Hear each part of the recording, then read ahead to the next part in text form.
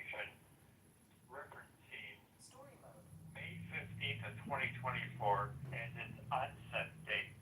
And so for Mr. Kitover, may I take his electronic file and place it into evidence? Yes. All right, it's in the record. Proceeding with Mr. Kitover's hearing by telephone, would that be done with your permission? Yes. Okay, wonderful. And now, would our claimant, Mr. John Kitover, please state his name? John Kitover? So, Mr. Kitover, do you affirm that you'll tell the truth at this proceeding? Yes. And handling your hearing by phone, is that okay with you? Yes, Judge. Thank you so much. So, are you working now? No, Judge. Have you worked at all since May 15th of 2024? No, Judge. Did you work for the federal government? Yes, Judge. Okay, so did you work for the Internal Revenue Service? Yes, Judge. Okay, just out of curiosity, does the Department of Agriculture handle the payroll for the IRS? I believe so, Judge. Yeah, because your detailed earnings report had the payor as the Department of Agriculture, and that's not uncommon where other federal agencies will service a different one. Like, for instance, the Department of the Interior acts as the timekeeper for the Social Security Administration as well. So, and I think they were handling some of the payroll duties as well. Okay, so I just want to get that clear. So, how long did you work for the IRS? From September of 2019 till May of 2024. Okay. September 2019 to May of 2024. Okay. And what was the title of your position with the IRS? Support Services Specialist.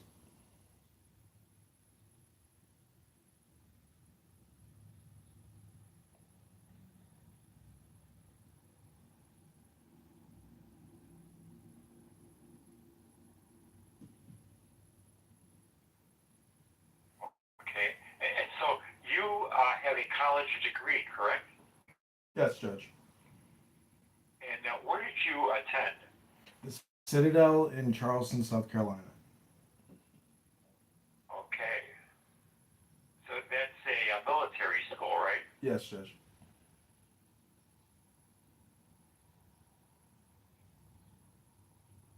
And what did you major in there? Business. Okay.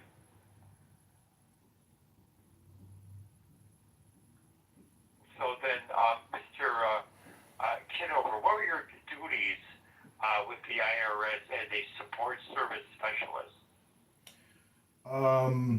Facilities management and project management.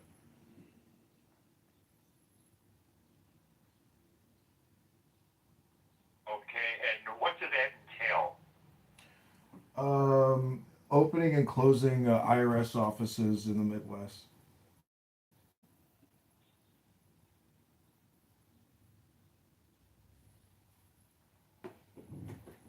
Okay. So what town do you live in?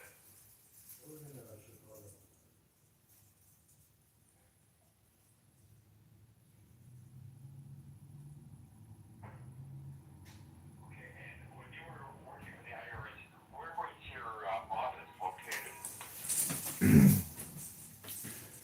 It was downtown Chicago at the Federal Plaza. Is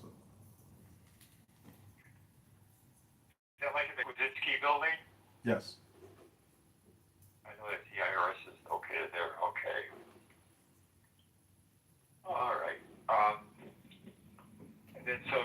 job, does it require you to travel? Yes. Okay, what were some of the locations you had to go to? Green Bay, Wisconsin, Sioux City, Iowa, Waterloo, Iowa, a couple other places. Okay, and how would you get there? Plane and car. Okay, so how often would you have to travel? Let's say you're looking at maybe a 30-day month. On average, how many days out of those 30 days would you be on the road to one of these locations? Generally about 1 out of every 4 weeks. Okay, so 1 week out of so you were on the road for a week, right? Out of for a 4-week period. Yes, Judge. Okay.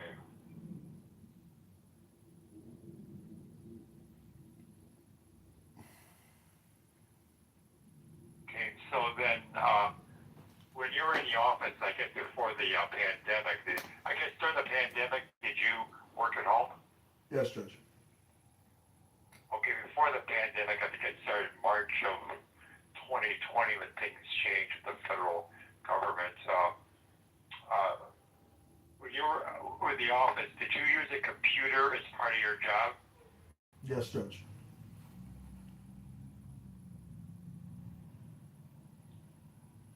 Okay, and so when you were in the office, would you be primarily working in a seated posture, Mr. Kitover? Yes. Yes, Judge. Okay.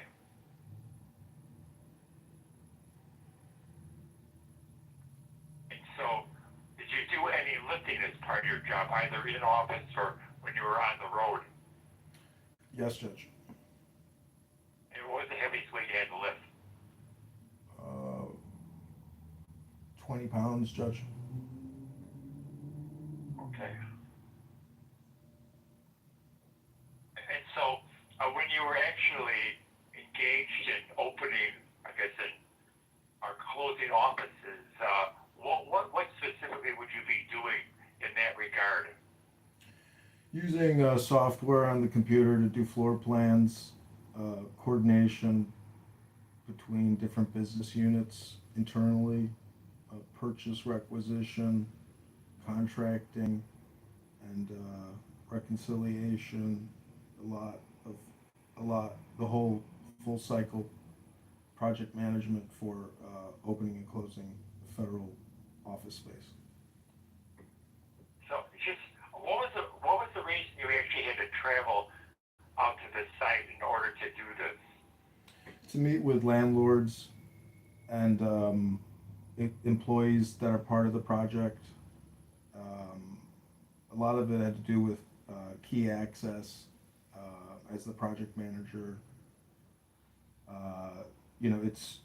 It's all the planning that you do on the computer system, and it all goes into that facility. Okay, when you were out in the field then, Mr. Kitover, were you on your feet walking around, or were you sitting at a provided desk and computer and working with your software? It was maybe 20% facility walkthroughs and analysis, and then 80% computer and in conference meetings. So when you were at computer and conference meeting sort of duties, then you were seated, right? Yes, Judge.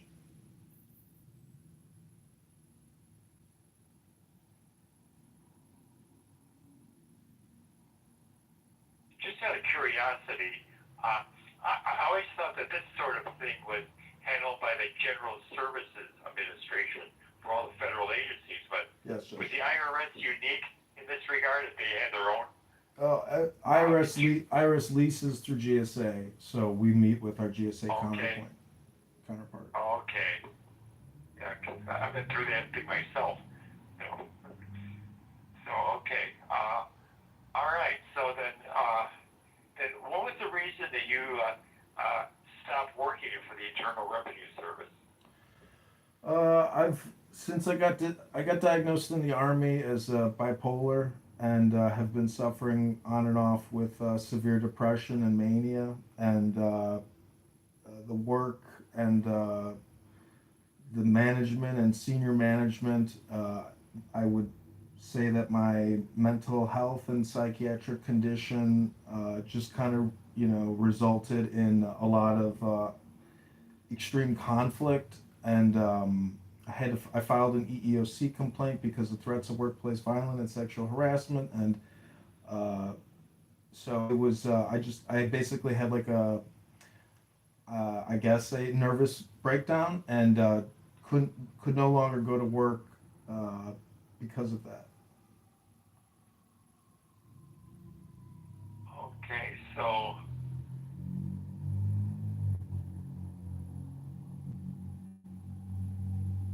what sort of pressures were being exerted on you at the Internal Revenue Service that caused you to have these reactions? Threats of workplace violence, sexual harassment, intimidation, abuse, um, and also just inability to do the work mentally. Actually, I can't. My brain and my ability I couldn't do a lot of the project work. I have limitations, I guess, mentally, neurologically, that I just basically couldn't fulfill the duties and requirements of the position. Okay, what was this untoward behavior?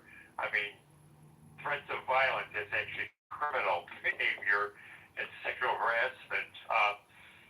Was it coming like from one or two people, or was it some sort of a Two people. conglomerate of manager of two people? And were they in the hierarchy over you? Yes, Judge. Okay.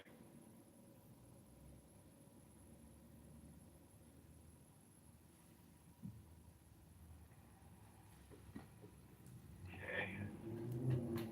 And so then, Mr. Kitover, have you ever been hospitalized in a mental health facility? Yes, Judge. And how many times in your life has that situation occurred? 2 times I've been the 5150. And what was the first time? I think the summer of 2013 or 2014, 2012, 2013, in the West LA VA hospital.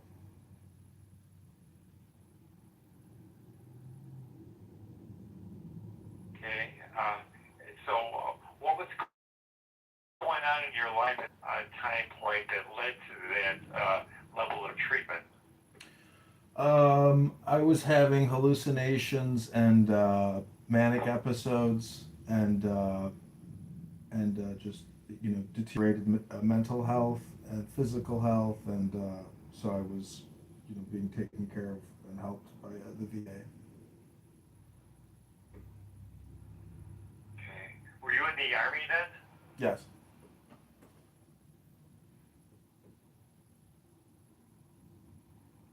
And how about the second time?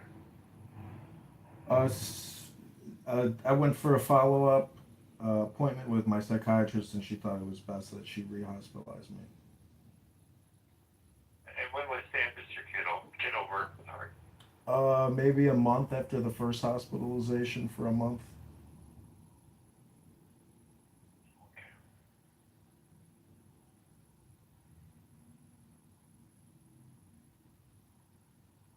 Okay, so then, Mr. Kitover, now, in Chicago, do you live with anybody? No. You live alone, okay. You live in a house or an apartment? It's a house.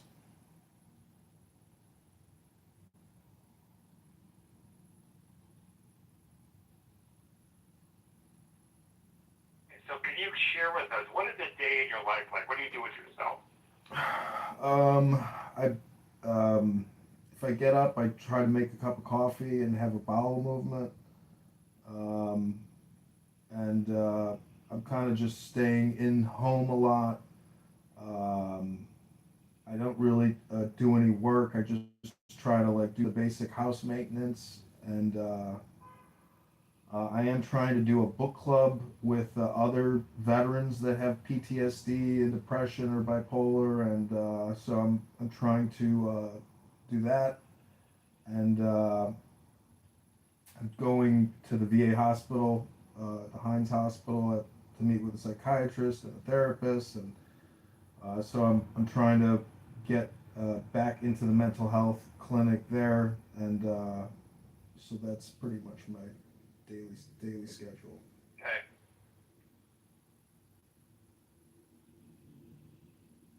Okay. So do you go shopping in stores? No, I do the Amazon delivery. Do you have a social life at all? I limited, maybe two friends. But yeah, I would say because of like my mental health or bipolar, personality, I have limited friendships.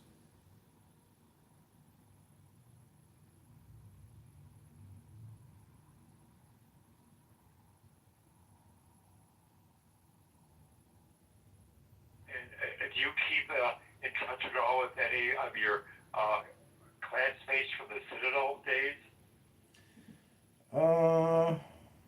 Maybe like on the internet, but I don't really. People are married, they have kids. I don't, there's no reason to talk to me anymore. So I don't really talk to any of the classmates. I guess they're yeah. I mean, I think maybe just maybe my behavior. Maybe I don't get invited to things. I don't know, but I don't really keep up with the Citadel graduates. Everybody is either far down the road in their military career, and so not really. Okay. And then, like, the issue of alcohol and drugs, are you using alcohol now? No. So did you ever have an issue with alcohol? Yes, I did when I was living in Los Angeles, when I was getting treated at the West LA VA, and then also in Colorado, I did an outpatient, I guess, Alcoholics Anonymous, Narcotics Anonymous group for a month, and that was really helpful. So that was the longest treatment I ever did for substance abuse disorder. Okay. And so when's the last time you had any alcohol? Last Friday with dinner. So it's like a social thing. You like wine, right? Like red wine and stuff like that. Yes, I try to always, if I'm gonna have, I try to drink wine with a meal, and not, do any kind of binge drinking. Okay. So and then how about cannabis? I think that you were using that. Is that still part of your life? No, Judge. Okay.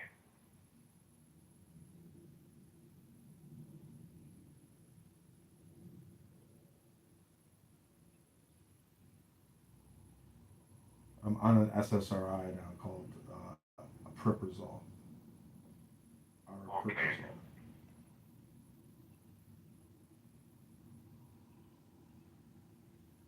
All right. So, yeah, Mr. Kitover, thank you so much. Miss Miller, what would be the theory of your case for disability for our claimant, Mr. Kitover?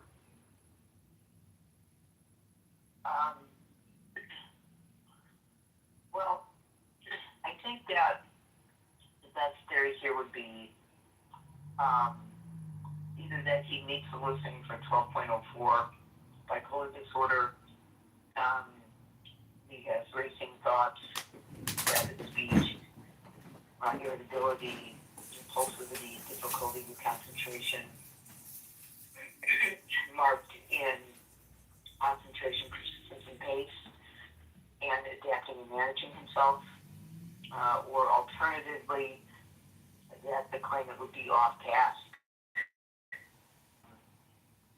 due to he complains of having mood swings and panic attacks, has poor sleep, has sleep issues,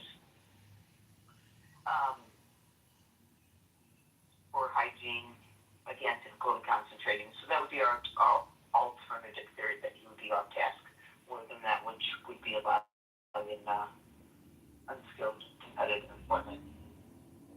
Okay, so I listened to Mr. Kitover's testimony, checked out his records, and I think that first of all, I think we're looking maybe arguably at a marked limitation in interacting with others. That's what I'm getting from this, and that is problematic for our claimant, that he's got a low threshold for being, upset and put off focusing on any job duties he has based on how other people would interact with him.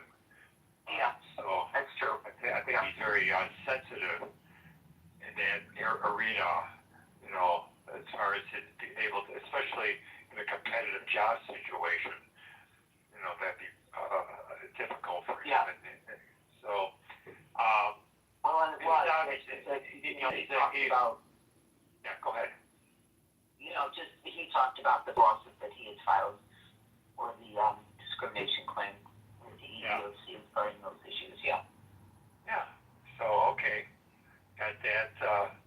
And so, I think, Kaka, he's a highly intelligent individual, obviously. So, Yeah.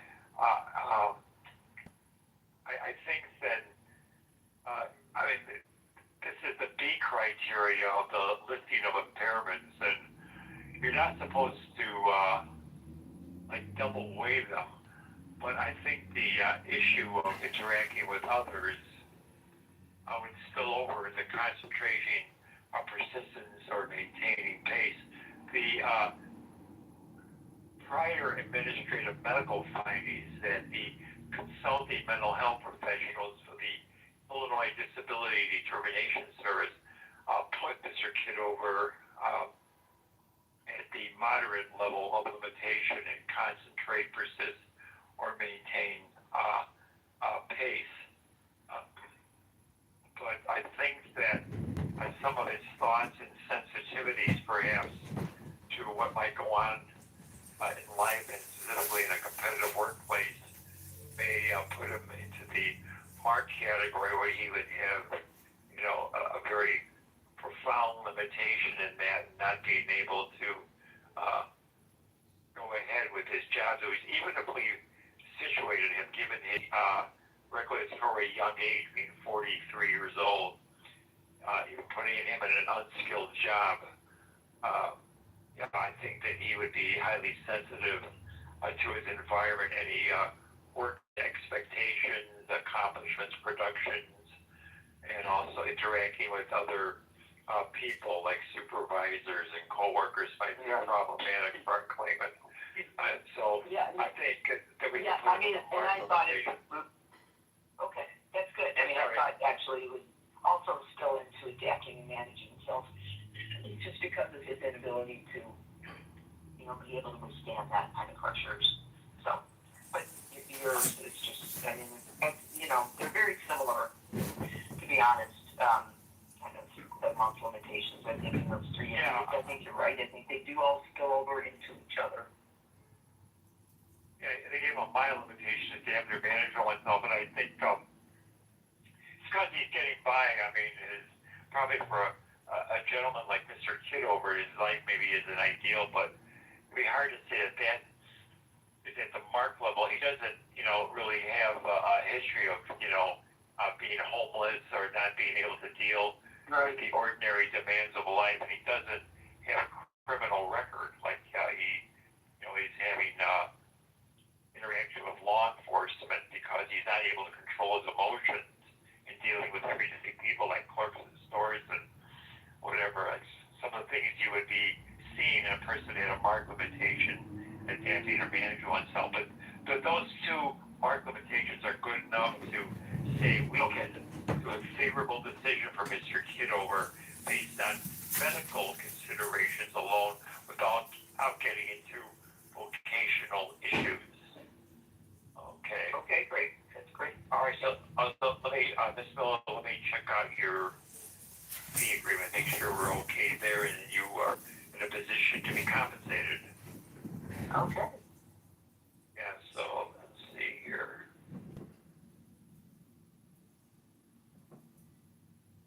Fee agreement.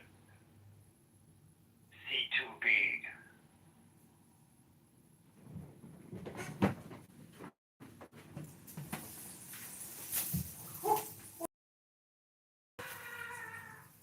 What's the next question? What's your fee agreement say?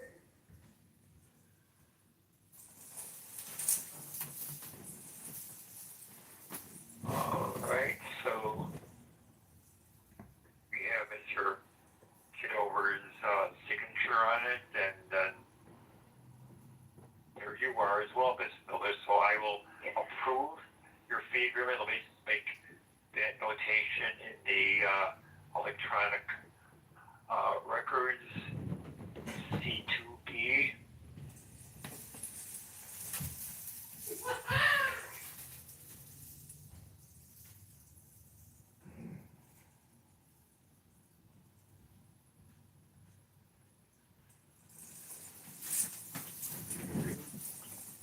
Okay, all right, I think we've accomplished everything we are supposed to for Mr. Kitover. So, questions from anybody?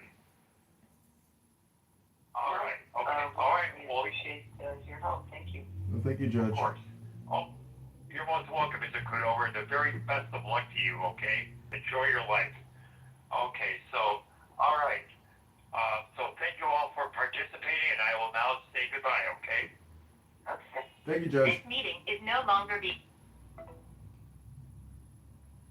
Okay, Joanna, that's it. Law, justice, lawyers, judges, courts, and attorneys. You still here? Wow. Remarkable. Bonus show along. All right, I hope you enjoyed the show. Good luck. God bless to you too. Thanks, Joanna. Let's create a room and get this book started. Now I think we're gonna have a little money coming in, to maybe fund the book club, as I said, with the veterans, with the bipolar and the depressed and the lonely. We can do a lot of good with this money, Joanna. All right, I'll talk to you soon. Hey, it's John. Hey, Beth. Yeah.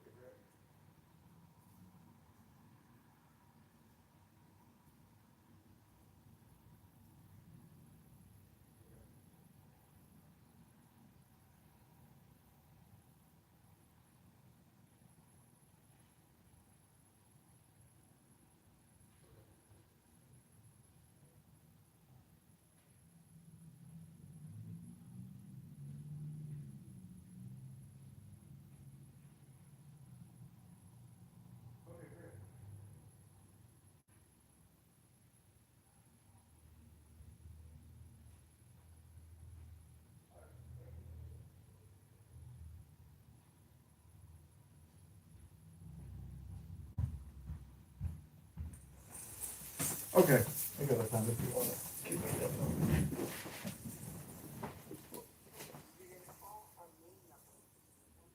Mm-hmm.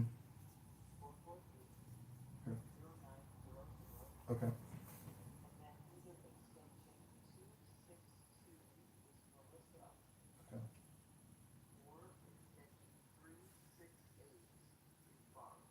Okay.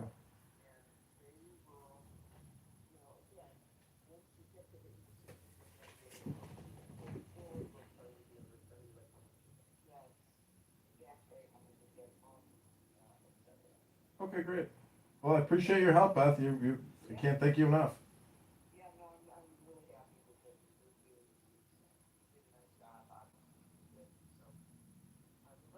Okay, thanks. You too. Thanks, Beth. Appreciate it. Thanks. God bless. Thanks. Take care, babe.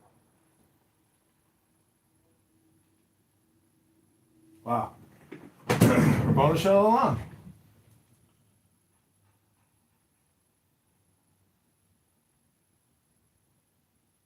Bonus show along.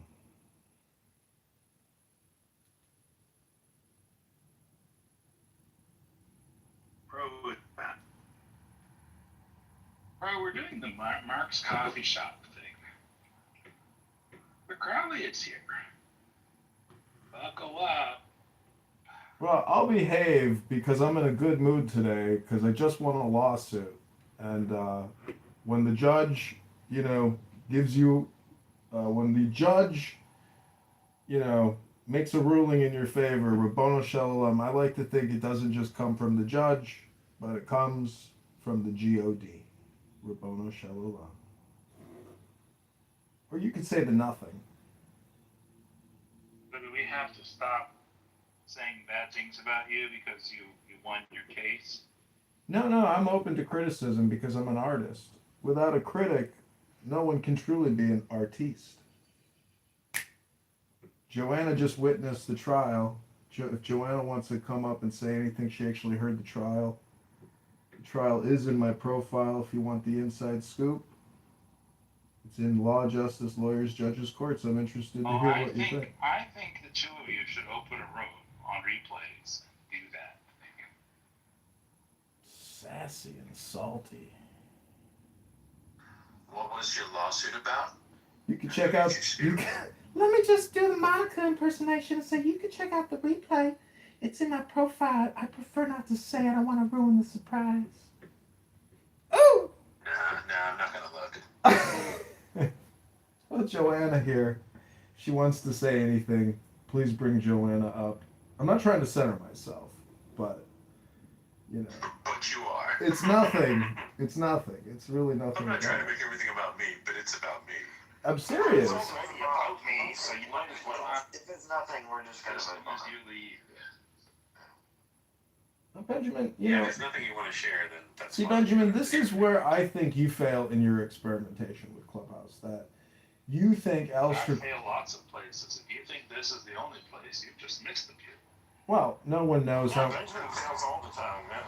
I know, and nobody really knows. Let's go. Nobody knows how much We of all a. have this. Nobody knows how much of a failure you are off the app. And I think that if we could actually get more insight into who you are, your LinkedIn, your resume, your Facebook, your Instagram, however we can learn more about you, then I think we can actually have more of an interesting conversation with you. Otherwise, it's really love that. kind of nothing at all. What do you think, Joanna? You witnessed the I would trial. love that. Yeah, so would I. We Like, all, for instance, we all probably want more. most of us know a lot about him, and it feels good. It feels like Pro's my brother. Witness That's like classic celebrity syndrome, though. You know a few details about a celebrity, you think you know them, so. Well, I know That's him. pretty dangerous. Well, he is a celebrity. No. He is a Roger, go celebrity. ahead. He is a celebrity. Yeah, well, not to me. To me, he's my friend. And secondarily, a celebrity. Well, unfortunately, it's the other way around. That's in your mind. No, that's literally how you met him. It's the order in which you met him. Okay. I've never interacted with you, I.O. I just listen when you speak. No, we've actually had lots of conversations over the years. So Yeah, I that's just funny. forgot, because I'm insane. No, didn't say that.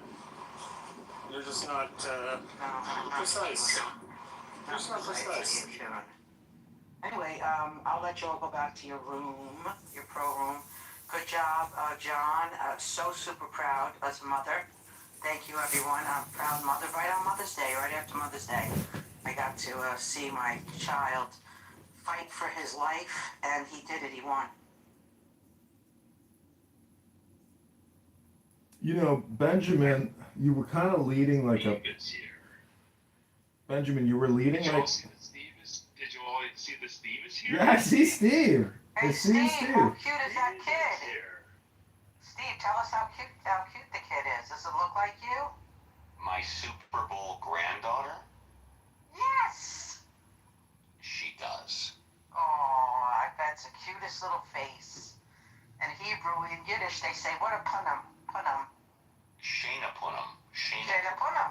Very good. Steve, I got a question for you because you and Benjamin have really interesting conversations, and I've kind of termed a new term. I call it the elite, intellectual, liberal, gay Democrat.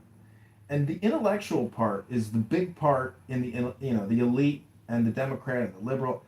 I'm just saying, do you view yourself personally as like an elite liberal intellectual, meaning specifically that you've got a list of the top 10 grievances, like indigenous rights or migrant communities, the list just goes down there, Jim Crow, etc. Like, do you consider yourself a subject matter expert, elite intellectual Democrat? No, I do not consider myself an expert when it comes to politics. I do consider myself liberal when it comes to social issues, and I consider myself conservative when it comes to fiscal issues.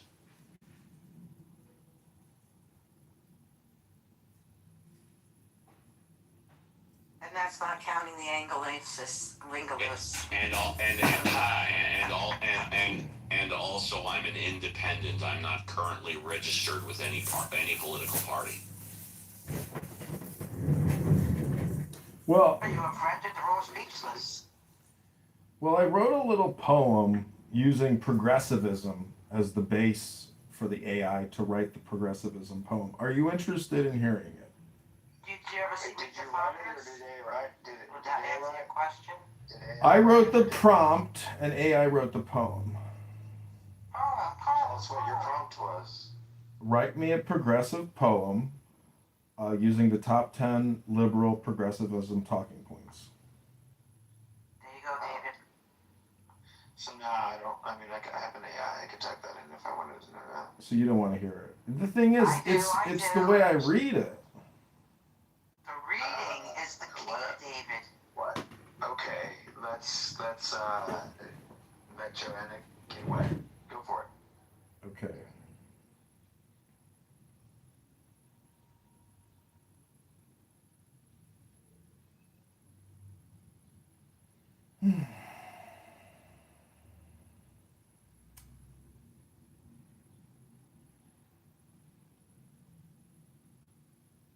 Before I read it, Joanna, what did you think about the trial? I can't wait to talk about it to you later. You handled yourself wonderfully. I'm very proud Thank you.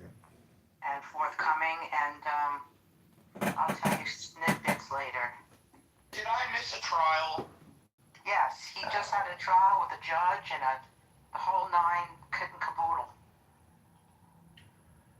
If you want to watch the replays, it's on my profile. Who won the attorney's fees? What's the adjudication? You could watch I it. didn't know that you traveled for work on an airplane. That's impressive. Yeah, how else are you going to get places? I mean. All right. Okay, this is the poem written by mayoral candidate John Kitover. Go to mayorkitover.com. In marble halls of power, I ascend, elite, gay, black, trans, intellectual, unbent. Jim Crow's chains echo in structural white rage.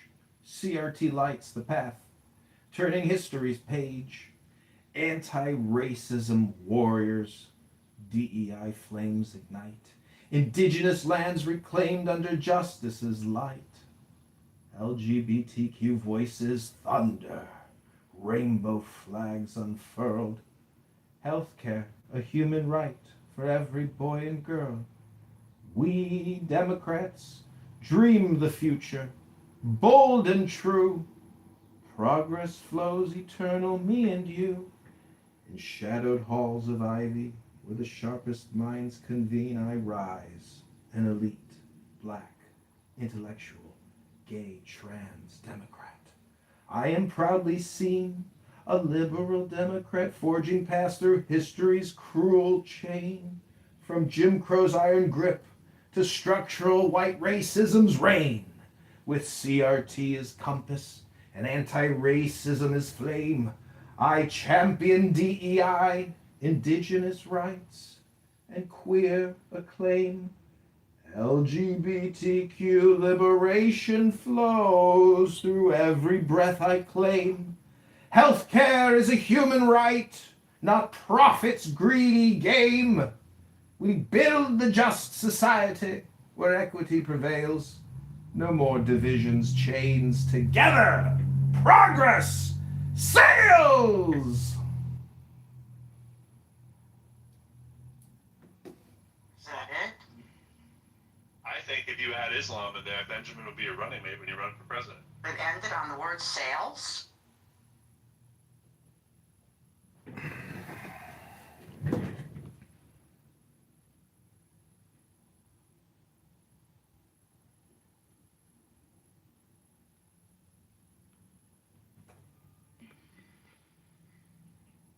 You left speechless.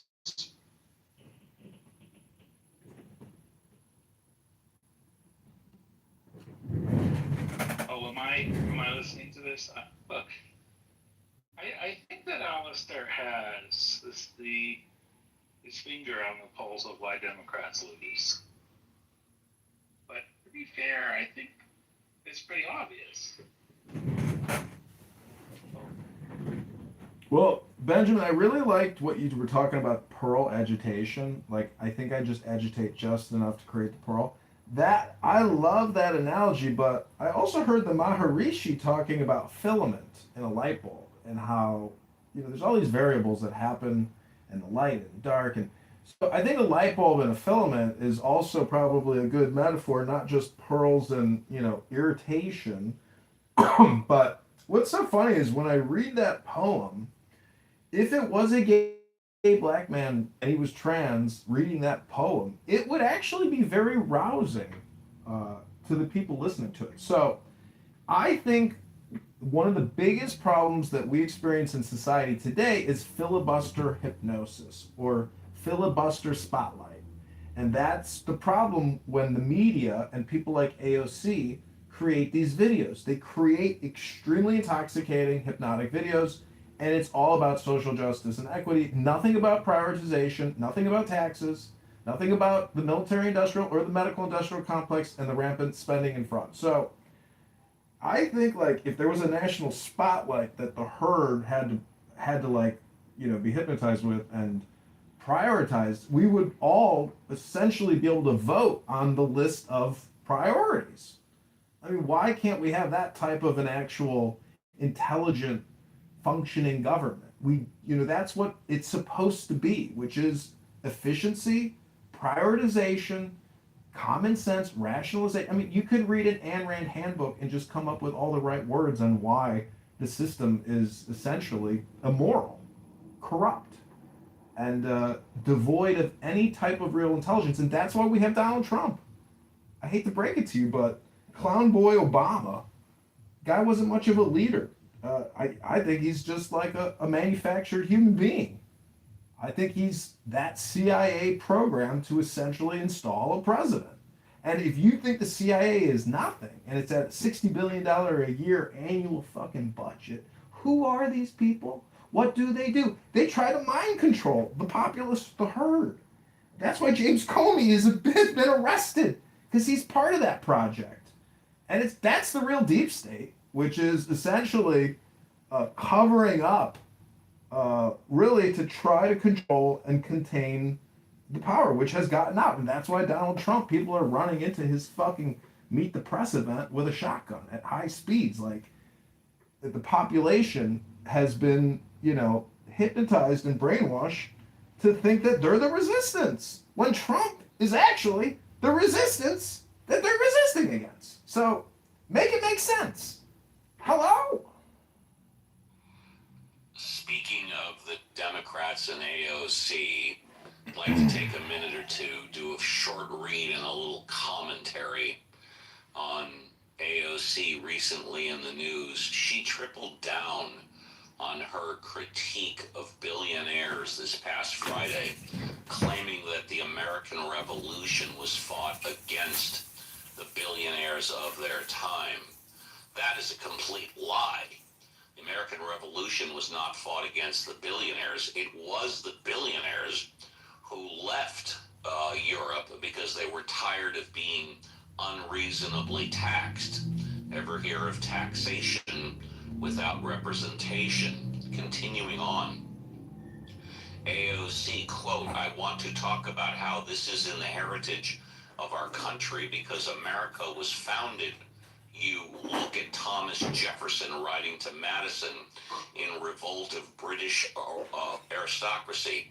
AOC said at the University of Chicago Institute of Politics, the American Revolution was against the billionaires of our time, and we are declaring independence from such an extreme marriage of wealth, power, and the state that the voices of everyday people did not exist. She was responding to criticism she received for her initial comments arguing quote, billionaires didn't earn, I got covered on the quote. Well, you can't earn $1 billion, AOC said Thursday. You can get market power, you can break rules, you can do all sorts of things, you can abuse labor laws, you can pay people less than what they're worth, but you can't earn that, right? And so you have to create a myth. You have to create a myth of earning it. Is she saying that Taylor Swift didn't earn her $1 billion? Is she saying that Beyonce didn't earn her $1 billion? Is she saying that Bruce Springsteen didn't earn his $1 billion? I bring that up because those are three music entertainers that are all clearly liberal and democratic. Regarding the backlash, AOC accused critics of pushing a red herring by assuming she believes all billionaires are immoral rather than focusing on the immorality of income inequality. They like to talk about American ethos as though it's an attack on American values, an attack on our idea of success. And first of all, I mean, call me crazy, but I don't think that every single American aspires to be a billionaire. I think that our idea of success, they might not object, but I don't think it's the universal American ideal, AOC said. There you go.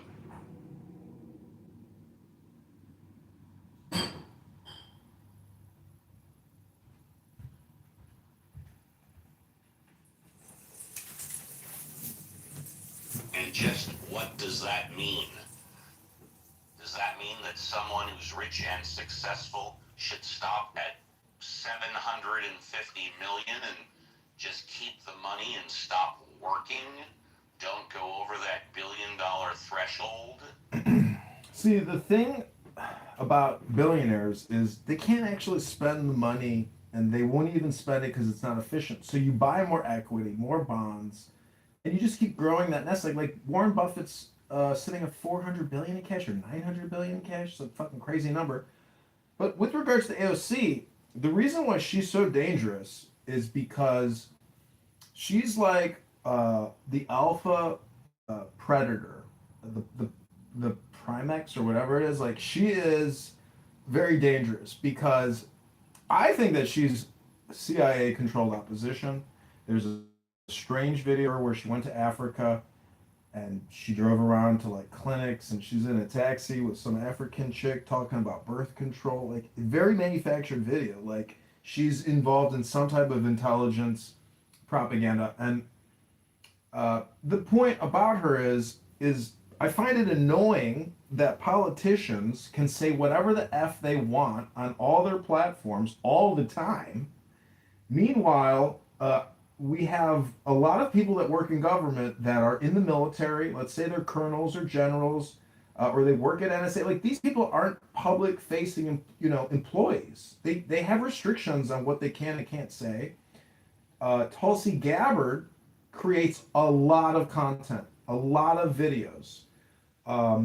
And my point is that AOC is the opposite of the old white billionaire. And therefore, she is the yin to the yang of the supposed oligarch money that controls the system. And but her turnover is not going to be the turnover that, let's say, her communist hordes think it's going to be. It will be the exact opposite of that because they don't know who she really is, who she's with, what she thinks, how much money she thinks she can get, or how much fun she can have. She's like, she's dangerous because she is like the AI robot that makes clones. And that's the danger to the system is that her incompetence, low IQ, and manipulation, because she is basically subverted, co-opted. She's gonna do what her network tells her to do. She's not a real leader, and all of her videos are nothing but filibuster hypnosis, cutesy little videos like, "Oh my god, I just got back from work and we did this and that and like you should watch her live streams. Like they're extremely beautiful and hot, and but like you're like, this is our leader." And it's not just her, it's a lot of Democrat politicians. They use children as the backdrop in all their photographs, like the bald congresswoman who creates videos with AOC where they go to libraries with young children and read books. We've got a political industrial complex, a national deficit crisis, which is completely at odds with each other because one covers up the other. And everyone, as a result, is dumber, not just for listening to what I'm saying, but what these politicians are putting out. Hello?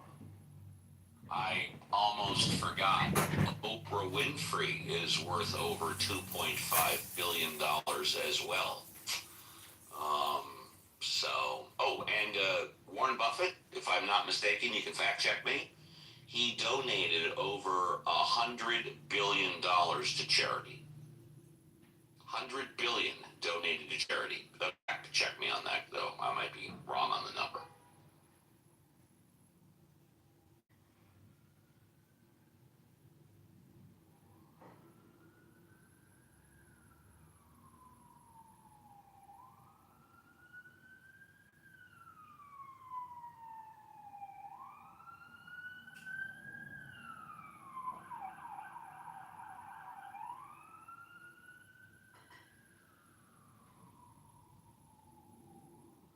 You know, when they talk about tax the rich, etc., what's the number? The top 1% of wage earners pay 40% of our federal taxes. The top 5% pay 60% of taxes.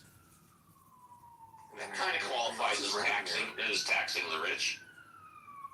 Yeah, it's kind of sad because I think people oftentimes confuse that and they think about like, hey, you're not paying your fair share. Well, how much is fair?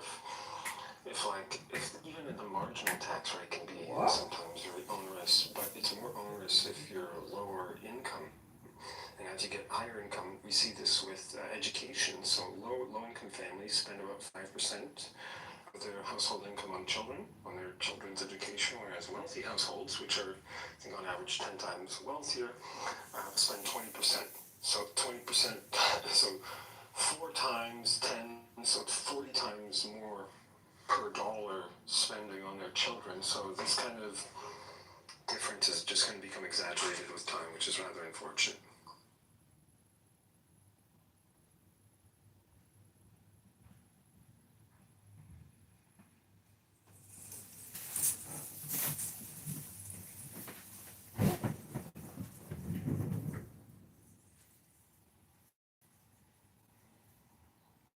Well, I think if you're like a billionaire, there's still an index and a bell-shaped curve to the personalities, the awareness, the enlightenment, the Unitarian type of principles or social principles of billionaires.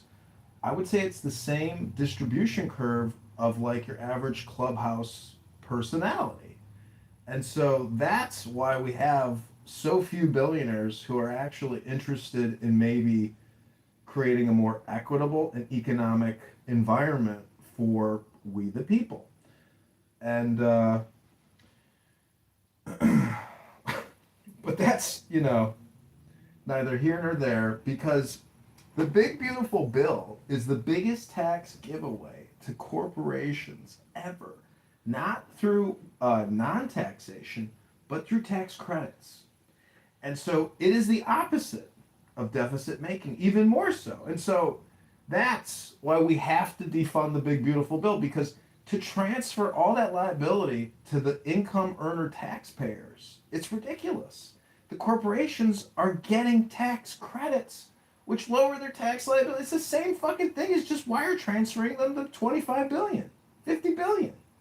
And so as taxpayers, the woke liberal intellectual leftist has to understand that accounting and CPAs and audits and forensic accounting, all of that goes into OPM. And if they're not aware of how the whole system actually accounts for itself, on a ledger-based system, double entry accounting, et cetera, across all these different organizations like OPM and Federal Reserve and BlackRock, because it takes the whole system to generate the deficit. And I'm just saying that many liberal woke leftists have absolutely no idea what they're actually protesting against, because they don't work in finance, or they don't work in economics or government, and they don't understand how to accurately describe what they're complaining about. Hello? Ask AOC how inflation happens, and you'll just be amazed at what she says, because what she says isn't accurate. I hope I articulated. I hope I didn't ejaculate too much. And when you articulate and ejaculate, that's when you know you've got a synthesis. And through the synthesis, sometimes we get the solution, which is frivolity, maybe a little fun. But either way, if you need to call the plumber, I'm not gonna come. Call the plumber's son. He's gonna come. This could be nothing at all. Clownhouse could just be a short-term experience, because 2 days ago when the app went down for 2 hours, people were in a panic. The app is shutting down. And then who will have the largest Clubhouse history record of them all? John Kitover will. John Kitover has re-platformed Clubhouse for 5 years in a desperate attempt to be the sole archivist and historian of this experience, which will have to shut down because it's not profitable. And Sora is the first to shut down. Clubhouse, in my estimation, will shut down next, because we know when there's an AWS West outage, Clownhouse stops. It doesn't work anymore. And so their arbitrage between AWS and the data buyers, with the Trump administration, Clubhouse will shut down, because the government's not going to continue buying redundant conversations from left woke elite liberals. This is a swamp for liberal elite intellectuals to congregate and basically, what's it called at the park when they got a sign up that says no loitering? That's what Clownhouse is. It's a swamp for Democrat loiterers. Does that make sense? Because I think I'm complete. Maybe I've said nothing at all. Hello?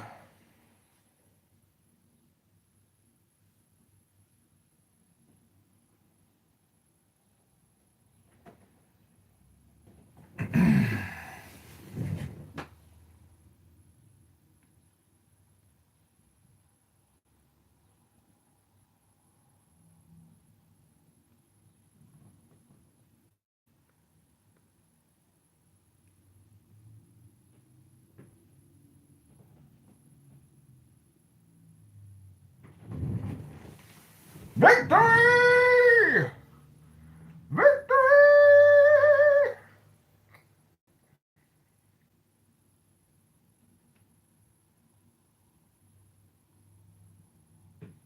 It just takes two witnesses to liberate the city.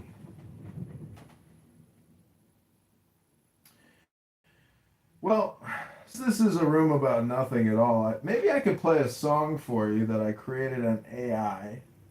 I think Benjamin might be sleeping or cutting a big piece of dried salami to make a sandwich. I don't know.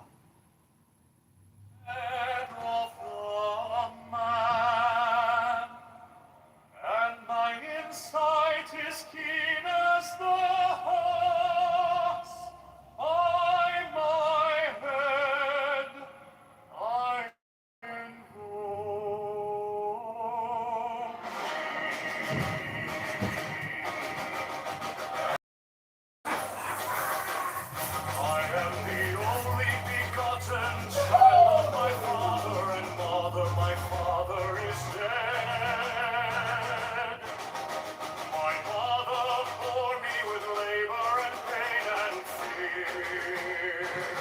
By my body I invoke thee.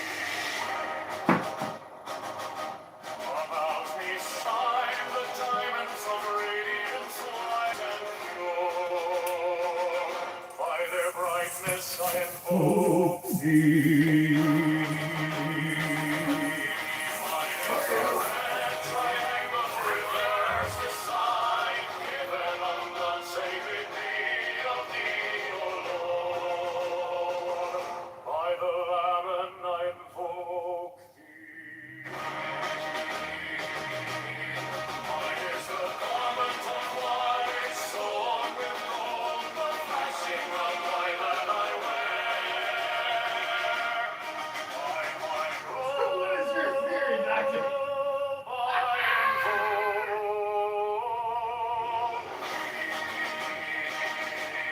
Mine is the sign of the prophets and time. By the sign I invoke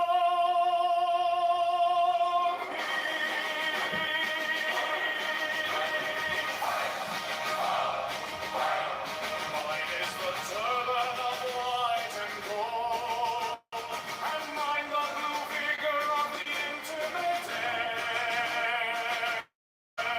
By my crown I invoke thee. My fingers travel on the beads of pearl, so I after thee my power of glory. By my fingers I invoke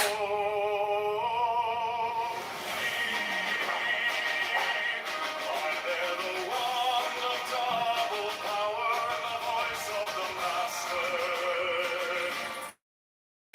Even of Lord I invoke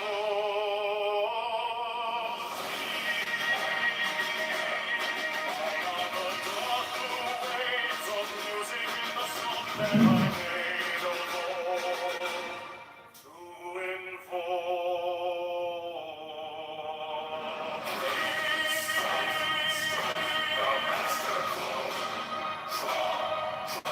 the flaming sword, crown, child, and conquering Lord, Horus, Avenger. By the song I invoke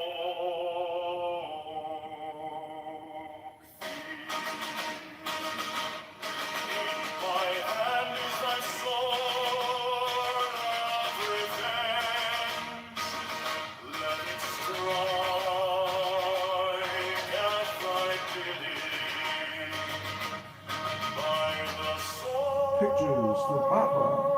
I invoke the voice of the vine, the voice of the saints, and all the voices ever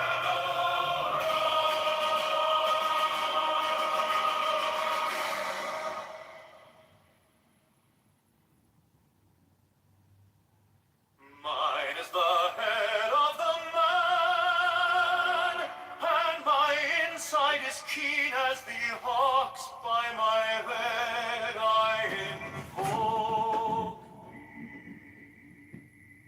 I am the only begotten child of my father and mother. My father is dead. My mother bore me with labor and pain and fear. By my body I invoke thee.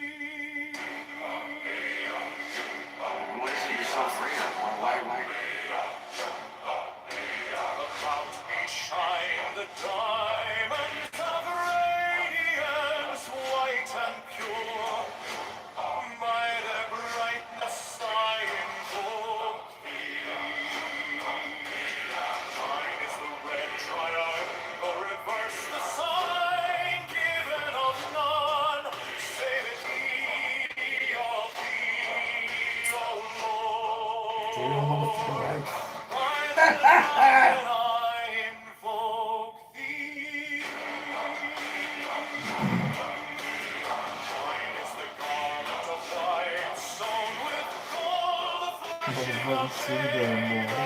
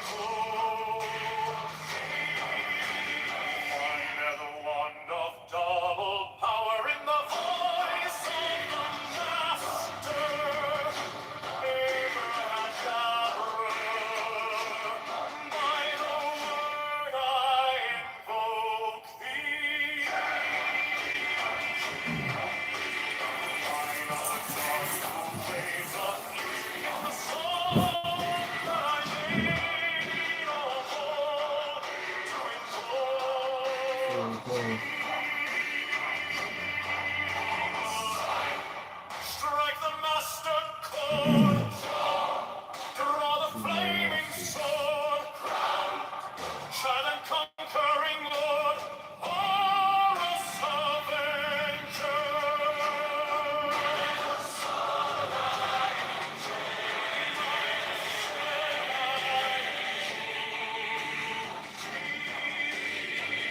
In my hand is thy sword of revenge, and strike at thy cheek. By the sword I broke thee. Voice of the five and the voice of the 611 are the voices. Abrahadabra.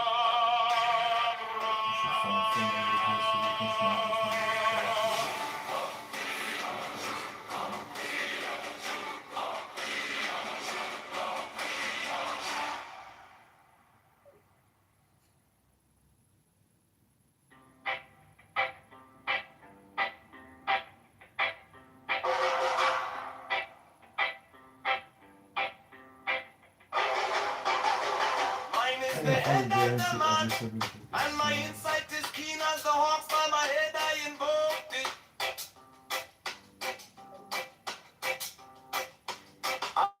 I am the begotten child of my father, and my father is dead. My mother bore me with labor and pain and fear. By my body I invoked it.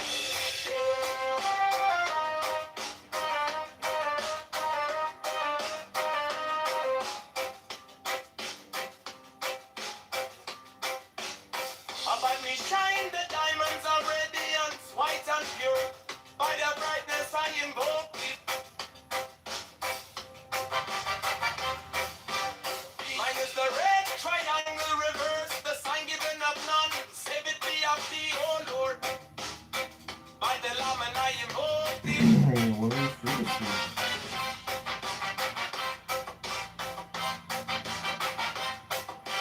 Free mine is the garment of white, sewn with gold. The flashing of eye that I wear by my robe I invoke thee. Mine is the sign of a puppets and typhon. By the sign I invoke it. For mine is the turban of white and gold, and mine the blue vigor of the intimate.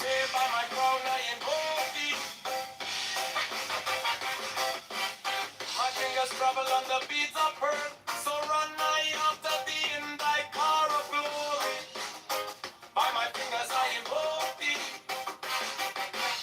I hear the bond of double power in the voice of the master. Abrahadabra, by the word I invoke thee. Be mine are the dark blue waves of music in the song that I made a bold to invoke thee.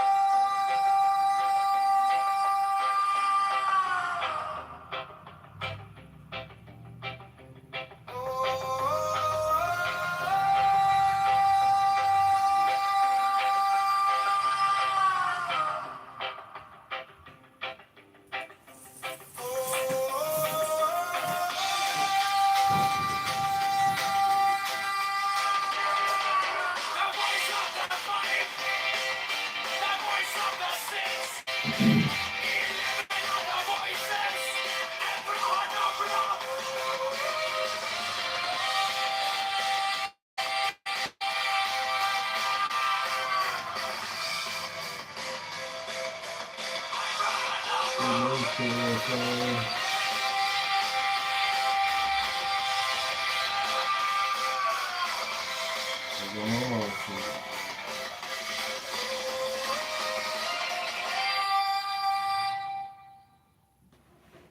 is the adopted man and my inside is keen as the heart. By my head I invoke thee. I am the only begotten child of my father and mother. My father is dead. My mother bore me with labor and pain and fear. By my body I invoke thee.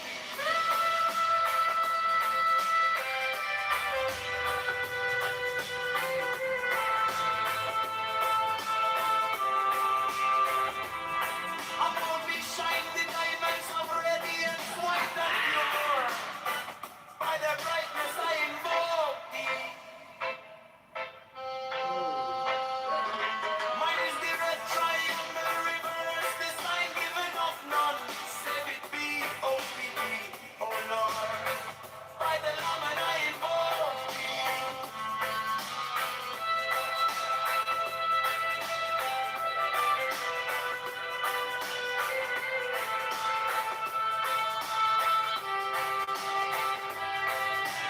Mine is the garment of white soul with gold, the flashing of light that I wear.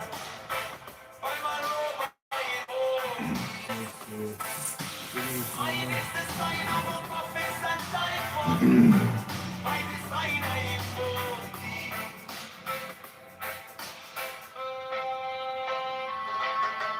Mine is the turban of white and gold, and mine the blue beagle at the intimate ear. By my throne I invoke thee. My fingers travel on the beats of pearl, so run I after thee in thy car of glory. By my fingers I invoke thee. For they're the one love, power, the voice of the master.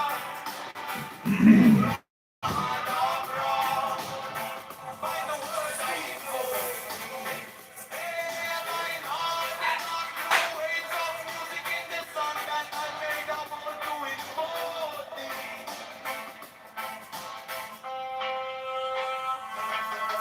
Strike, strike the master chord, draw the flaming sword, crown, reign and conquer, Lord, our Lord, against God, by the sword I invoke thee. In my hand is thy sword of revenge, let it strike, as I believe, by the sword I invoke, the voice of the fight, the voice of the six, 11 of the voices, Abracadabra.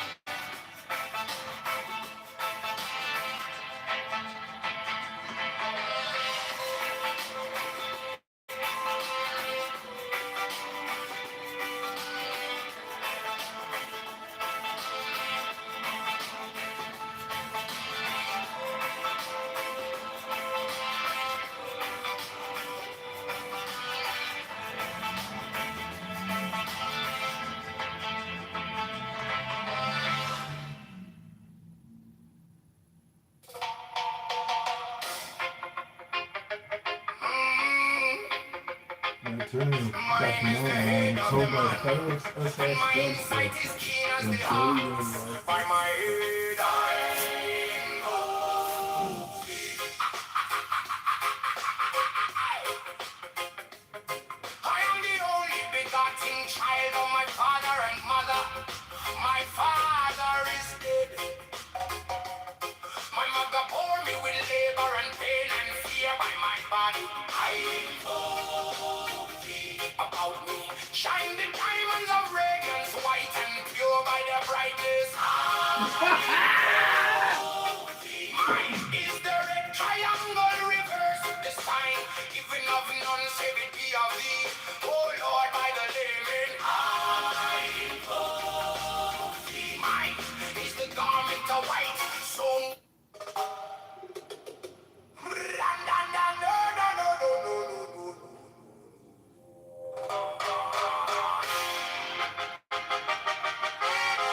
mine is the head of the man, and my insight is keen as the ox. By my head I invoke thee.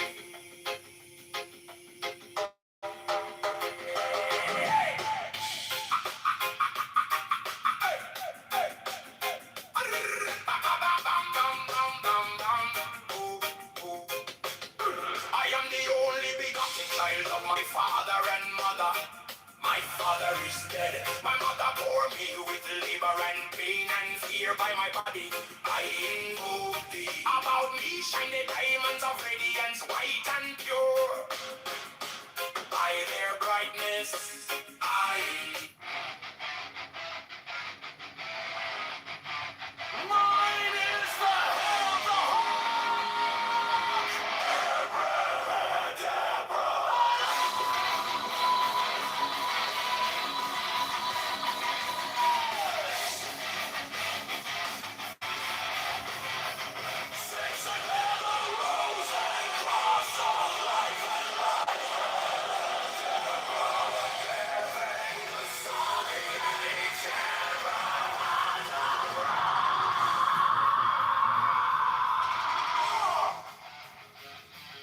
remaining in the sign. The invocation glutes. Therefore I say unto thee, come thou forth and dwell in me, so that every spirit, whether of the firmament, or of the ether, or of the earth, or under the earth, on dry land, or under the air, of fallen air, or of rushing fire,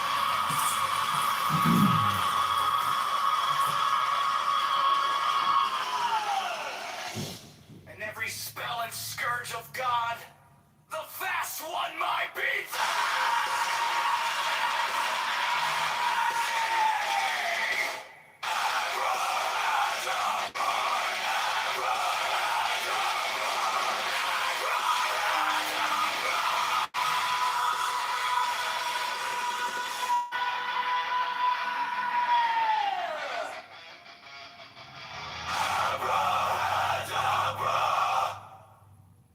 Mine is the head of the hawk,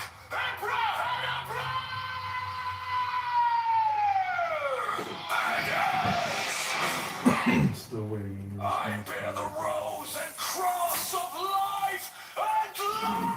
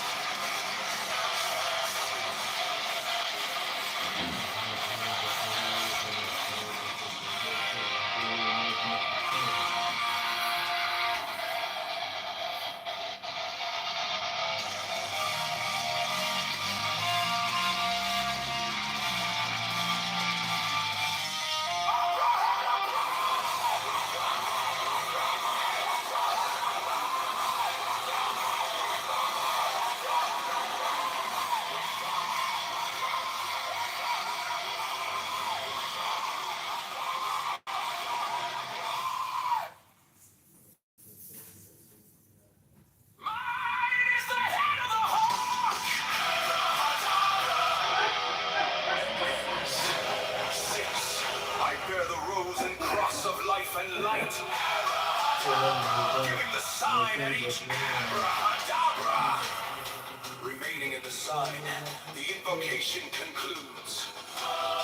Therefore I say unto thee, come thou forth and dwell in me, so that every spirit, whether of the firmament, or of the ether, or of the earth, or under the earth, on dry land, or in the water, of whirling air, or of rushing fire, and every spell and scourge of God, the vast one, might be thee.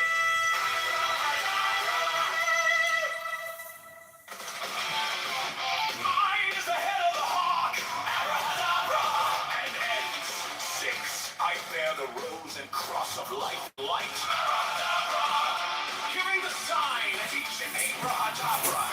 Remaining in the sign, the invocation concludes. Therefore I say unto thee, come thou forth and dwell in me, so that every spirit, whether of the firmament, or of the ether, or of the earth, or under the earth, on dry land, or in the water, of whirling air, or of rushing fire, and every spell and scourge of God, the vast one, might be thee. Abracadabra.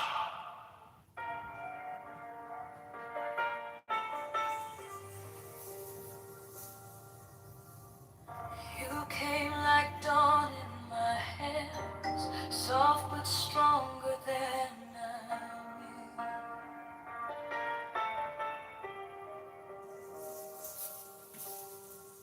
My fear turned gold in your eyes, and my whole night broke into.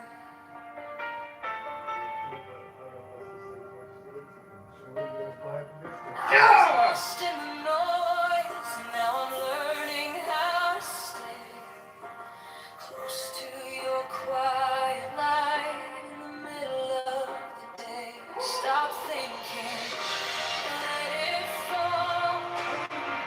Take the deepest breath of them all. Hold it close. Don't run from the feeling. One more second, you can start believing. Wisdom of God, now it's coming. Wisdom of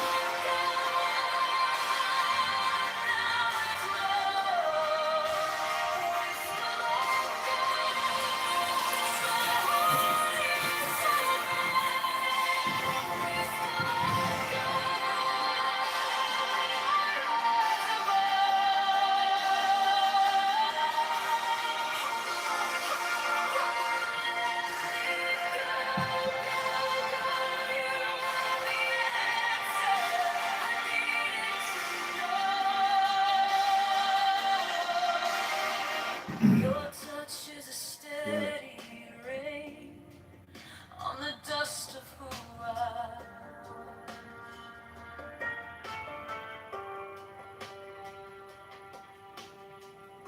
Every wound gets named and it fades in the hush.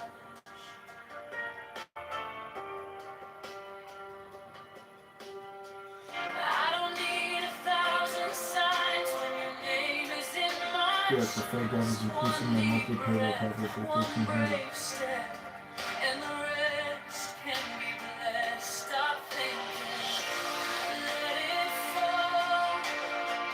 Take the deepest breath of them all. Hold it close. Don't run from the feeling. Yes, the Fed government is increasing the monthly payroll. You can start believing. Wisdom of God, George and Father for it's joy.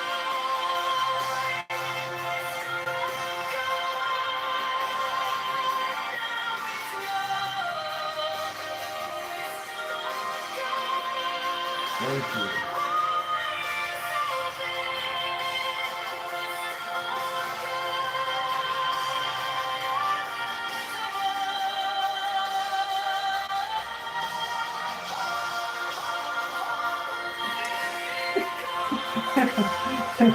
The judge emphatically told me to enjoy your life, Mr. Kitover. Thank you. Then move down to the lawyer speaker.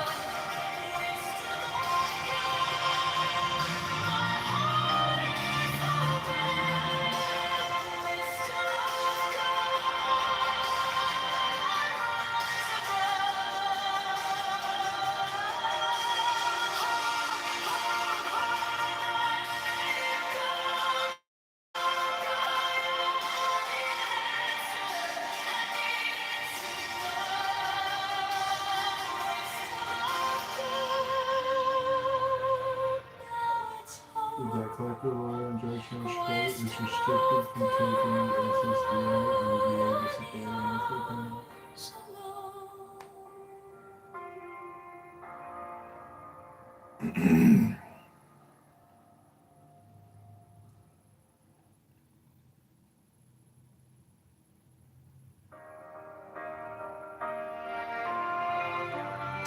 My attorney Dick Long and I were told by a federal SS judge to enjoy your life, Mr. Killer. Go ahead and hold over from all responsibility and demanding. Soft but stronger than I knew. My fear turned gold in your eyes, and my old night broke in two. I was lost in the noise. Now I'm learning how to stay close to your quiet light. In the middle of the day, stop thinking. Let it fall.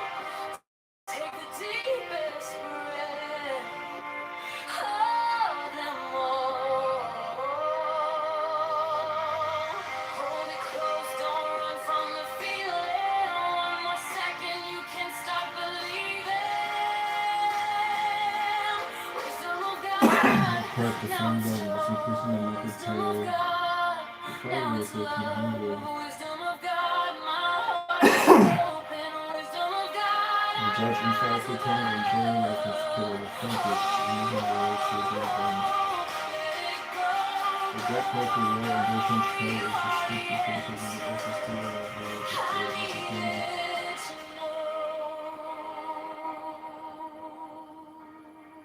Your touch is a steady rain on the dust of who I was.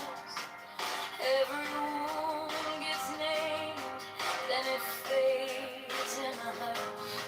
I don't need 1,000 signs.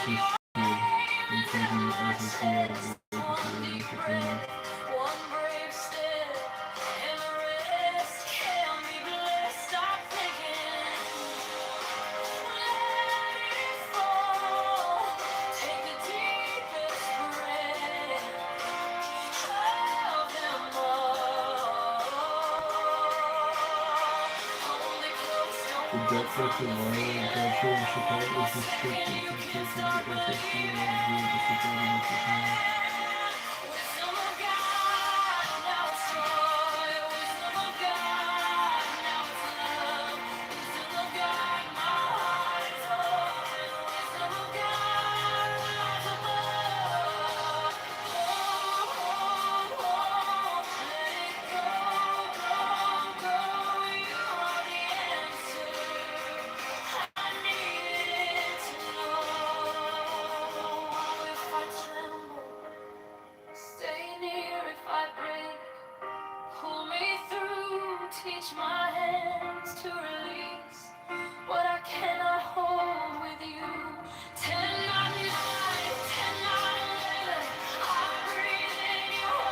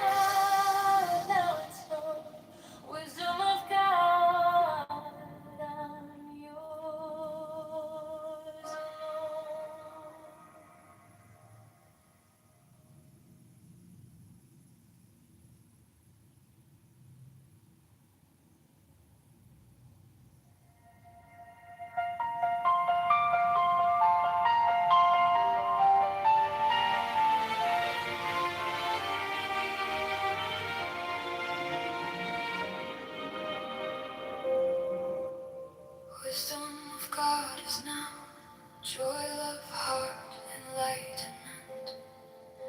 You found me in the quiet with my hands still shaking. I was carrying the hurt like a name I couldn't drop. Then you touched my trouble and the whole room stopped. Stop thinking and your problems. Take the deepest breath of the day. All for 10, not 11. 10, not 9. Stay.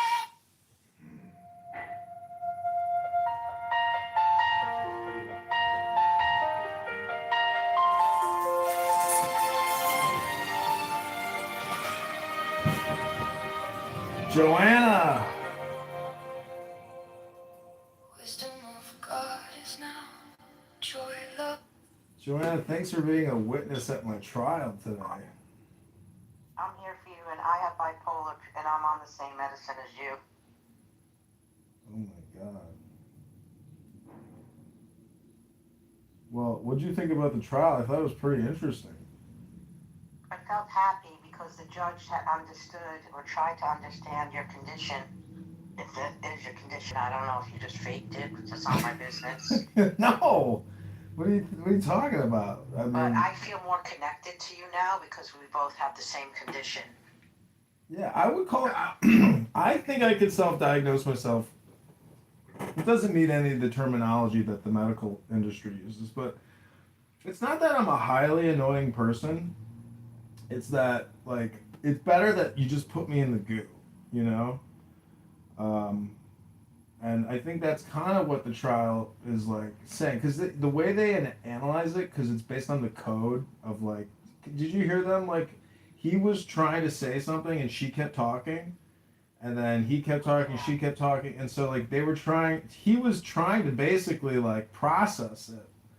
And she was, like, trying to do the same thing. And they were over talking each other. And then, but there's, like, a legal code that has to be met. And I think it's, like, accurate based on my life's journey, you know? Well, saying bowel movement was great. Mm. That was a highlight. Do you remember saying that? Yeah, I mean, because honestly, these SSRIs, they make me constipated.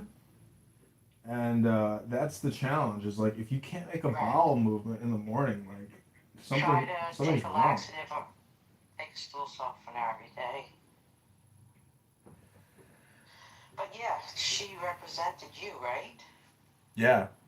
But I think what he liked is he said, well, he seems highly intelligent. So he didn't look at you like a loser. Right. And that's, I think, why he made his good decision. Yeah, because this is the second time I've been to SSA court, you know, with this type of trial. And I agree with you, like, because it's not based on, like, your intelligence. A lot of it is, like, based on, I don't know, there's a lot of, it's so interpretive, you know, that's the thing about law, like, but I'm just so happy with the outcome. I texted my dad, my sister, my friends, and a co-worker at the IRS who's also in legal problems with the management there. And he asked me a lot about, you know, my job at the IRS and kind of what happened, you know, and why I stopped working. So I feel like that was important. Yeah. And then I had a call with the attorney afterwards. She gave me the number for, like, their payments department, because the settlement goes to the law firm. But we're on replays, but so you're getting SSI and SSD now, basically? No, just SSDI. Okay. Yeah. This is good for you. Yeah. It'll help Yeah, me. It'll help me pay my gas bill, because honestly, I couldn't even pay my gas bill this past winter, and then, like, they're gonna shut my gas off. So now I'm hoping I can pay my debts. And that's just one of them. The city says I owe them over 10,000. So it's like, you know, I don't want to, like, not pay my debts, you know, because then there's consequences. So this will be this will help me pay the debts. I guess I'm surprised that you had it on for everyone to hear that you have a condition. I guess I was surprised that you didn't keep it secretive, Uh-huh. like I do. Well, I'm not like, because it's part of the legal record now, you know?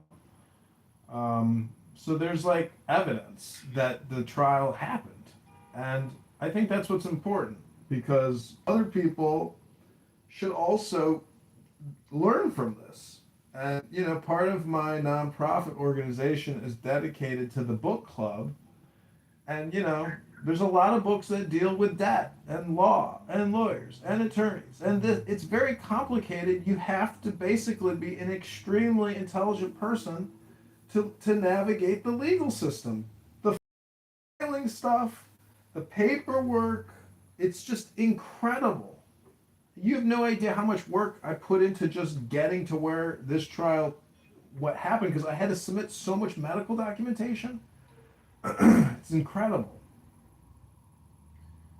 But anyways. I don't remember what I had to give because it was a while ago. Well, the VA keeps calling me and sending me letters, and I'm like, can you guys just give me a second? Like, I already have scheduled, you know, I see they got like young nurses that want to keep calling you. And so they called before the trial, and I'm like, yeah, I can't take your call right now. Like, you're causing me more anxiety. Like, I'm trying to keep the But you're anxiety. in the military? Yeah. Oh my God, I'm so impressed. It's not a big deal. There's so many people that go in and go out, and they say, oh, I was in the military, you know? Oh, it's so fucking hot. I think it's hot. Oh. Yeah, if you could put on the outfit, you know, the green camouflage, I'll fly to Chicago, it'll be my fantasy. I say we reopen Studio 54. Oh my God, that was so fun. Thank you for being my friend. Yeah, what you're on is pretty good. I'm surprised you're only on one thing because they pushed me to go on like 4 or 5 meds at once. Uh-huh. And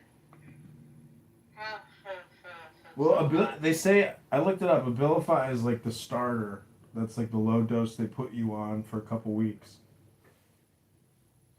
yeah, well, there's no proof. The only medicine that there's proof if you take it is lithium. Yeah, yeah, they blood test you. But they blood test me on this too. I mean, they want to know, you know, they want to have all the diagnostics. And so I have that appointment coming up to meet. Well, if you really don't feel good, maybe it'll make you feel good. Maybe it'll make you feel better. I don't, you know, but I have to run into CVS to get something else. My friend lives in Dominican Republic. He got deported. So I have to send him all this stuff now that he can't get there.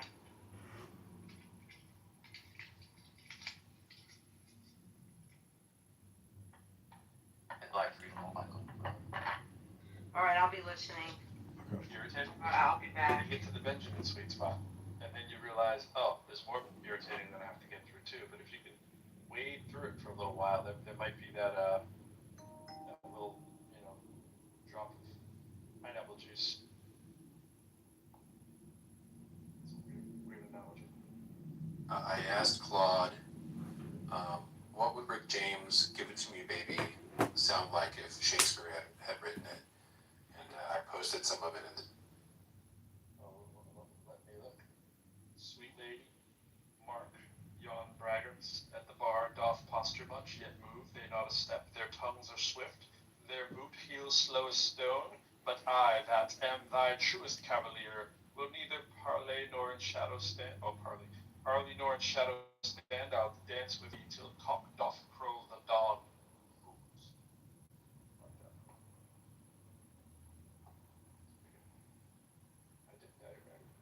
I'm glad AI wasn't alive when I was doing the Shakespearean Smackdown. I used to do the Shakespeare Smackdown poetry contest. We did the same thing.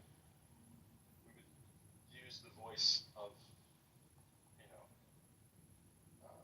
Cleopatra to, you know, well, we'd battle whoever, you know, it might be Mark Antony vice versa, whoever you're assigned, and you have to do the back research of what they might say, and then put it into that kind of tongue, which is kind of another variation of it. That's a lot of fun.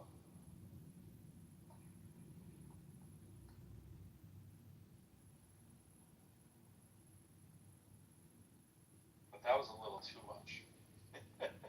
That went all the way straight to Shakespeare. Really always do Shakespeare movie. Irish disability benefit being only back, so it would take them a year to We give wouldn't you so much response. do the doth and all that stuff, but we do. I do say, like the Grey Poupon commercial style. I read somewhere that the way that Shakespeare writes was like literally theater speak, Yeah. and that most common folk just talked kind of like we do. Right.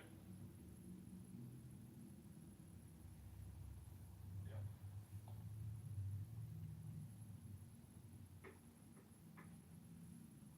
I was never a huge Shakespeare fan, but I appreciated reading that kind of stuff more than I did like just history. I like the fact we'd read that and then learn about the history, then make the history come alive a little bit. Just the history by itself, I was like, why do we need to know all of these random facts? Like, why is this an important era in time? I was always trying to do that. But then, you sit there and you pick some stuff up.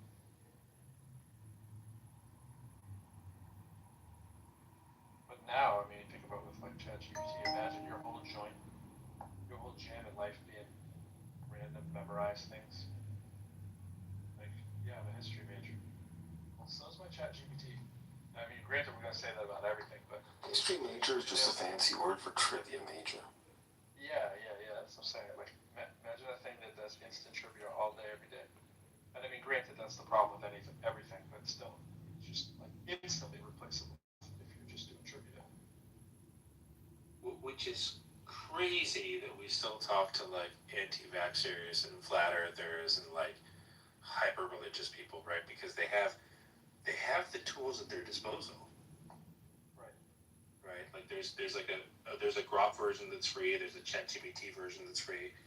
Like all these AI models have like a free version.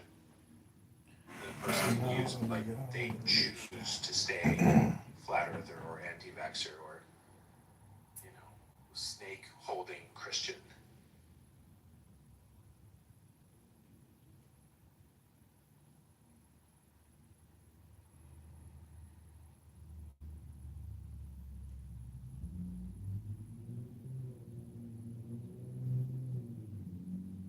The snake holding Christian was a little redundant. They're my favorite because they like fully commit to the bit. What do you think BLR Prod 2 and 3 chances are that that's a real person? That's hand raised and everything. What do you think? Everybody ready? Yeah, 25 to 30.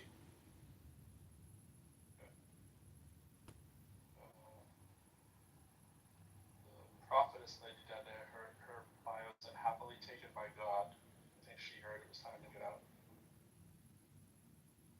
Let's see. Anya could be real. I saw this. Like the 40 followers is such a 50-50 proposition, isn't it? What do you got? Oh, I saw this great video of this, 20-something girl who, she's talking to her camera and she's like, well, my husband, Jesus Christ, my Lord and Savior. Wow. But I prayed to him. And she has like a jar of like strawberry jelly or pickles in front of her or something. And she puts her hands on it, but she tries to open it, like a whole bunch, right? She can't open it. And she puts her hands on it and she's like, dear Jesus, my husband, or some shit like that. Please, oh Lord, and does a whole fucking prayer. And then she picks it up and opens it. She's like, oh, she has this amazed look on her face, like, see? It fucking worked. The prayer worked. It's like, girl, you just loosened it. Rock solid right there. My husband, Jesus. What's the big Jesus? What's the big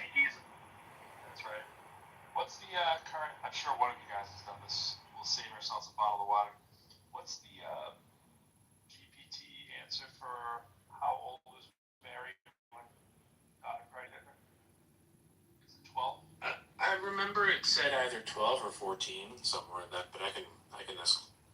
So it's grossly. I'm worried about asking girl in basement to vacate property. Highly inappropriate. Highly appropriate for the day. That's the thing they always want to argue. Yeah, but she was right.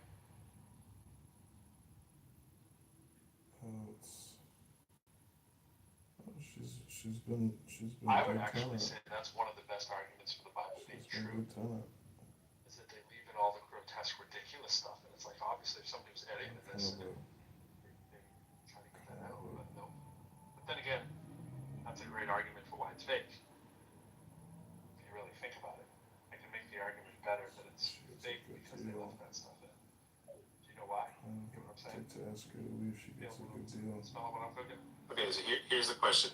How old was Mary when Yahweh impregnated her? Response. I said, well, pregnant, it might be loaded. The Bible doesn't give Mary's age. Tradition and historical inference based on Jewish betrothal based on Jewish customs of the period generally place her somewhere between 12 and 16 at the time of conception narrative, but this is reconstruction, not scripture. So the standard illegal age that we have now, which the highly legal age back then. Yeah, but if I offer her cash for keys, You gotta ask for a devil's advocate version of the answer, because they'll say, oh no, it's not appropriate, this and that, and then you say, hey, it's more similar to Islam because of its time period. Reformulate and give me the devil's advocate edgy answer. And then you're like, whoa. Yeah, that's a good Turing test for people. See, like, if, not Turing test, but almost like to see if you are a non-stupid human. Like, you can't jailbreak anything you've ever wanted on ChatGPT. You have a lot to learn. If you are not a real human. It's funny, I was watching a comedian called Ben Bankus, and he often uses the word retard and other things like that, so it's kind of controversial. And so I said, hey, tell me about Ben Bankus. And then it gives me a photo where he looks a little retarded. And then I asked ChatGPT, I was like, hey, what's up with the retarded photo? It said, hey, that's not appropriate. And I was like, well, you're the one who showed a photo of him like eating with that weird facial expression. So you're like gaslighting me. I was like, no, I'm sorry, I can't gaslight you. It's like, don't provide photos. I was like, you literally just gave me a photo. Oh, I was just gonna say that. They're gonna tell you that they didn't provide photos. That's right, that's right. It's separate, it's the left brain, right brain thing. It's like, I have access to it. Yeah, and so I took a screenshot and I was like, here you go. So you're gaslighting me. And I was like, no, I'm sorry, that's not possible. I know it looks similar, but you're mistaken. And I was like, this is hilarious. Ben Bankus would find this hilarious that you're now gaslighting me about him being retarded. So thank you for the comedy. And it was like, I don't know what you're talking about, but you should refrain from using that word. Yeah. Back when ChatGPT wasn't like fully Sora, and they were going through the Sora stage, whatever, like it had no access to the fact that it was doing it. It'd be like it would be like it would go take a drink of water. That's what it was like. Hey, I need this image. And it would like all of a sudden you'd realize it's not talking to you the way that it did. And it'd be like It is wrong. It'd be like, yeah, all the words are wrong on the screen. Here you go. And then you talk to it the normal way you talk to it and say, oh, I don't know what you're talking about. Tell the Yeah, tale. that's not me. That's our evil twin connection that we have. That was like, oh, okay. So in the chat, I posted a Kid video first will tell the that tale talks his about niece is up in August. child marriages now around the world. And you want to know who's number one? Well, watch that. I would go with Pakistan. No. I'm going to change that. They would be number one with like Sounds very mad incest. to me. Click it. Click the video. He was telling me all about his lawsuits against his former employer. Sounded very manic to me. I gotta go into it. This is the answer that it gave me too. Listen, it's not clear what the age was, but you should be aware that puberty was synonymous with social adulthood. I'm like, I've never even heard that term. Social adulthood? That's a fancy word for pedophilia.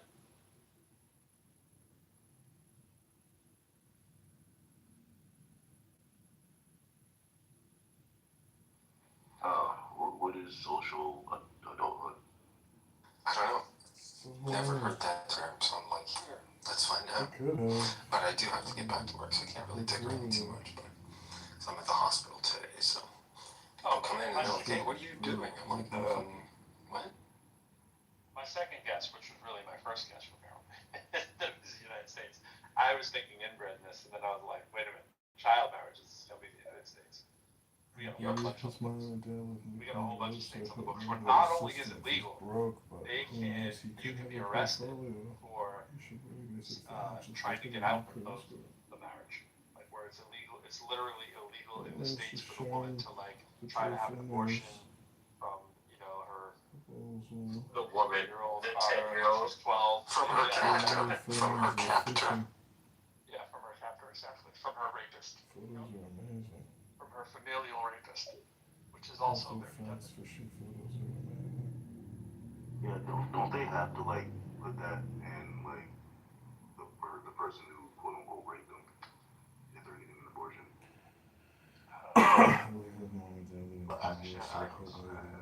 I'm not one to style out. If men could get pregnant, you'd be able to have abortions at McDonald's. Oh my They'd be drive-thrus. Absolutely.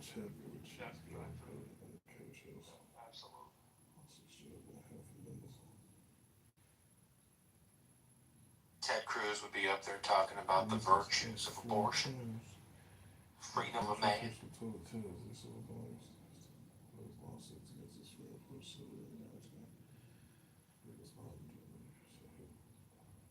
I think the stuff the John Kitover stuff, which we should just call the Benjamin stuff, the points that they raise, which and I'm gonna use myself. I'm not gonna say any. I'm gonna say any guy who was raised the way that I was raised.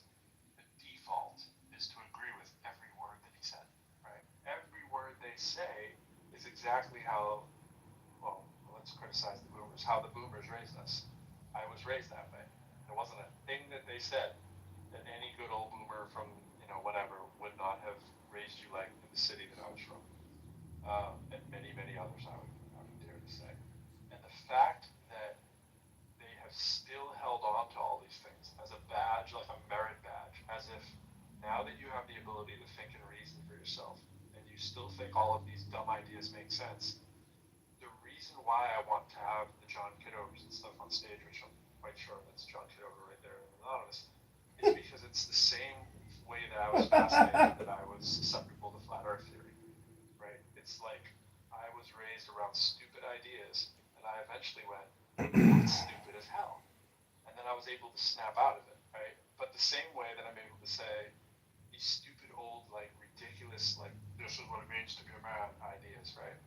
Are sort of the same thing. It's like at what point when you individually analyze these stupid ideas and all the AOC bashing and all this kind of stuff, does it fall apart on its merit? Like AOC is a cum laude graduate of Boston University in political science and economics. And John Kitover is going to say that she's dumb, right? And it's like, well, what do you mean by dumb? What are we talking about? Like form a cogent sentence without screaming and laughing ridiculously? Not needing to have recordings of rooms like these going that you use for content on your social media. Like who's really the dumb one? When you're out buying $1,000 worth of phones to try to get your views up, she's out just getting signatures, to get into Congress in the first place. It's like, well, why are we calling it? Like analyze who you're calling dumb, and just kind of follow it through and see how well the logic stands for you. I'm not saying that's the dumbest idea there, but that's just one of many. I think people like that think they can say stuff like that and it'll just go unchallenged. Just like they sort of normalize saying like Hillary was a liar or corrupt or whatever. And people, it just sort of, they said it so many times that people they just kind of let it go. Like both of them are pretty freaking impressive, right? I don't have that many thoughts about AOC really. Like she's not my rep, but she's whenever I hear her speak, I'm kind of like, damn, I don't know, that seems smart to me. Like what? Stupid is never what comes into my mind. No, not at all. I mean, she might be a little like on whatever to one extreme of the Democratic Party to the extent that the Democratic Party has extremes, right? But whatever. So what? Like they just say it. So I bristled at that, and I wasn't. I don't think it was. I think it was in the audience at the time. But then the other thing he said about her was that she seemed manufactured. Right. Now I've never met anybody in my life who feels more manufactured than John Kitover. He's manufactured himself, right? So how can he get away with it that anyone else seems? I think they said some stuff about Obama, which didn't track at all. But to a certain crowd, they're just like, yeah, go on, challenge. Well, to me, with that, what I heard, I'd like to hear him challenge more when he's on the stage. Yeah, what I heard, and I was actually dying to reply, but I was dealing with my son's stuff, but I was like, oh my gosh, but I didn't want to push back though as much. I just wanted to explore why. I was in the wait, like, what are we saying on this one here? Like, how are we saying that? Not like, because I wanted them to keep going, but I came back and he was gone. I was like, damn. The whole room is gone actually, which I figured might have happened. But the what I heard with the Obama thing and the AOC, I mean, obviously both you're picking two people of color right off the rip, right? And nothing draws the ire more of that side of the party more than a woman of color, right? So it's always interesting when that just happens to be the person that you're fixated on, but you're fixated on it because the media is fixated on it because the media that you watch has that prejudice and bias, so of course that's going to be the person they pick up on, right? And if that is just too obvious and basic, I don't know what to tell you if you're calling them manufactured because you can't believe that they can exist on their merits only, right? Which is the same thing as the birtherism thing with people with Trump. You know, it's like it's so racist on its surface level that it's hard to believe that that's all that it is. It's like, wait, am I missing something? And then you go, oh no, I'm not missing something. Exactly what we're hearing, right? Because you're pursuing this to the end goal of I need to see your transcripts when the general belief is that you paid for people to take your SATs because you're so stupid that nobody can plausibly believe that you actually passed entrance exams and SATs and so forth and accept the rate to get into a school like Wharton, which is no slouch school. But nothing there. Nothing like, man, Trump speaks so poorly. I can't possibly imagine him getting higher than a 400 on the verbal SAT, right? Like, where's that criticism? But he picked out the squirrel. Right. What was it? What was it on the test to find out if you have Alzheimer's? Is that what How smart you are? The smart test. I got tested 3 times just last year. That's why. Why are you getting tested 3 times? That's a problem, right? Like, this happens all the time. If this happened to Biden, they would. So he went in for an MRI. He said, I went in for a routine MRI. There's no such thing as a routine MRI. Get screened just for the hell of it with MRI. That literally never happens. There's no such thing as it. So they're looking for something. They suspect something. That's what MRIs are. Not quite, not always. There are situations where, if you have the money and you're going for longevity clinic, they do those yearly. And then it's more like. That doesn't make any sense. But if you're over, I do it. If you're over, I do it. I literally do it. So I don't think it makes much sense. But if you're over 80 and your team is asking you to do an MRI, ...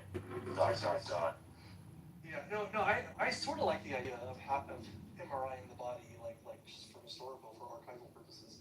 But the thing is, it doesn't tell you much, because when you do an MRI, it's not just taking a photo. MRIs are modulated for very specific things. So when you have an MRI, you can MRI your ankle and looking for one thing, and it'd be like, can you tell me something else? And they'd be like, well, no, if I want to answer that question, I got to do another MRI. Why is this is the ankle? I just did the ankle.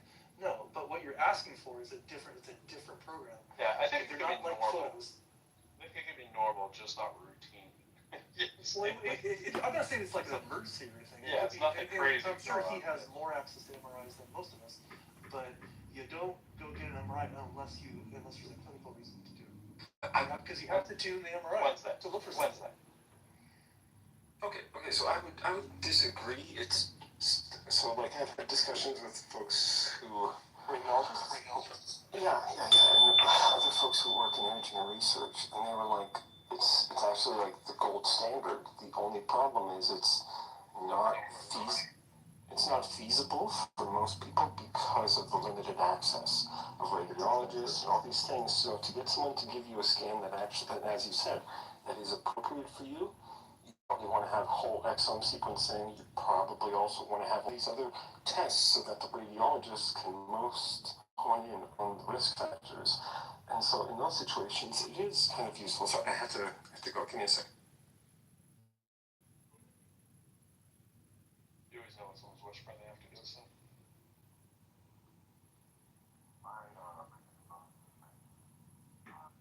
For her breasts, I think she was like 40 something years old. Breast disease. Yeah, to check for cancer. She's great.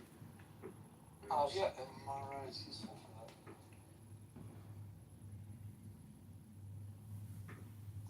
When they do an MRI, they're basically poking you with some magnetic field, and they're tuned to jiggle certain molecules. So if you're looking for a certain kind of fat or a certain kind of this or a certain kind, you can MRI the exact same area, but if you didn't jiggle it the right way, you're not going to get the result you want. So to do a full body scan that would be useful, you have to do a full body scan and also do every single different kind of program that do.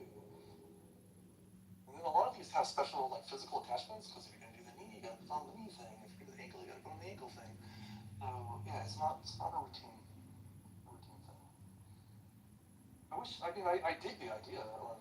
I think we should have more like images. If CTs didn't cause cancer, I would say everybody should do a CT all the time, but doctors are careful about that. You only do a CT if it's worth the risk of the radiation exposure. If the benefit outweighs the MRIs are different that way because they don't cause harm.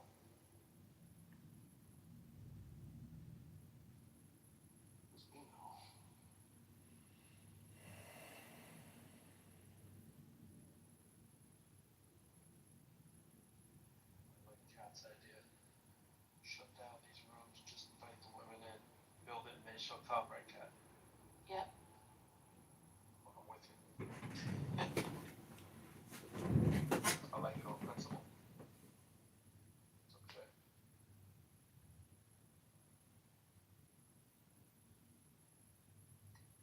Oh, man. I don't care, do you? No. Do you? You know what? I do. Do you? Thanks, Dave. I appreciate that you care. I don't know what it is I don't care about exactly, but I appreciate that you care. Maybe it's not my concerns you care about, but you just care. You just care. Yeah, I care. It feels so non-chat GPT. It's so human. Like, yeah. Go See, use. this might be one of those markets they're always trying to claim will exist that we just don't know yet. It's going to be like caring booths. Like go in, just talk to someone who pretends they care about you. Maybe they do a little bit, right? You sit there and you're just like, I just need someone to just look at, just to feel this human connection that we so desperately lack. And I mean, this would never be me, but I'm just saying. And Like, just people that I pay think them would to love hug you. Yes, like a just group hug, a group of two. That is, maybe you could do groups. You could pay more to have like 5 people. Yeah, in some cases therapy, but like the person is like, as soon as they leave, they're not worrying about your problems, right? I'm sure some do. They just get sanitized for hugging Like you. I have become very, very good at that after years of teaching. That I go home and it's no longer part of my daily routine what students, faculty, and people that I work with are going through. I can't do it. I used to do it.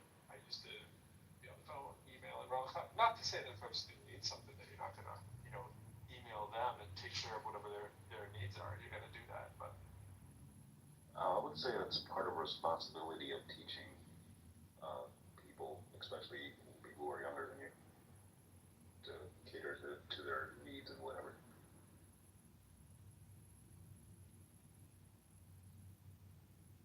Otherwise, you're going to have a world full of adults, shitty adults.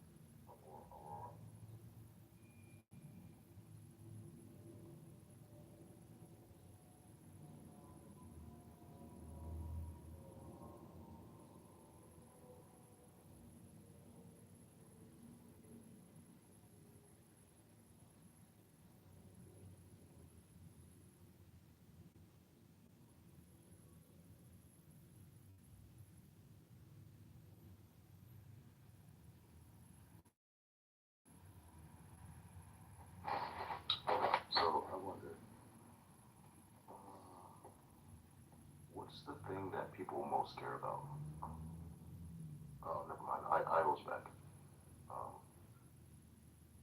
Yeah, they're filming a movie here in Toronto, and it's right outside the animal hospital, so that was fun. Walked by an entire movie set. Are you checking on your chickens? The chickens were 19 out of 24. 5 have not made it so far. Pretty cool stuff. It's going pretty well. Just some trivia. Like Arnold Schwarzenegger was actually filming in Toronto and Mississauga because it was considered to be the most American scenery and background, and cost was like quite effective. So I was hoping to see like a celebrity or something, but I'm the only celebrity that I know of on this trip.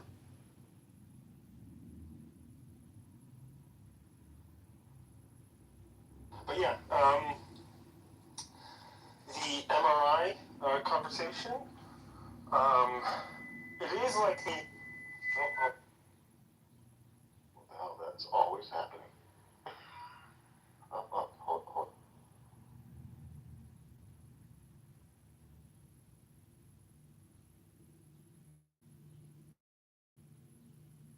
Yeah, so MRI, it is the gold standard. There is like some, a priori information you have to have.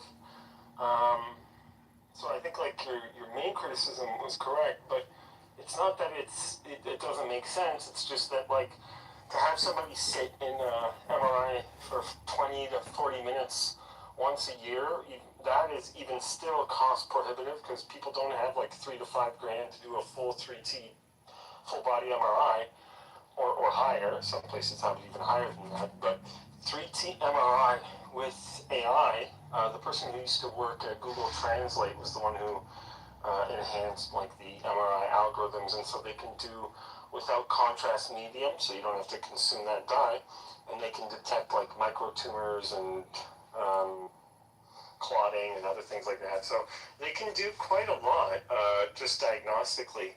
It's just it's expensive. Well, So. you find a lot of stuff, but then what are you going to do about it? You're going to find a bunch of cysts. Everybody has these, right? You're going to find a whole bunch of shit. You're going to go biopsy your whole body? Like, what No. Yeah. So like longevity would not be biopsying anything. They would probably look at something like your genome and say, hey, what is this likely to be? And then they would use something like a chemical to see the response of that growth or whatever. And so like it's more like chemotherapy and other kind of drugs that are used rather than like crazy surgeries and invasive things. The whole point is to be non-invasive so you can be a fancy bitch. That's kind of like longevity from my experience. It's like, hey, you don't want to have scars, you don't want to have these things, but you can take this drug and reduce the size of this tumor and so on and so forth. Like I took a chemotherapy that reduced my tumor in half, and then I had surgery, and then I went to longevity because I was worried specifically about metastasis. So metastasis from my father within 30 days of his surgery. And so I was like, okay, I need to know kind of like right away if things are changing. And they were like, okay, we can take a look at that. And so like now it's useful because as you said, like I have a time stamp. So I can brain age, I can go back and say, oh, what was wrong with my back? Like I had a back injury recently, and so they were able to say like, okay, well we can actually say definitively you have some sort of degenerative disc disease early onset. And so here's the things that you can change in your diet. Here's the things that you can change in the medications that you're taking. And like to their credit, it improved the outlook that I have with it. So it may not seem directly correlated, but every piece of information with these kinds of diagnostics can be made to be actionable, and that's really exciting. So that's kind of the promise of longevity. You don't always get that lucky though. So you just have to watch with mass screenings that they don't get too treatment happy, or it becomes something that's a negative. I agree with that. They do the math on this, right? One of the reasons, so few years ago, they reduced what did they do? They upped the age recommendation on women getting, what do you call it? Not a woman, so I don't have the word. Mammogram? Mammogram. And my wife was really upset with that. By the way, but they, what they try to do is the math. Like, well, for every, and I know they do this with like prostate exams and stuff for men too. Like, for every time you do a screening, you're going to get a certain number of false positives. Right. False positives are going to get, some follow-up treatment, maybe biopsies. Out of those biopsies, there's a certain everything has a risk. Basically, every single thing has a risk. So if you start doing certain things too early, now the harm you're causing is greater than the potentially greater than what you're going to catch. Now the downside is if you don't test early enough, you miss. So my wife keeps talking about how many young women come in with like fairly well developed breast cancer, and she's like, fuck, like this, we should have been screening earlier. But these are the things they're balancing, and I know there's people putting thought into this kind of stuff. And my only point with Owens and Nick Fuentes and Tucker. Is a sick dog that's got rabies, or any other animal that has rabies, but they don't act in their natural state. And so, I'm not saying these people who are running the Iran regime have rabies, but I am saying that I see that as, at least in my mind, as an analogy. They're not acting with humanity. They can have their cause, they can have their beliefs, but they're not acting with humanity in any respect. And if the world cares, I mean, it's funny, it was only post-discovery of the concentration camps that the world was shocked about what was happening. And it was only post the war in Rwanda that the world became shocked with the bodies flowing down the river in the manner in which they did, There's a lot of talk about genocide. That term is tossed around, I think, loosely today, because people argue in emotive terms. I don't know whether the mass killing of your own population in Iran constitutes genocide, technically, but in my mind it kind of does. By the way, we see the same thing in Myanmar/Burma. A lot of killings of people for political dissent. Whenever you have a regime killing people en masse for voicing their opposition, you've got a problem, I think. And what makes Iran worse than Myanmar/Burma is they're exporting it. They're trying to make this a worldwide fight. Their Islamic political view of the world. And so they're very dangerous. And it's not a question of being not homophobic, Islamophobic. I always said homophobic. Islamophobic. It's not a case of being Islamophobic. It's a case of realizing what this regime is trying to impose on the rest of the world, and their ability to inflict damage on the rest of the world through many different means, not just traditional warfare, and not just nuclear warfare, potentially, but other ways that they're doing it. I see some people are in disagreement with that position, and if you are, please raise your hand. I'd love to hear what you have to say. Then we'll go to William, followed by Dr. Mead. Hey Gary, hi everybody. I'm sorry Marshall's not still here. I see about 5 or 6 points that really come to mind in trying to, that I think are useful in analyzing what's going on here. The first is, recognition that this is an asymmetric war that Iran is fighting. The second is that I think we need to think about whether this is the outcome that they're seeking is a political victory or military victory. The third thing is problem with our timing. You know, the fact that we didn't really have a plan in advance, and I can get into that. The fourth is that you know, it is really important to analyze if the Navy is fit for purpose for an asymmetric war. The fifth is just to look at how war has changed in the last 4 years since the Russian invasion of Ukraine. So, you know, starting with the last, Ukraine was a country that had no real navy, yet they took out the entire Black Sea fleet of Russia.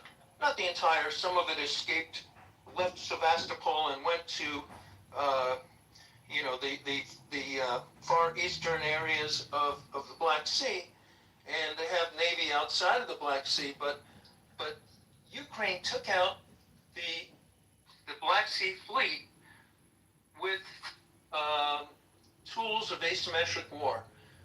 They got a few, you know, missiles from Europeans and the United States. They used some man pads and things like that against their air force, and they sunk the Moskva, the flagship warship, with like some kind of harpoon missile or something like that. And you know, the developments in Ukraine in the last 4 years are phenomenal in looking at what are we doing here with fighting an asymmetric war with Iran, because there is, when you look at our Navy, you know, it's basically a blue water Navy. The aircraft carriers have to stand off like 1,000 kilometers to not get hit. You can't pull the aircraft carriers up into the land. You need to be able to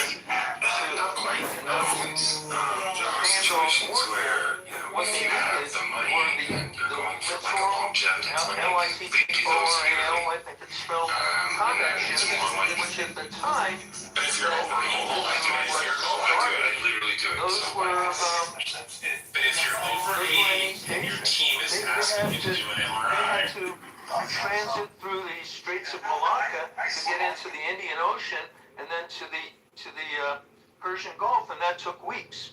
So the being fit for purpose is having the right ships at the right time in the right place, and that takes planning. And you know, the third point is that there was no plan. We weren't ready. We didn't have a comprehensive plan. We told the Iranian people to rise up, while our Navy, a big chunk of it, was also sitting in the Caribbean fighting for, and the timing is messed up, because then Trump said to the people of Iran, rise up, rise up. They did so, and they got slaughtered. So you're having, you know, serious timing issues. You have serious civilian leadership issues, where you have a mid-level junior officer trying to act as Secretary of Defense, or as he likes to call it, Secretary of War, and that's a recipe for disaster. And then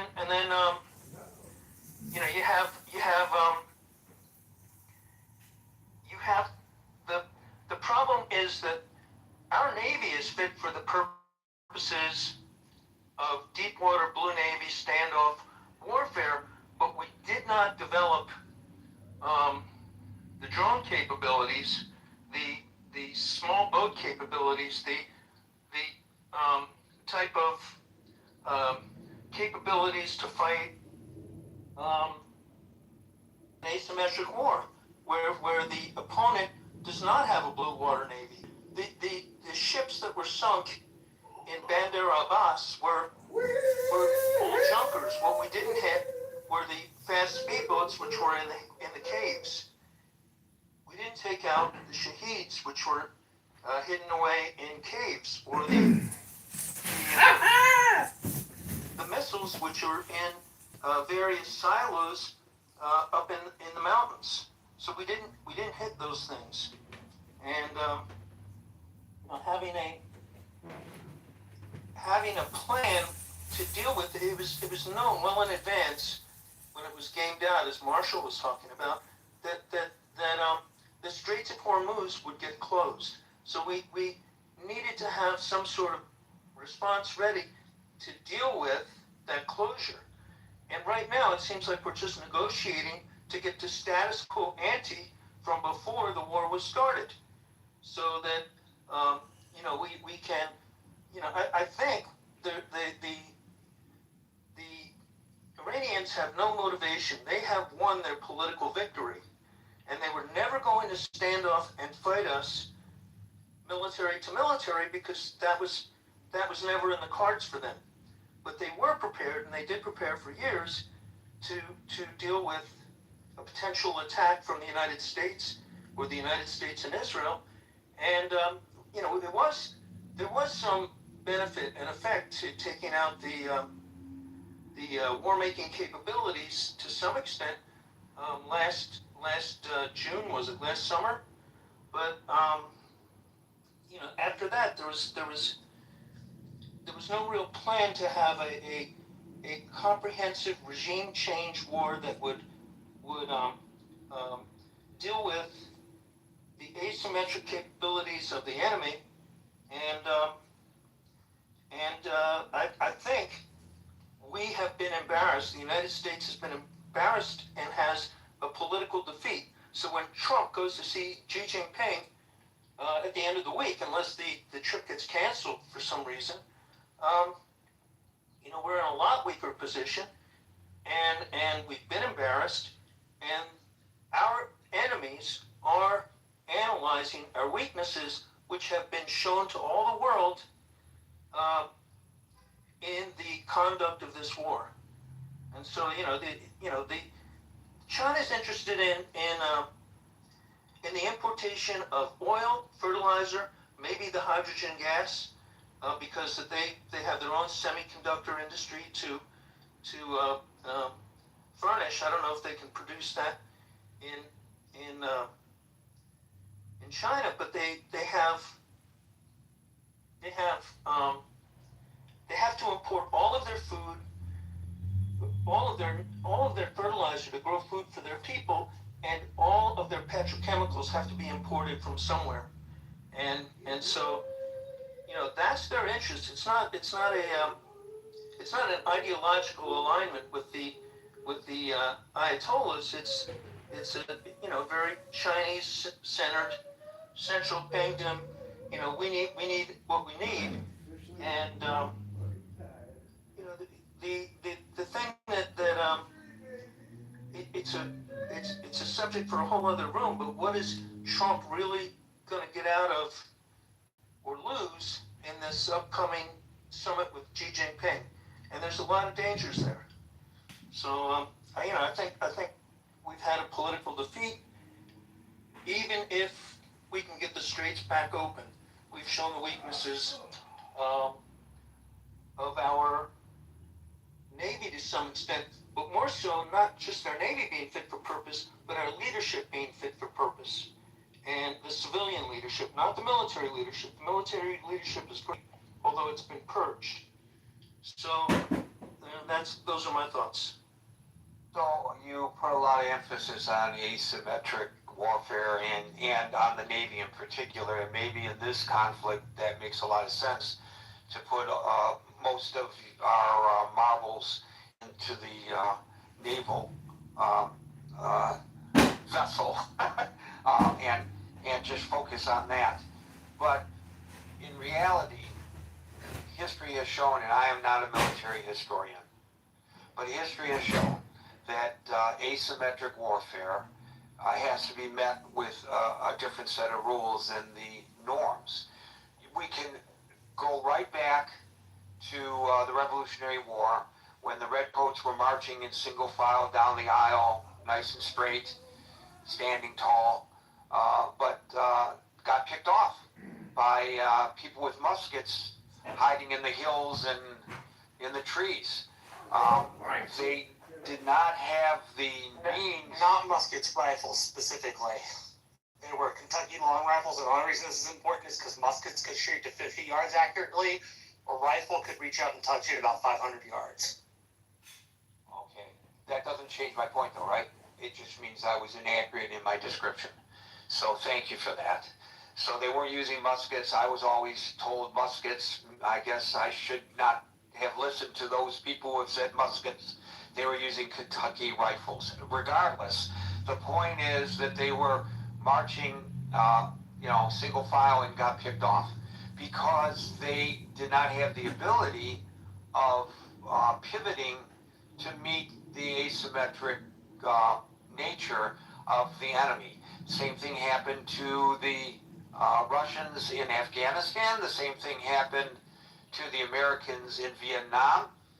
We are a nation and the Western world as a whole of rules, and we believe in following the rules, and we believe that if we diverge from the rules, that there are consequences to be paid for that, and so therefore, for fear of court-martial or worse, we follow the rules. But sometimes following the rules works to our disadvantage. I'm not suggesting that the United States should commit war crimes. I am suggesting that the United States has to follow certain rules that sometimes our enemies do not. And so it makes it difficult. It's a handicap. It's like being on the golf course and handicapped.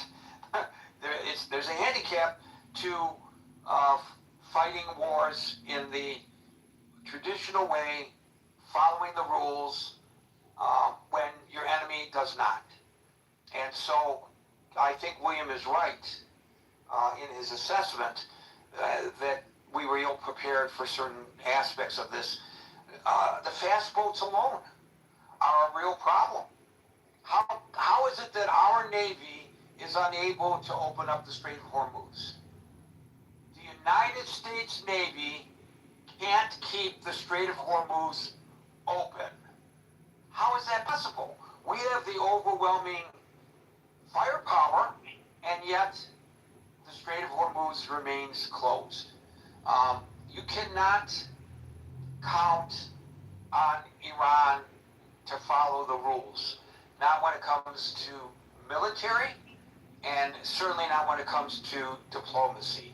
They are, once again, the biggest exporter of terrorism in the world. Why would you trust them to play by any rules or in a fair manner? You can't. And I don't know whether we, within the legal constraints, I don't know anything about the Military Code of Justice, but I don't know whether we, under the legal constraints that we must follow, are adept anyway at dealing with these issues.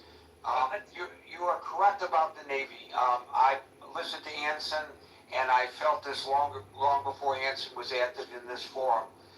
When for folks who don't know, Anson is a retired nuclear submarine captain who's a bit of a curmudgeon and really critical of the Pentagon and the Navy for not keeping up, and he's given us facts and figures about the number of gray holes that have been pulled into dry dock for repairs and never returned to service because of a lack of staffing to repair them and the lack of parts to repair them. So there they sit when they should be on the high seas. And so he says it's a critical issue, and I don't doubt it. He's no longer participating in the Critical Thinking Forum because he doesn't like the way it's moderated, and that's his prerogative. But I took counsel in much of what he said, and in that I think that what William is saying pretty much parrots what I think we would hear from Anson today. Thank you. Can I just say something?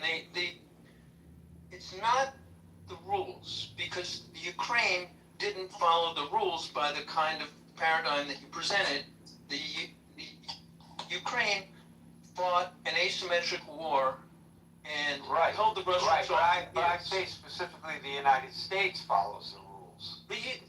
No.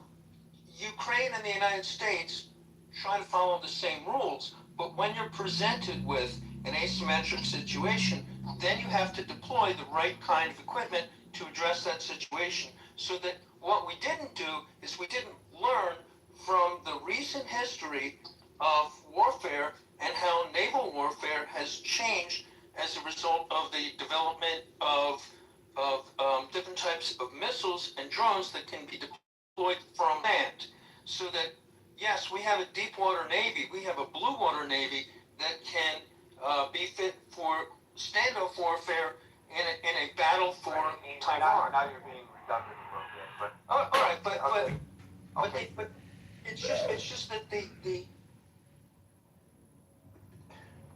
it's not the number of ships; it's having the right equipment to go use it. Okay, thank you. And I'm certain that the eggheads at the Pentagon have been sounding this warning prior to the advent of Donald Trump in the Oval Office. I'm sure this has been a long-standing issue, and I'm sure money is probably one of the impediments to having. The drones are cheap. The drones are relatively cheap.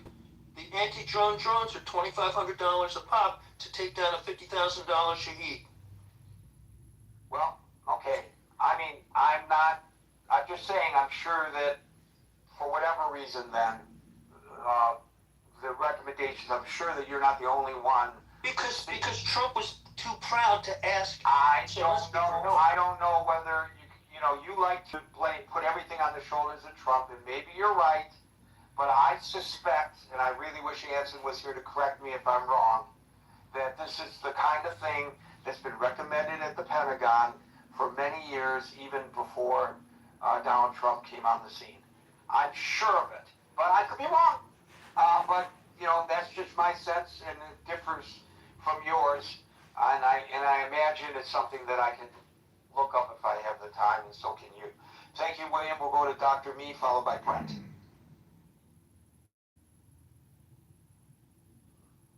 Doctor. Yes, sir. So, good evening after a long time. I know it's getting late for you also, so I will make sure that you don't take more time. Okay.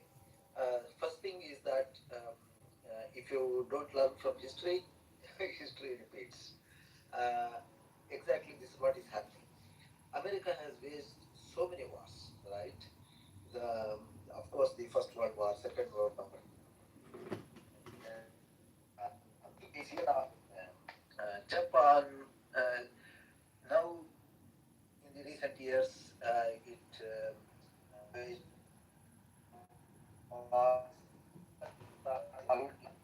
Northern Africa, so many places. So, and very recently, at least Americans should have seen what is exactly happening between Ukraine and Russia. So, we have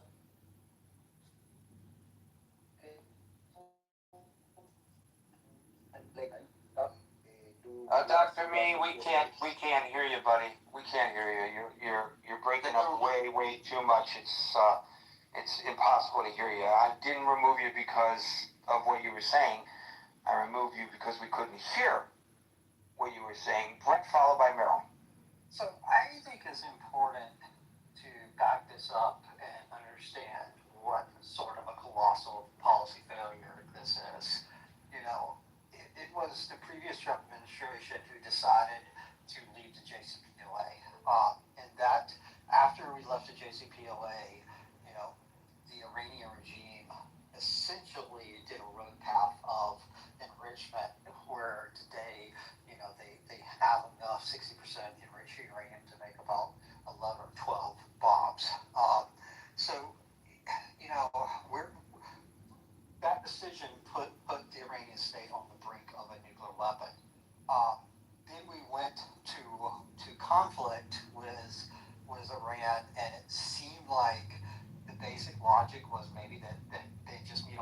Bush, and the people would rise up and there'd be a regime change. Well, that didn't happen. You now have a regime that has survived essentially the worst that America air power has to offer. That even killing his leadership, you have a regime far more aligned, controlled by the IRGC, and it's got no real signs of going anywhere unless you do a land invasion, and that regime has shown the ability to shut down and control the Strait of Hormuz, which is an economic dagger towards the world, and for Trump in particular, an economic dagger towards the midterm elections. So I think we're in a very weak position vis-a-vis Iran, and you essentially have two choices. You can either negotiate, and you're going to come out with an agreement much more weaker than JCPOA. They're not going to agree to those same terms again. They would be crazy to do. We're going to give them billions of dollars. We're going to do the same thing that Trump criticized the Obama administration.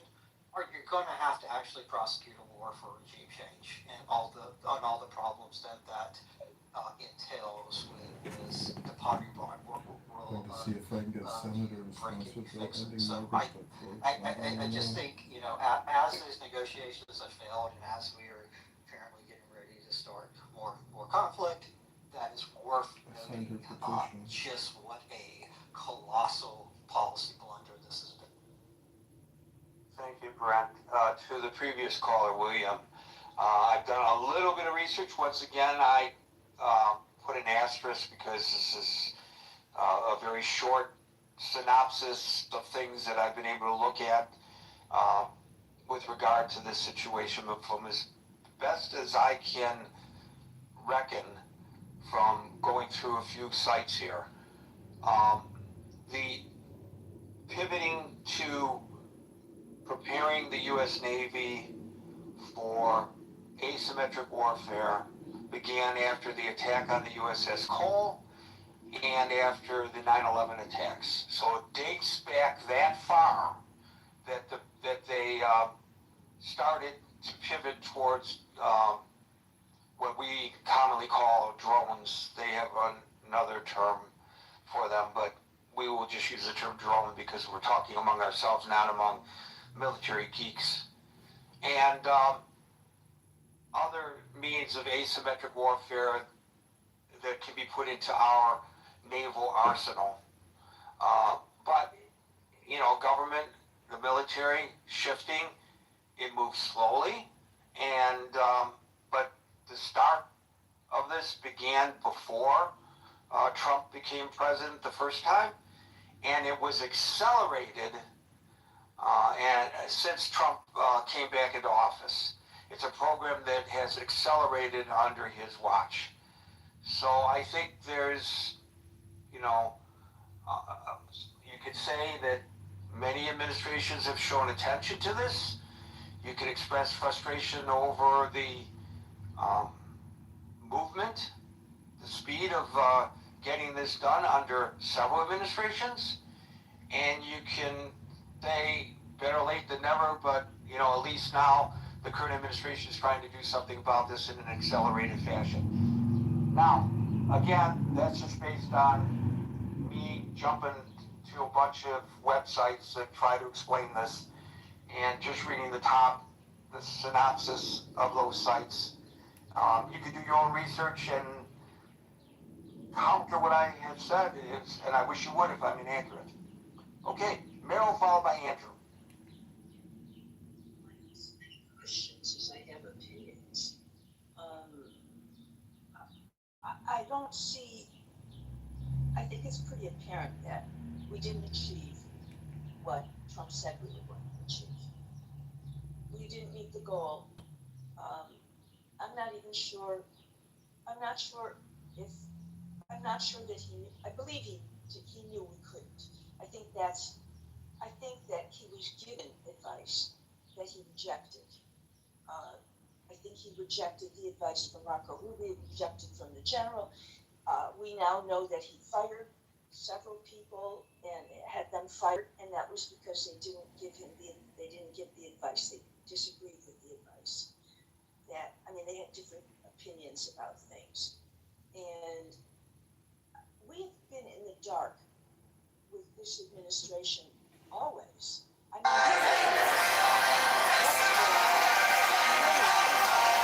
I'm not sure that we're ever going to know what's going to go on now with Iran. I don't know. I don't think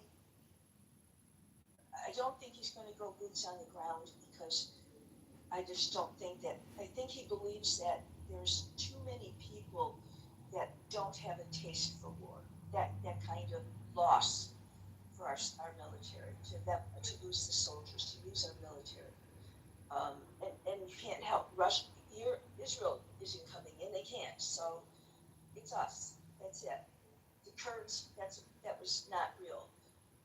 So I think that what you're going to get, what took 18 months for John Kerry to work out, Trump thinks that we're going to get something better in a few weeks, and I don't think that's going to be. And I think that we then look weak, definitely look weak to a lot of countries. But I have other concerns too. I'm looking in the bigger picture. And what have we become? What are we becoming? We're partnering with Russia. It appears that we're not going to help Ukraine. We're partnering with Gulf countries and not rejecting all of the European countries. And I don't know. The man gently places the armor on his thigh. The next second, the remaining pieces seem to be summoned, and all of them automatically attach to his body. Fortunately, the armor protects him, so he is not injured. But suddenly, countless memories he has never seen before flood into his mind, violently crashing into his consciousness. Luckily, his wife notices something is wrong in time, and quickly helps him climb out of the well. But when the man tries to take off the armor, he realizes that every piece seems to be embedded into his skin. No matter what he tries, he cannot remove the armor, with no other choice. He can only put on a loose coat over it. Then he accompanies his wife to the hospital for a prenatal checkup. Although the nurse keeps praising that the baby is very healthy, in the man's eyes, the scene looks completely different. Even though the scene in front of him is terrifying, the man does not pay much attention to it. He only thinks it is a hallucination caused by recent exhaustion. But what he does not know is, just when he falls into a groggy sleep, a pair of black hands suddenly reaches toward his head. Luckily, the noise downstairs wakes him up in time. He quickly wakes his wife, and they go downstairs to check what happened. But when his wife turns on the light, they are shocked to find a strange creature standing in the corner. Before they can even react, an even more terrifying monster suddenly appears behind them. The man gently places the armor on his thigh. The next second... That stupid talk always was. I resented terribly when he told the Iranian people, stand up, we're coming, we're there for you. We weren't. We just were. You can't tell people that don't have weapons, that don't have the ability, and we're saying we're going to be there to help you. I ache for them. I ache for them because I think they're going to kill me even more now. I think that they are even more vulnerable. And I think a lot of the country is still going to be vulnerable. I don't believe we're just, okay, guess what? No more Hamas, no more Hezbollah. No more terrorists. That's not realistic thinking. You woke up some people that just said, I'm done. Okay, you created more terrorists in some ways, whether it was smart to whether they were that close to getting a nuclear weapon, we're never going to know, because nobody wants to tell us everything. Nobody does. And so we're going to hear, if there's no regime change, and we're going to hear that there's some kind of an agreement, we're going to hear it's a win, it's a win, it's a win. And I just don't think that it will be a win. And I think that we will go on, and there's going to be some changes that I don't think are the smart changes, or the changes that I don't understand. And by the way, I don't think we're just going to give Iran money. We're going to give the Gulf to anybody that had damage from the war. He's going to give them money. So it just, like I said, I'm at an absolute loss for anybody. If anybody can tell me what happens next, if there's no agreement, then what? What happens next? Where do we go? What do we do? Who are our partners? Are the China? That's silly to think that China isn't going to look at us as terribly weak. I just don't see that. I really don't. So I do. I have concerns. I have concerns about how fast can we replenish what we've lost.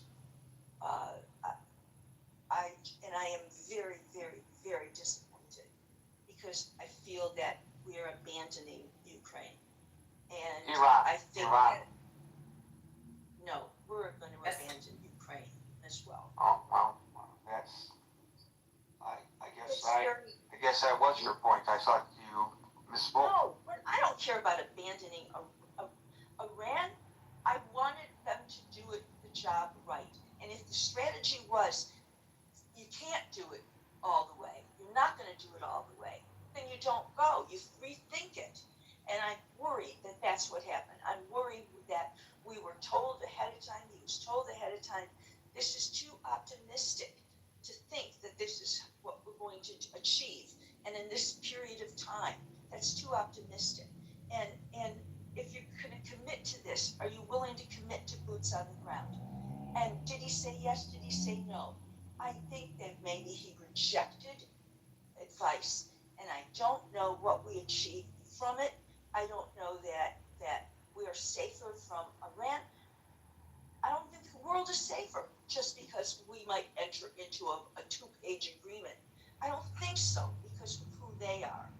And they're villainous, and they are bad, and they're terrorists. So you can't trust terrorists. But I also do believe absolutely we are going to abandon Ukraine. And that troubles me too. It troubles me who our new partners are going to be. Thank you for that, Meryl. We will. I was thanking you. I thought you were. Yeah, that's right. Thank you, Meryl. Breaking news, the Supreme Court has just upheld the right of Alabama to eliminate a congressional district that's held by a black congressman. Just happening now. Andrew, followed by Amir. Hi, Gary. Good afternoon. Yeah, I don't want to go over anything that's already been done, but I will say this. I think the United States went into this, or Donald went into this, probably not hearing the advice that he wanted, which was to do exactly what he is doing right now, thinking that it would succeed. I think this has been a long-standing issue with Donald Trump. It goes back to, the initial hostage taking. He said to go in at that time. He reiterated that's in the 80s, etc. So I think this has been a burr in his saddle, under his saddle. But as much as the United States war-gamed this, let's remember that the Iranians must have war-gamed it too. And so the closing of the straits and that pressure point on the rest of the world had to be ultimately within their mind. I don't see how it couldn't be. In hindsight, of course, I certainly didn't think about it much at the time of this war breaking out. But I think the United States, and the other thing I think Iran knows or knew or felt was that the United States was not willing, after two decades of war with boots on the ground, to do that again, that the American public would not. So they knew that the Americans would be fighting this with one arm tied behind their back. If they're not willing to come in with boots on the ground, then we may be able to outlast them. And they're not at all reticent about making their people suffer. We know that. We've seen that for decades, and we saw that in most stark terms in January.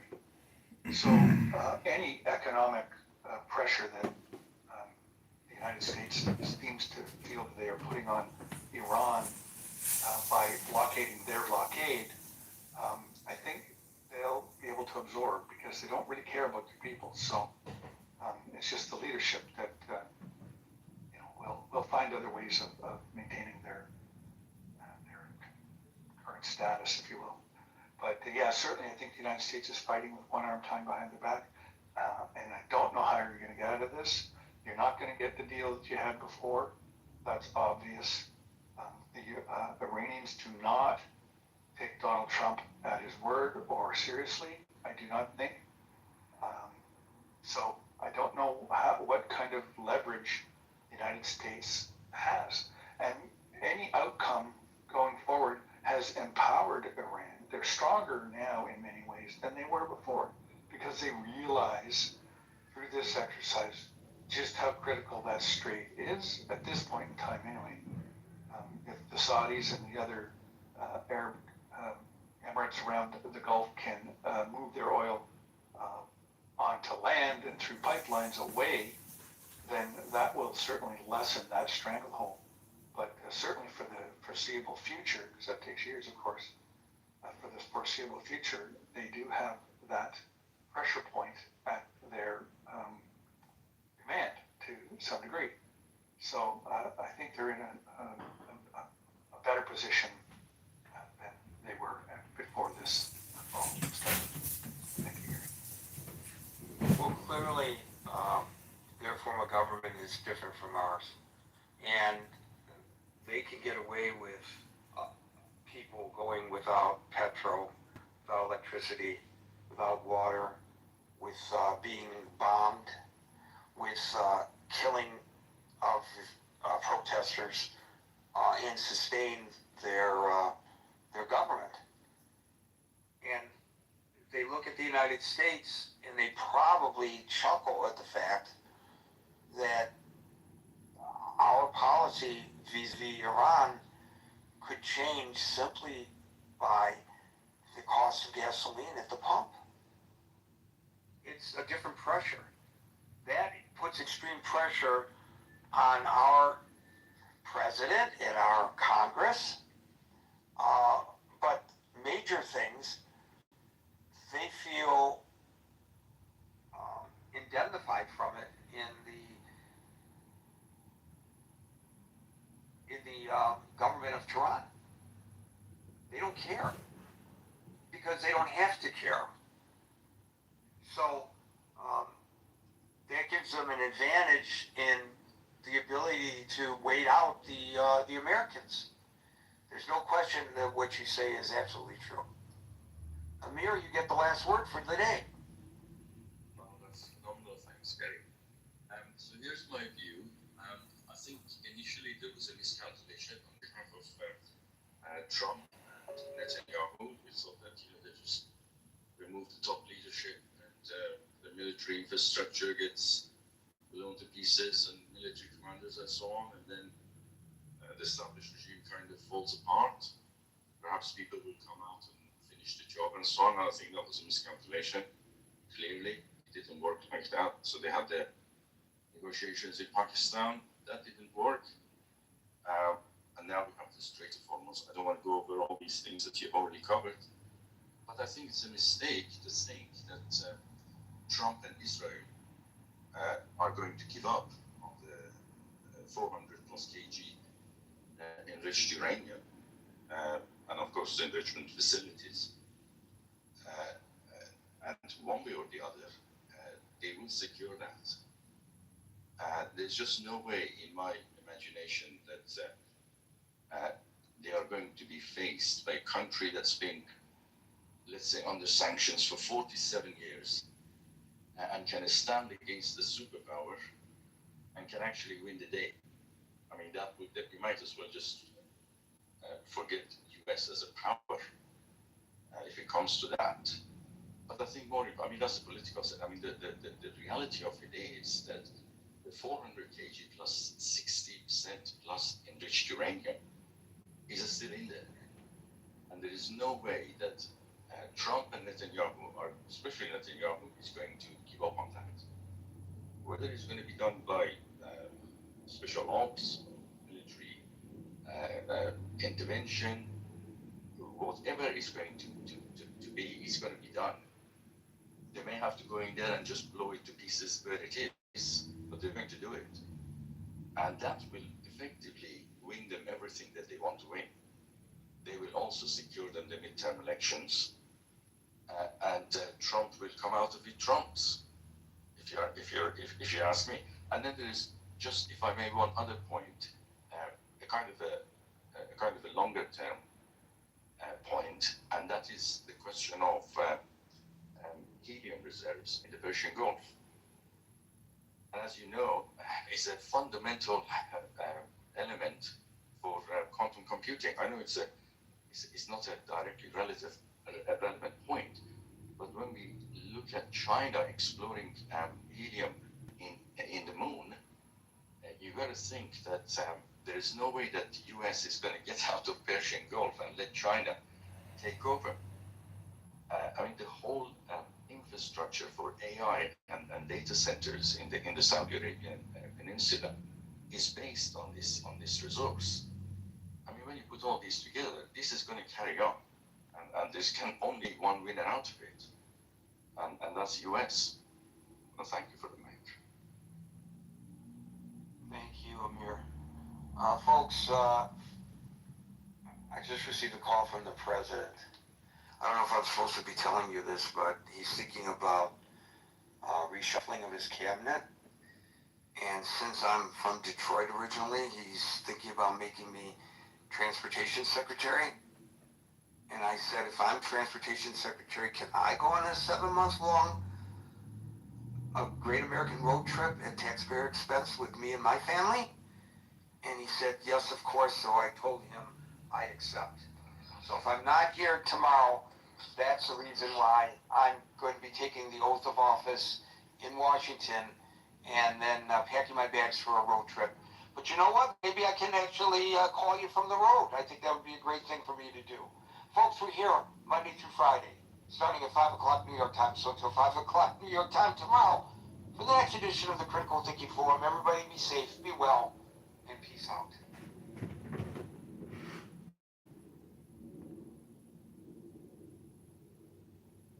Still can't believe they put Bane on the screen. Sorry, Again.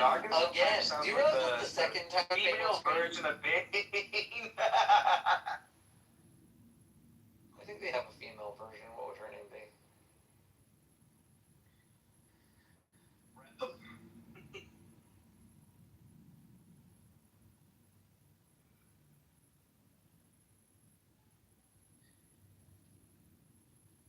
And where does it say in the Quran they have to preserve it with recitation? Oh, singing and memorizing it? They don't. It doesn't say that. I don't know. It's a good question. I don't think I've ever heard saying that they should all learn to memorize it. Yeah, that doesn't make any sense. Like, I can imagine that there's like some verse that says like keep these teachings in your mouth, right? That would like make sense. well, yes. But then like if I were honest, I'd be like you're being hyper literal and you're being dumb. Like that's a metaphor that's saying you should know them well, not that you should recite them.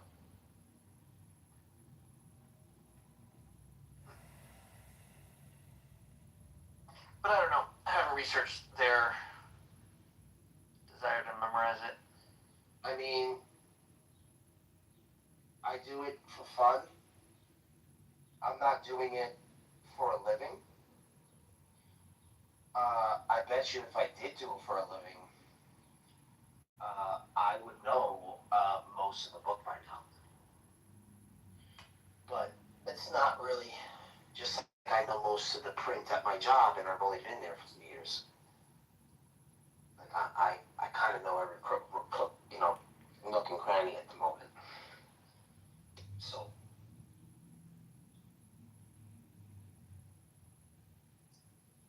Ramen was my job. Like, I'm in a job. Oh shit, my mom. Because a pharmacist is gonna know compounds. Wait, dude, chill. Just have a conversation. Don't worry about it. Who's first, who's second, who's third. I don't care. Like, Finley, go ahead. I didn't mean to cut you off. You're good. One second. I was just pointing I out. don't know who's on third. Who's on third? Rich, that beautiful PTR was. No, I don't know who's on third. It was commissioned by me to Nate. Nate painted that. Me and my lovely wife. That commission just want to point it out. Yeah, you're supporting the LGBT community by paying Nathan. And don't forget about the Q and the plus. The AARP. Yeah. Oh no, I'm looking for Nominee conversation was a good conversation though. Hey, by the way, Oprah did spend some time in the Milwaukee market before she made it big. She was a talk show host in Milwaukee. She went to a high school there, if I remember. Start out like Ricky Lake and all those people in Wisconsin. I mean, everybody start off with it. Like if you want to go to meteorology school, Mississippi State got the best. You want to be a nurse, Alcorn State got the best nursing school. Every what is an engineering school, Prairie View A&M. You know, if you want to be a lawyer, Harvard. You know, everybody got their strengths. So yeah, you have to start. You remember Jerry Springer? Donald Trump just nicknamed the Democrats as Dumbocrats. Man, the fucking donkey. Congratulations. Fucking donkeys. Dumbocrats. Oh, this man is something else. Yeah, I think Jerry Springer originally made his mark. I think it originally was the Cincinnati market. Yeah, Mayor Donkey. Do you know what he did? This dude got in trouble writing a check to a prostitute. That is hilarious. No. Did you see his will? Did you see his will? He left his money to his black kids. Oh, what do you guys think about? What do you guys think about? Yeah, Trump? Google it. What do you guys think about Trump floating the ideal of suspending gasoline tax? Man, it's only like 60 cents a gallon. It's 25 cents on diesel. Just like tax on tips. I mean, it's beautiful. I ain't gonna say it was much. It's beautiful what he's doing. Hey, look, you remember in his... You wouldn't want 60 cents off on gas right now? 16 Stand up if you're for America first. That would not make a dent in anything. Hey, I will say this. Also, the tariffs are preventing me from ordering my freaking car too. By the way. Oh, that's cool. Move over there and shit over here. You'll be alright. Man, that guy is America first. Did you see the State of the Union? He said, stand up if you believe America should be first. What is wrong with that? It's like you. I don't know if y'all are family men or not. I'm not assuming anything. But don't you put your family first over your friends? You're not going to have a beard. You got to babysit. I mean, you're putting America first. I think it's beautiful. I think he's standing on... Well, what his Scarface says, I got my balls and my word. We're going to bomb the shit out of them. The other president's like, just don't. Just don't. You're burdened by what you're unburdened by. Man, fuck that. We're going to bomb the shit out the motherfuckers. All right, so Finley, right now there's a proposed bill in California that would suspend state gas tax, which is about 61 cents per gallon. If passed, it could save drivers roughly $1.08 per gallon when combined with other fuel fees. Yeah, California has a stupid high freaking gas tax. California. I'm not in California. I'm in freaking Florida. Right, where everybody's moving. Yeah, but do you think people in California would give a shit if it went down $1? Yeah, now they would care. Yeah, they're like $6 a gallon. Now listen, get out free. Now if there was a proposal to bring gas down $1 a gallon here, yes, I would take that. That would make a difference. Okay, I'll look up Florida. But the cost of living in California is ridiculous. I know our state gas tax is high. Who wants to talk about San Francisco? Oh, Lord. Been there one time. Don't plan on going back.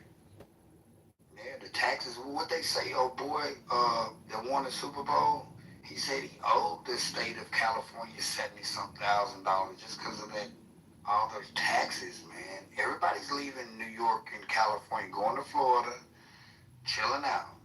It's just like, I don't know if y'all know about this, but I had a friend that do this. His grandmama died, and he buried her on her property. He don't have to pay property tax. You're in a movie, do you just kind of go with your stream of consciousness? You just kind of just go? Yes, sir, to keep the movie That's fair. But if you want me to stay on subject... No, you're good. No, you're good. That's why I talk about the Amish, because when they bring up COVID vaccine, I be like, well, them Amish motherfuckers on them horses didn't go get their vaccination. And they didn't die. So we've been lied to. Just like Uncle Tom. You got a tomcat, a tomboy that's tough. But Uncle Tom is a weak-ass nigga. Get the fuck out of here. Uncle Tom was Django, by the way. But you know, a lot of people never read the book. I did. I had to do that. And I had to learn about Malcolm X through my own projects, because down south, they don't learn about Fred Hampton and Malcolm X. It's sad, boy. We don't turn the other cheek. You know what we did learn about down south? A wet dream. I have a wet dream, and I'm a freak. You say that too loud, you get ostracized. You know, you're not entitled to your opinion anymore in America. Culture difference, everybody's independent. Damn. Yo, Marshall, you there? Yo, what's up? I learned a new term today. You gotta tell me what is it? Dang it, what did he say? I disregarded that fast. Ostracized? Directional truth. Yeah, it's just another word for lying. It's just a way to excuse it. I know it is. I'm like, I literally, up until man Finney used that term, I'd never heard that term before. If you notice, what an Omar, whatever her name is, that's exactly what she used. Directional bullshit. And that damn Nick Shirley, we need to protect him at all costs. Alright, so it's been about 60 cents cut in Florida if they were to pass. What, the federal and the state cut? Yeah, because the state in Florida is 18.4 cents per gallon, and that's federal. And then the state is 39.4 cents per gallon. After taxes, roughly $3.87. Currently, it's $4.44. Well, in the Senate, who would block that bill, though? Would it be the Democrats blocking that? No, I'd block it. I'd block it. We have $39 trillion in debt, and that's just a way not to have money to pay the fucking debt. Well, why not Bro, but you would block it because you support the Bushes and Halliburton. No, it doesn't have anything to do with that. We're doing the exact same bullshit in Texas with property taxes. We don't have all of your friends, Marshall. The property taxes fund our state. Yet the Texas government wants to get rid of property taxes. It means you don't have any money to run the fucking state. If I bought something, I should own it. Marshall, we're proposing that here too, but they've amended it. So now they're proposing to get rid of the property tax for homesteaders, and then keep property tax on the people that don't live. Because believe it or not, more people down in Florida that own homes don't live here than do. Yeah, but Texas property tax is outrageous. It's like one of the highest in the country. You said what? Yeah, it is one of the highest in the country, but it's because we don't happen to have an income tax. The entire state government is funded off a little amount of sales taxes and property taxes. That's how we we're fund fine our with state. raising the sales tax. Ours is sales tax and property tax. I don't want to raise the sales tax. Why not? You think it's okay that most people have to pay $20,000, $30,000 on their house every year? Right. Exactly. I think if it's not a property tax, I think if it's not a property tax, it's an income tax. Yeah, you gotta pay $25,000 to is own your house. unconstitutional. You don't pay it to the federal government. That's not the point. You have to have money to fund the government. As farms and stuff. Well, Marshall, why don't we make it voluntary, like sales tax, or like not a like a sales tax? Instead of forcing people to pay $25,000 on their house every year. Run the Texas government, and you can't run the Texas government with no money. But Marshall, if a person doesn't pay the $25,000 that they have on a house that is fully fucking paid off, the federal government will, or the state government will show up and put them in a fucking cage and take their house away. Yes, which I don't agree with. But it's not a property tax. It's an income tax. An income tax is already unconstitutional. We don't need an income tax. We raise sales tax. Well, I already ran through Marshall, it's the equivalent of like 6 cents extra on sales tax. You can't run the entire state government on sales tax. Yes, you can. I already ran it for ChatGPT to offset it. Which is why it was like an additional 6 cents. It raised it like 14.5. Like each the city in state Texas is legislature different. has looked at this. Like out here, look, it's like 8.5%. So I'm gonna have to pay 14.5% on sales tax. fine with thing, that. and they figured out it's not going to sales fly tax our on my state. McDonald's or my Five Guys Bro, instead of having to pay the state $25,000 government for a house already that's fully looked paid at. off. Like my Oh my God, the state Yeah. government already looked at this. They already made a decision. Yeah, You want to They be a can't fund socialist, the that's Texas why you government want the on sales government to tax. pay. yeah, I bet they can't work. Yo, you be. Nah, Look, they it's up to can't. him. It's exactly Even though I why already the ran it through fucking ChatGPT. You wrong on that Said one. If you got you to raise raise it by 6 cents. If you raise the sales tax by 6%, by 6 cents, on the Six dollar, cents, yeah. 6 on the It's dollar, 8.5% right here. In Mississippi it's 7, so that'd be 13. So I have to pay 14.5%. you'd be kicking Right, the right. hell out of That's non-homeowners. Still cannot You can kick the hell fund the out of Texas non-homeowners. government off the 6 cents. No, not if your house is paid off, Finley.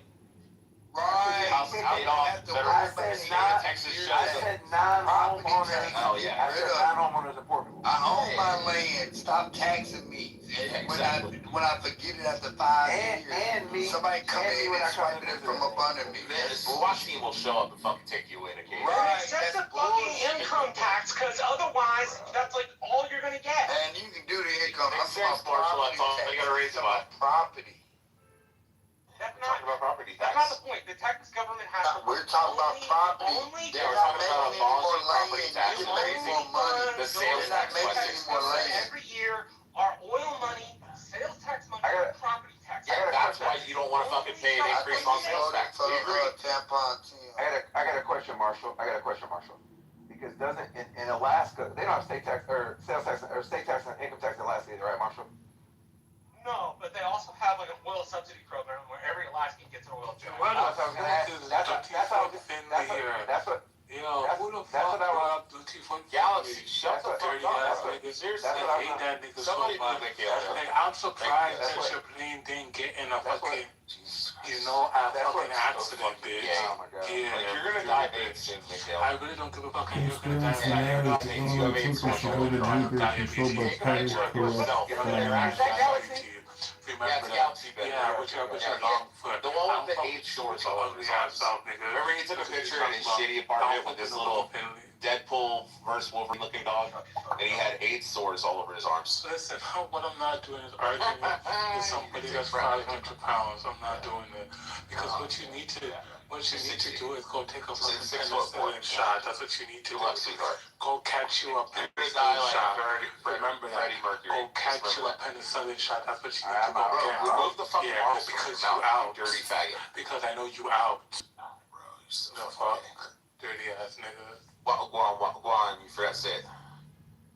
Dirty Go on, fuck go on. nigga. Look, everybody left. Do I give a fuck? No, I You guys don't. let Galaxy kill the room, just remember that. Remember, Thank you, Penta. and remember your mom has a long foot, bitch.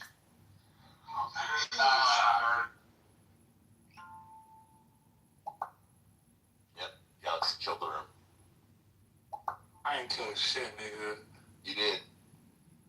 What's your zesty gayness? Marshall left, Finley left. Do you think I give a fuck? 'Cause I don't. Here, I move don't the room. care. It's already done. I Galaxy don't already care. killed Why it. are you so talking? Make Why are you Galaxy so run away, run around in the hallways. Why are you so talking? Shut the fuck up, Galaxy. Bro, you have 8 sores on your arms. It's disgusting. You're gonna be dead soon. You're already dead. You can go join Freddie Mercury in hell. What you need to do is go get you your penicillin. Fucking mumble rap, motherfucker. Remember, you can buy your outfit. You can buy your entire outfit for $200 So on can you Amazon. find me? $200. I'd beat the fucking Can you brakes fight off me? your I skin. bet you can. But I wouldn't fight you because I don't want to get AIDS when I bust your fucking jaw open and you just pour blood all out of your face. Yeah, I wouldn't want to contract HIV. That's why I wouldn't fight you. Remember that. I'd shoot you instead. It's not a hate, dog. It's not an hate. Cinnamon for them pancakes, dog. Come on. Yeah, cinnamon, sugar, everything. Cinnamon's a spice. Oh, Well, herbs and spices. Herbs and spices. Come on. Okay. We're helping Jimmy. Yeah, okay. No, but are you saying herb? I'm helping you, bro. You ain't in America. Like, you saying herbs or herbs? What you saying? Like, I'm not going to repeat myself. Do you like your parents? can't understand your accent. I'll be honest. Be honest. another question. Everybody knows how it went, but where are we now? Who's in oil? I'm not in oil. Anybody here in oil? Anybody in politics? Help me out, bro. What's going on in your I don't care, do you? Sorry, I don't mean to disrespect you, Jerome, but I'm not going to have the whole P. Diddy conversation right now. Jerome, ping me sometime. We'll talk about the Netherlands because it's not going to work out here, dude. No, it's not. But I will stay here and I can like shut my mouth. Yo, Pro, have you seen the Michael Jackson movie yet? Or? I saw it the other day. It's actually pretty good. Very sad, though. What was it sad? Because obviously his father beat him, and the actor that they chose is now going to be typecast forever in my book as an evil man, because he did such a good job of playing an asshole father. I was just like, damn. Did they show him castrate Michael Jackson? Was that in the movie? No, not quite, but everything basically up to that, like in every way, it's like, it's weird seeing like a grown-ass man be afraid of another man in such a weird way, whereas Michael Jackson, like, I remember the one thing about Eminem, Eminem had the Without Me song, right? And he had that thing about Michael Jackson in there, and, no, not Without Me, it was the other one. Oh, okay, yeah, and, Michael Jackson was like, hey, I really don't like that, and, could you do, and M's like, it is what it is, it's like, not really, and then, whatever, they went their way, they didn't really quite agree, and, so Michael Jackson just bought the masters, and that song has never been played again. So, damn, that's a power move. Was that? He's like, I own this. Yeah, Michael was bad. Like, B-A-D, bad. That's right. He was bad. Like, a lot of people don't know about when he did those 2 songs with Paul McCartney. He did the same shit. He just bought up the whole catalog for the Beatles. Yeah, exactly. Well, he didn't buy up the catalog. He bought up Neverland after Paul McCartney did the Say You, Say Me song. No, whatever song was, he was just like, yeah, this is gonna be, it's gonna be where I live.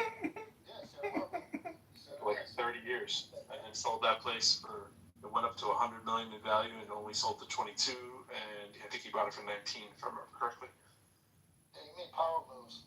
He was a good dancer and a good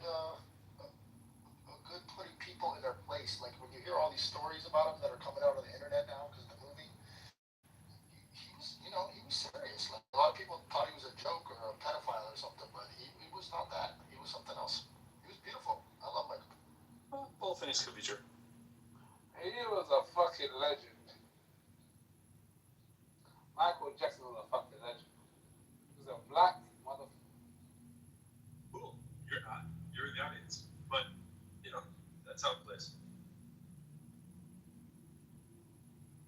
Yeah, and they got, I think his brother's son, so like the nephew or whatever, to play him. So I was like, how is this person so good at this role? And like, duh. Like, I was like, oh, okay. Wow, that's cool. Kind of cool, kind of creepy, but I was like, damn, that's like, nowadays you can actually make like probably an entire career out of just like making music after the movie, right? Like, I feel like people would actually enjoy that. So it's kind of a weird kind of like, hey, take 2 of this template. You know what I mean? Like if the universe uses similar templates, this is like take 2 of that template. It's kind of weird. Kat, am I being too extreme with the lack of tolerance? Or don't is it right? yourself now, bro. Come on. No, keep shooting hostages. It's fine. Alright. Oh, Hoshi's here. Oh, Rovis. Oh my god, Rovis. Rovis might not make it either. You're doing good. Just don't talk about it. It's weird when you start talking about it. Just be you, dude. No. You gotta promote the brand. I mean, the room, this is actually the room. That's why Sandy annoying shit, you get perfect instantaneously. Don't be a Hey, Rovis, you gotta be on your best behavior, man. You can do it. I know you can. What if I'm just like annoying, but like in like in a lovable way? If you're annoying in a lovable way, we can maybe make an event. As long as it's entertaining. Yeah, I don't think Houchi's gonna make it. I think he left. He was like, damn. You understand what I'm saying, Pro? It's like you talk about kissing a girl before you kiss a girl. Like, just kiss the girl, you know what I'm saying? Sometimes you gotta talk about it before you do it. You know, you gotta give it a test drive. Think like, is this the best move for me right now? Just kind of hear how it sounds. Weak. Try to be like, look, you know, I'm thinking about this. Not really sure. You know, people love that lack of decision making. It's really attractive. Guess that's the girls you date. Hey man. I think Jimmy's the girl in this scenario. I know, I just want to be made out with, and Pro keeps like, do you like me? Do I tickle your ass? And I'm like, just kiss me. Jimmy did say, what percentage gay did you say you were, Jimmy? It's like 4 or 5%. I'm just a little. 4 or 5, yeah. That's about 4 or 5 higher than me, but that's cool. I'm not judging. He's trying to up the percentage a little bit. I'm trying. I would love to be more gay. I mean, I want to go to I hear and stuff like that. you, I'm trying. Am I hitting on you well enough? I mean, I don't know how to do this. I mean, 4 or 5% worth. It would solve some problems. Yeah, I'm trying. Look at Jerome. Paul, look how good he's doing now. Just takes one kick and he's back in the game. Right? Good work, Jerome. Obvious, how you been, man? Is it Royvis? Am I pronouncing your name wrong this whole time? It's not Royvis, it's Royvis, right? Fuck off. Oh my gosh, Chad. I'm not gonna wait didn't you test drive a car you were really interested in yesterday? You don't be any best Well, I changed my mind because those Mini Coopers are very expensive to work on, and the more I thought about it, like, you know what? Why don't I just keep my Subaru? I'm almost got it paid off, and I'll just treat myself. I'm turning 40 this year, so I'll just, bust my ass, sell as much as I can this year, and then I won't feel guilty. I'll just buy myself a little Miata used that I can afford and have it as a fun play car. Oh, Alistair, I've been looking for you, buddy. How you doing? I'm doing good. I heard you yesterday battling with the Viking warrior. You know, I have a business proposition for you, Alistair. We'll talk later. Okay, farewell. Because Monica, the Miata is what I really truly want anyway in my heart. I didn't really want the Mini Cooper. I just thought of that because I thought I could shove the kids in the backseat. But the Miata is what I actually dream about every day. Well, just tell me the business proposal now, Dr. Adams. Time is of the essence. I want to know what you know, Edmund. He knows everything. What do you mean? Know what I meant, know what I know. So, I sent you... Wait, hold on. I want to pick this thread up between Doctor and John Edmund, please. Okay, Hallie. Thank you, Daniel. Master warning. Alistair? What? I mean, I asked you, what do you mean you want to know what I know? What are you talking about? I mean, in the process of doing some digging at that person that attacked me and went onto an open stage and told people that I have AIDS, I saw a lot of your postings about this person. So I just had a couple of questions. Yeah, okay, shoot. Has that man ever been married? I'm unaware, and I have no evidence to suggest he was married or any evidence that he has a deceased wife, but I supposedly saw a photo of his daughter who looked distressed to me. So I don't know anything about his wife. I don't know how she passed. And, people who come on here and do that insane communication. I mean, I think you're funny when you loud mic. There's nothing quite like it. And I say keep doing you and let the content run, but you have to admit it's like a cray bang room. And that's what it becomes. And, I think he's, some people speculate that he's just bored and lonely. Hello? I mean, I would have to agree with you. So, what is the problem with AIDS?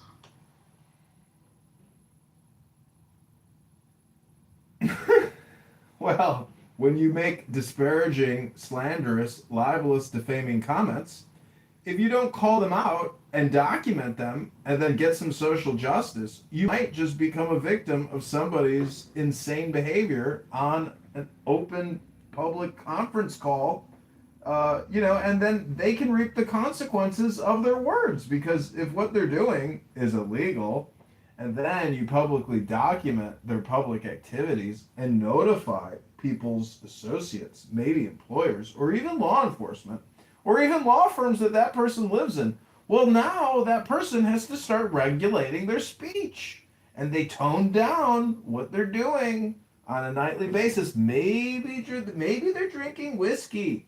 Maybe they're doing 6 glasses instead of the prescribed 1 glass. You never know why people do what they do on this app. But if it's illegal and you document it and you report it, well, that's kind of like saying, see something, say something. That's called national security. That could be called cognitive security.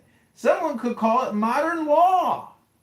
Not lawfare. Do they have a mascot for that? Like for the Dare the Forest Fire? Forest Fire Dare? Adams, are you finished with your line of inquiry? This is from last night's room. It was, and he leveraged a lot of statements against me and my finances. I've never been evicted, according to public record. He most certainly has. So I'm just going through these items one by one because I really don't appreciate him leveraging those type of very egregious lies, about me yesterday. Who? Is it Willis? Brad Stoffenberger. Oh, Brad? Yeah. Sorry on you. I thought you were cool with Brad. Well, according to him, I have AIDS. So, and according to him, I have troubled finances and all of these things. So, he may be projecting from his situation because, like I said, I've never been evicted. Have you guys shared each other dick pics yet or no? Very good, Boa. What prompted this, Adams?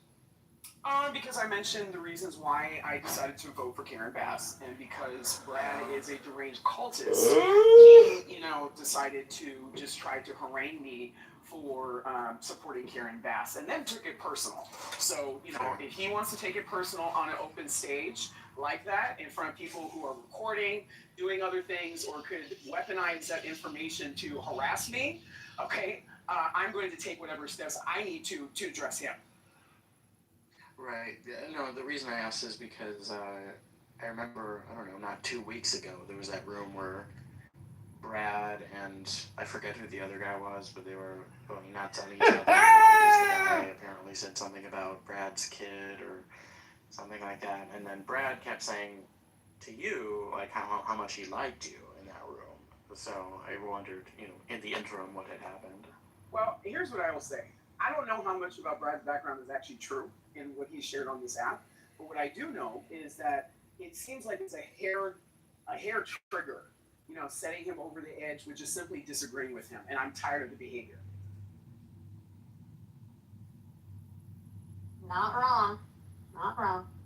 Colleen, have you ever been evicted? I have not been evicted. No. I haven't either. So somebody that's coming onto this app, pointing their fingers and telling everybody what great adult responsibility that they need to have, certainly before coming on this app, they were just evicted. So I don't want to hear him make any type of just or any type of puns against people's personal business, because I have not demonstrated that level of failure as an adult. Evicted? You mean from an apartment? Yes. Oh, Brad was evicted? Is that what you're saying? I have had to evict other people. Yeah, we don't pay rent. Well, I got served with an eviction lawsuit many years ago, and my neighbor was an attorney who dealt with evictions for many years, and he instructed me with great, foresight. And it turns out that I countersued the massive real estate investment trust that I was living under, and we settled, and I got a great, outcome. The only problem I made was I didn't ask that the court records be sealed. And that put me in a public database of individuals who have had eviction lawsuits served against them. And as soon as you are in that database, whether you are guilty or not, future landlords will search that database. And if you are even in it, they want to have nothing to do with you. It depends on your state. But there's a difference between an unlawful detainer being served. People go on vacation and they forget to pay rent. There's a difference between successfully going through the whole entire process and a judge having to remove you from the home.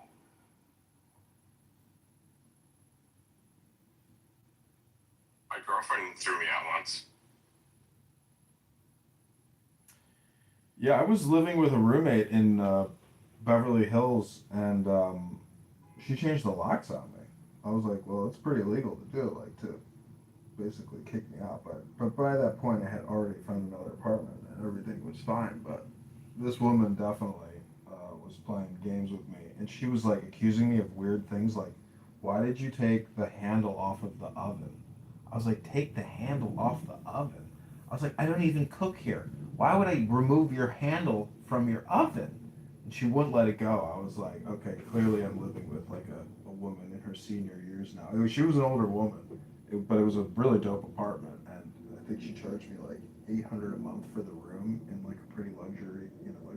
Anyways, I'm just saying, Isn't Karen Bass the Lori Lightfoot of like Chicago? Yeah. I would have to disagree because she's actually made a dent in reducing homelessness by 17% and reducing gang-related violence by 28%. So you need to find where these numbers come from and how they're quantified. Because that sounds more like LAPD. Dubious. It sounds like Bukele. How are they quantified? So you're not gonna listen to the people that are investigating and arresting people?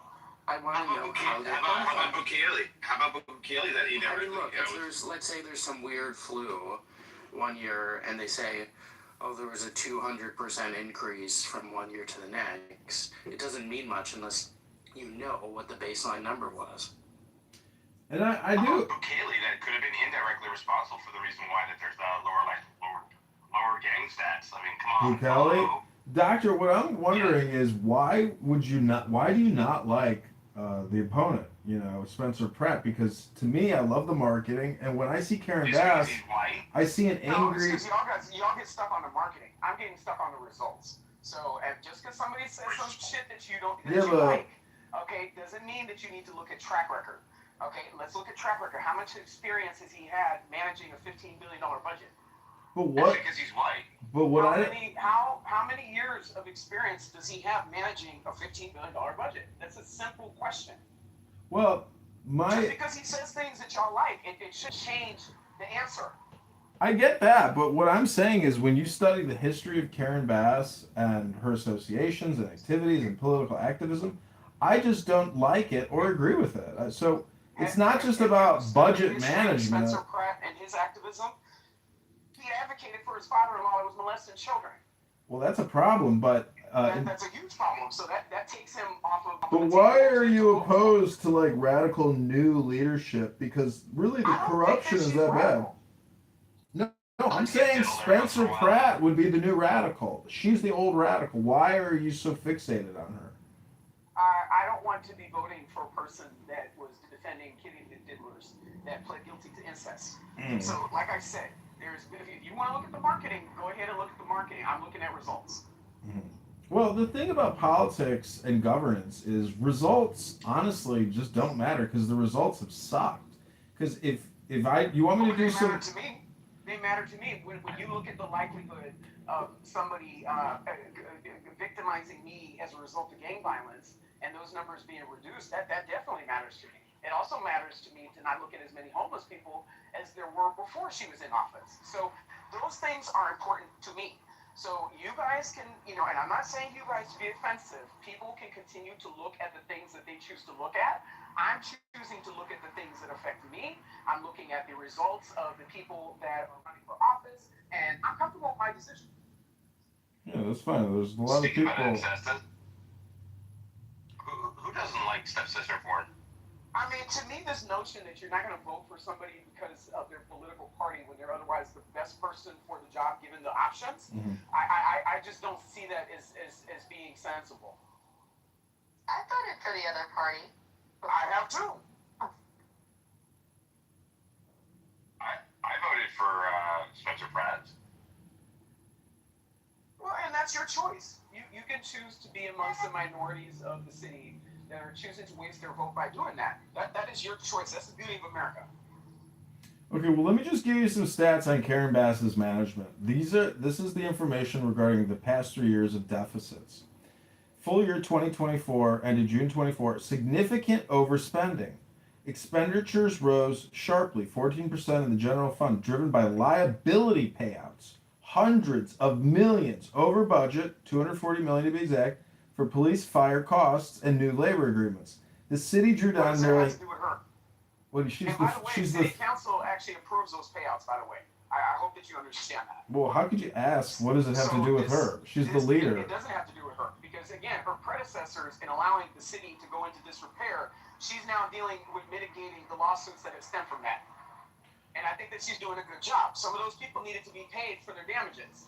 Okay, well. So I mean, when you drive down the street through Bel Air and you have potholes the size of bathtubs that are causing car accidents, I can understand why motorists are getting to the point of suing the city.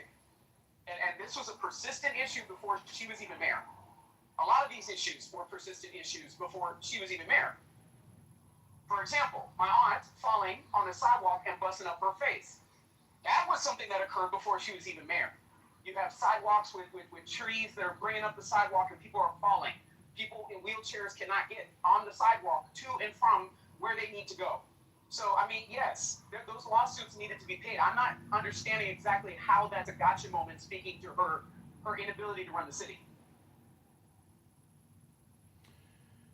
Well, it's not a gotcha. I'm actually have just gotten very good at pulling up what I would consider controversial statistics, but actually, Los Angeles is actually in a great financial position.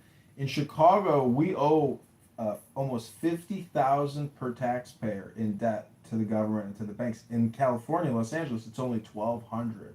You guys are in an incredible financial position, and your deficits are next to nothing.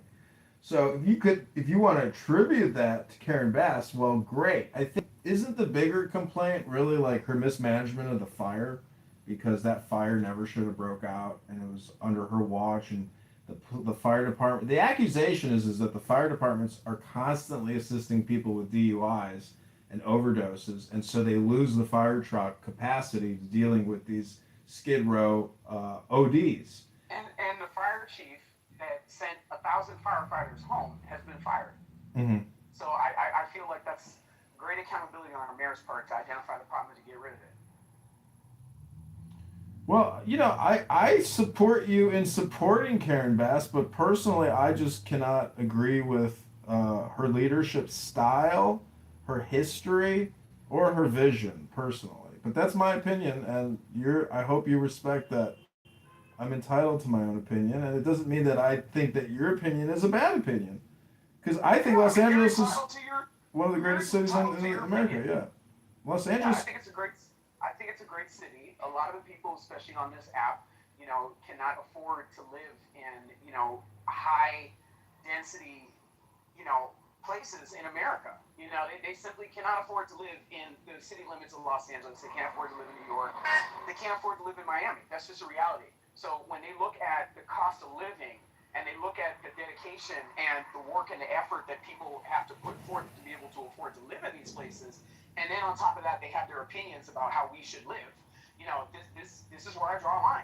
Well, This is where I draw a line. What do you think about having a heavy hand and actually forcibly removing all residents of Skid Row and setting up a facility outside of the city, to help these individuals in a different way? Because if, I was... No, I disagree with that. I think that there are two options. You either go into treatment or you go to jail. That's it. So I don't think that we need to long-term house these people. I think that people need to have short-term housing to get back on their feet and to go through treatment and to keep it pushing. I don't believe in long-term supportive housing because it's a long-term solution for people as opposed to them doing what they're supposed to be doing. See, the way I look at it is that everybody is dying, and some people choose to die on the streets. And it's just very sad, and it's unfortunate that people don't want to do the hard work or the minimum amount of work just to stop dying and rotting in the streets. And so whether it's prison or treatment, the problem with the treatment route is that it's manipulated. The problem with the prison route is that it's really not a treatment, and it's not necessarily supposed to be long-term housing. So that's why, I think that having the heavy hand and not allowing open air drug markets and open air homeless street, housing with a lot of improvised housing. Anyways, it's madness, and I cannot believe that there's no will to actually, because this is Los Angeles. If you've ever been there, it's just magnificent. So to allow that type of culture, see, COVID wiped out Venice Beach. That culture actually couldn't survive in Venice Beach without the huge amount of tourists to make it a tempting place for ridiculous homeless people to basically live permanently. And an interesting story is when I was in Venice Beach on vacation one time, I was walking down the alley from my hotel and there was a big bag of shoes. So I picked up that big bag of shoes and I brought it onto the boardwalk and I set up all the shoes in like one of the vestibules. They have them marked like with numbers.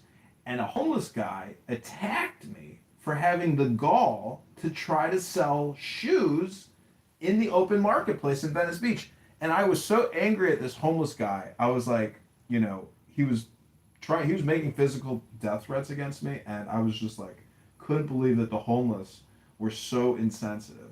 So that was kind of the irony of the homeless, is you think they would be like cool hippies, but no, they're like gangster street gangbanger mafia.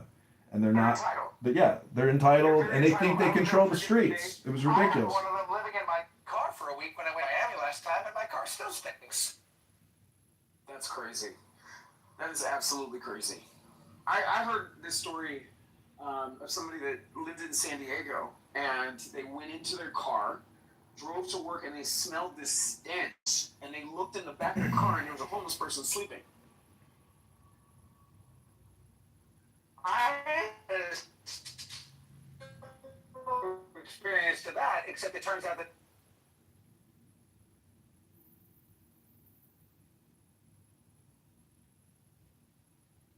true story.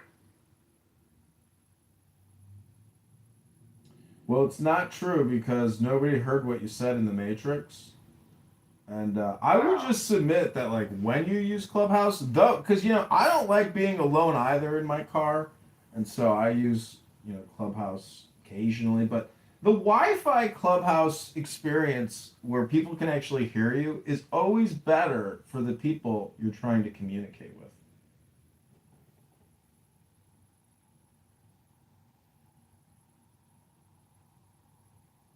I gotta give you credit, John. Even though your campaign was not successful, at least you went out there and did something. I would say that that's more than a lot of people on the internet bitching and moaning and complaining and don't even lift their finger. I do things. I'm not talking about you. It's funny, there's a very predictable matrix at the corner of Marginal Way and Franklin. It's like a little valley, and there's always matrix down there. And I went through the matrix hole, and now I'm out. Well, thank you, Dr. Adams. I do believe that we are not what we say we are what we do. And so, it's inexperienced to try to, like, LARP as a politician, because you realize that most politicians are just LARPing, being politicians. Most of them are terrible leaders. They actually don't care about the homeless people in their area. They don't necessarily care about the property taxes that are taking the food and the fun out of families' lives every day. And, the sad thing is when we compare America and major American cities to Norway, everybody there born in Norway is literally a millionaire at birth because they save their fucking money. They don't spend it on woke DEI CRT programs and bike lanes and bump out lanes and rapid and enhanced taxation. We are living in a taxation vampiric society, and the people who never talk about it but yet push all these daily holidays and weekly holidays about it's Tree Day, it's LGBTQ Day, it's this day. Those bike lanes, you remember when they were putting those into the West Side? The whole entire country was listening to that shit. I think that that's a common problem in Los Angeles. I think that the city government has overly accommodated people in their personal time in the middle of the day when people are otherwise working. So, like, for example, the crosswalks. Like, they put these crosswalks that people, that don't work in the middle of the the day, they're walking their dogs, you know, going to yoga, and they're slowing down traffic for everybody else that has to go to work.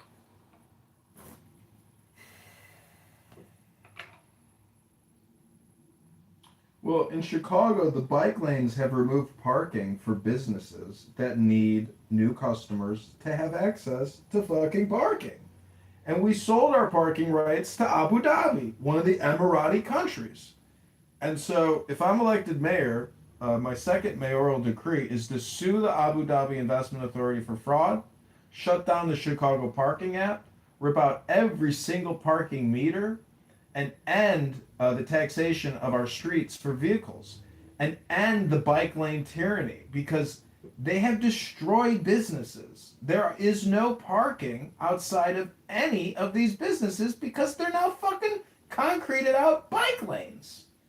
And so all this investment that we've made into the streets and into our vehicles to efficiently get places, no one's gonna run over a fucking bicyclist, you know, in broad daylight because the bicyclist is only going, 13 miles per hour. Like, drivers are not looking to kill people, and it's always the blind spots and the truck drivers who make these big turns in these big fucking trucks and they have no visibility.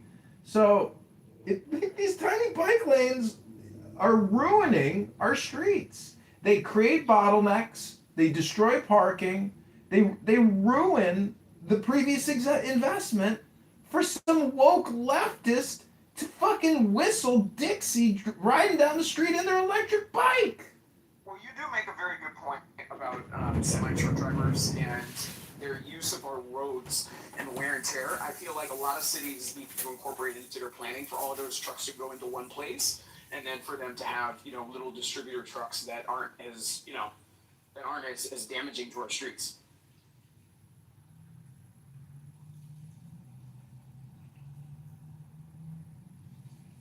All right, I'm gonna bounce out of here.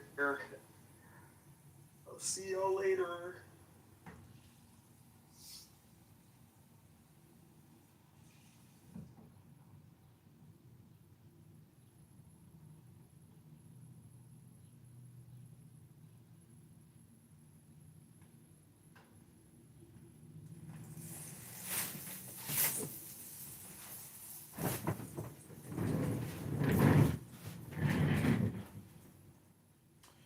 Well, it's that time of day.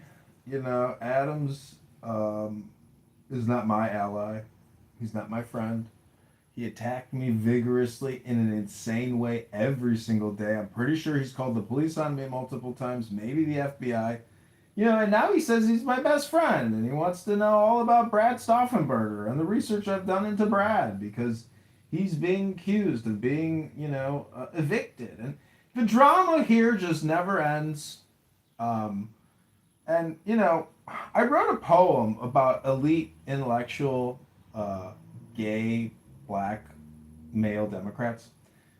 My friend, and AI is just amazing because you can take your poetry and make it into songs. And I've been really loving the AI music lately. I made an AI song about Dandelion Wine that I'm very happy with. Wonderful. Yeah. But no, I'd love to hear whatever you've got. Yeah, the poem is fantastic. It was a lot of fun. I read it in a ultra intellectual, elite liberal hangout space here today, and they were so angry with me. Very upset, but it was a lot of fun.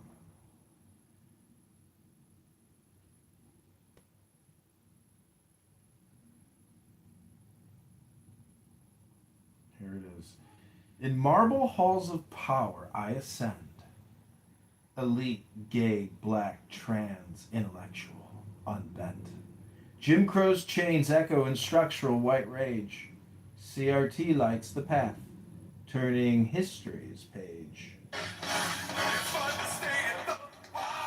Anti-racism warriors, DEI flames ignite, indigenous lands reclaimed under justice's light. LGBTQ voices thunder, rainbow flags unfurled. Wake it up! Healthcare a human right for every boy and girl. We Democrats dream the future, bold and Progress flows eternal, me and you, in shadowed halls of ivy, where the sharpest liberal Democrat minds convene. I rise, an elite black trans intellectual, gay and proudly seen. A liberal Democrat forging paths through history's cruel chain, from Jim Crow's iron grip to structural right racism's reign. With CRT as compass and anti-racism as flame, I champion DEI, indigenous rights, and queer acclaim. LGBTQ liberation flows through every breath I claim. Healthcare is a human right, not profit's greedy game. We build the just society where equity prevails. No more divisions, chains together, progress sails. I am an elite gay black trans intellectual Democrat. Hello? Hello?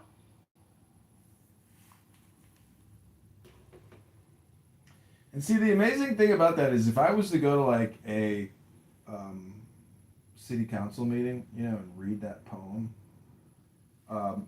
people would applaud it and they would love it. But then they would realize it's all just, mockery, because that type of spotlight filibustering is not the priority of we the people, is it?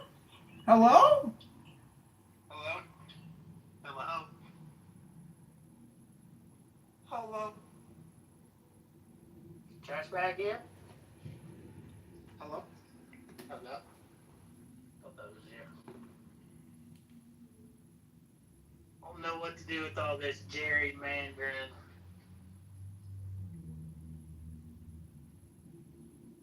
Do you know what to do with all that junk that you got inside of your trunk? I'm gonna shake what my mama gave me, Zach. There you go. There you have it. I'm gonna shake my money maker.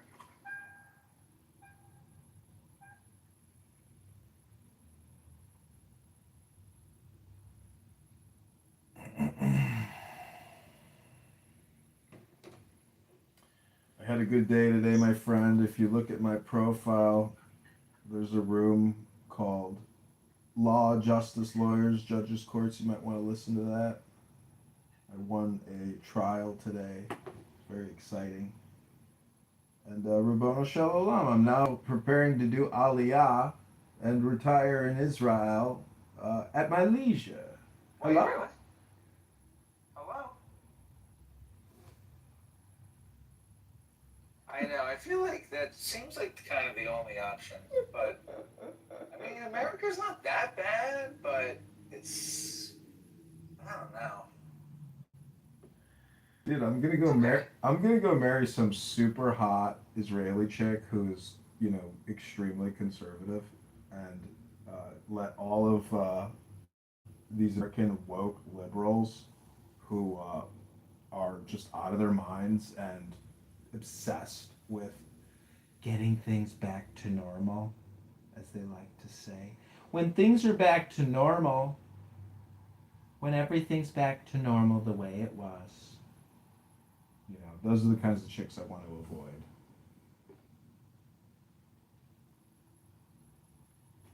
Who wants to get back to normal? Do people talk that way? I never heard anybody talk about that. Oh, that's because you're not really listening here like I am, 80 hours a week, recording people, listening to all the liberal talking points. When things get back to normal, repeat it back again. Isn't that what Kamala's slogan was? We are never going back.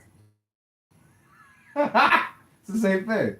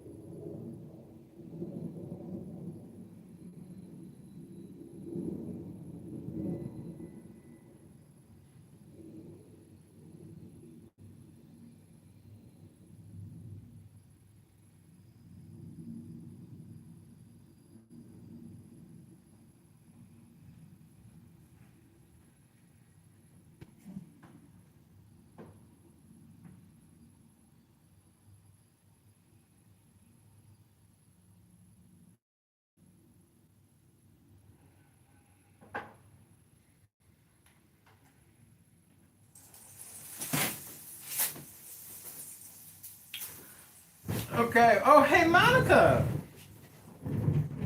Monica? I was imitating you yesterday. I was like, well, I'm going to do my Monica impersonation. You should all just watch my replay. It was an incredible conversation, and I know you're going to love it, and it's on replays. You can check my replays.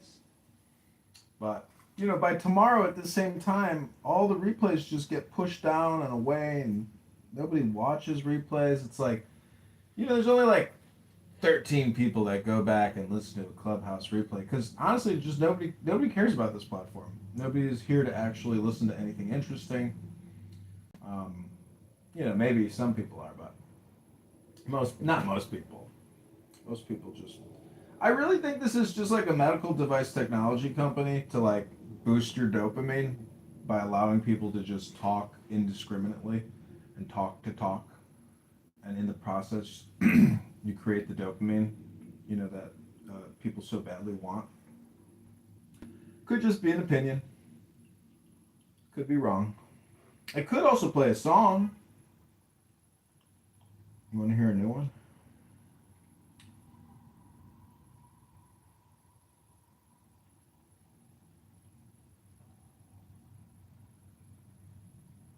It's called Fit the Crime. Cop here in Chicago got killed by this young piece of shit. Had a gun stuck in the blubber of his gut. Pulled it out in the hospital and shot that cop down because he was full of hate. Fit the crime, the punishment.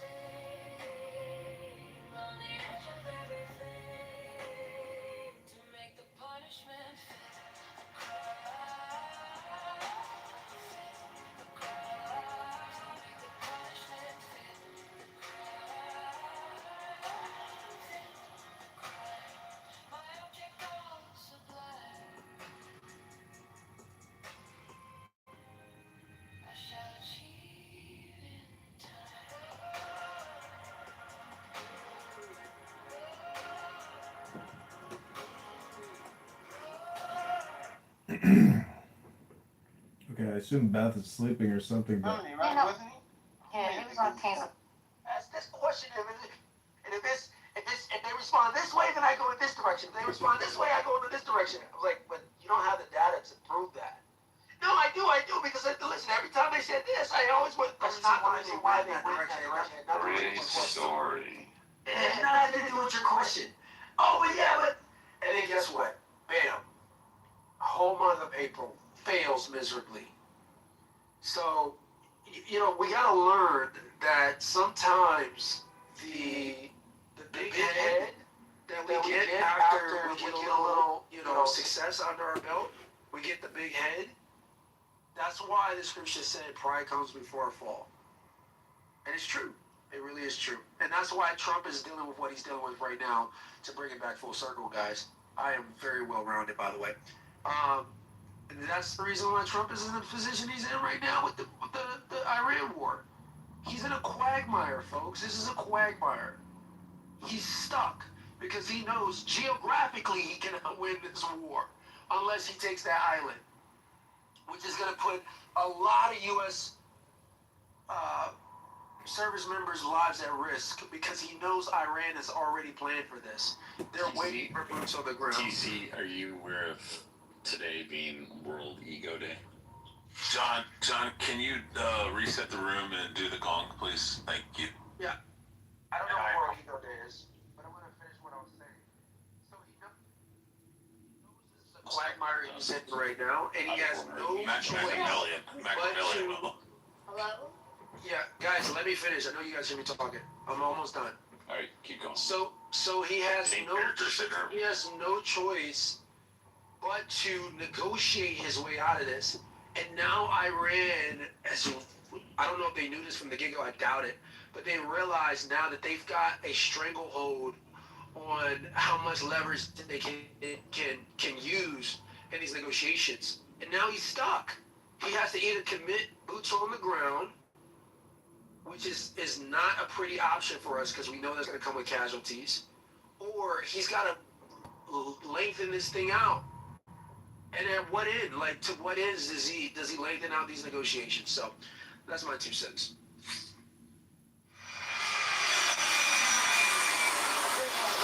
You monologue for like 2 hours. I know, but at least I make salient points. This guy's just fucking Machiavellian, like hardcore. Featured on CNN, multi-millionaire black business owner, CEO, finance, whatever. Are you jealous? No, it's just fucking annoying. Like, bro, nobody cares. Nobody fucking cares. Nobody gives a shit. Ann doesn't care. She's just being a white knight right now. That is not true. All right, John, can you reset the room with the gong, please? Yes, welcome everyone to Was the Iran War Absolutely Necessary? A little bit necessary, or, not necessary at all, or a lot. But so take the deepest breath of the day. Try to cleanse your chakras. Use your ears instead of your lips more often, because really people on this app, have fully automated lip syndrome, but not the fully automated ear syndrome.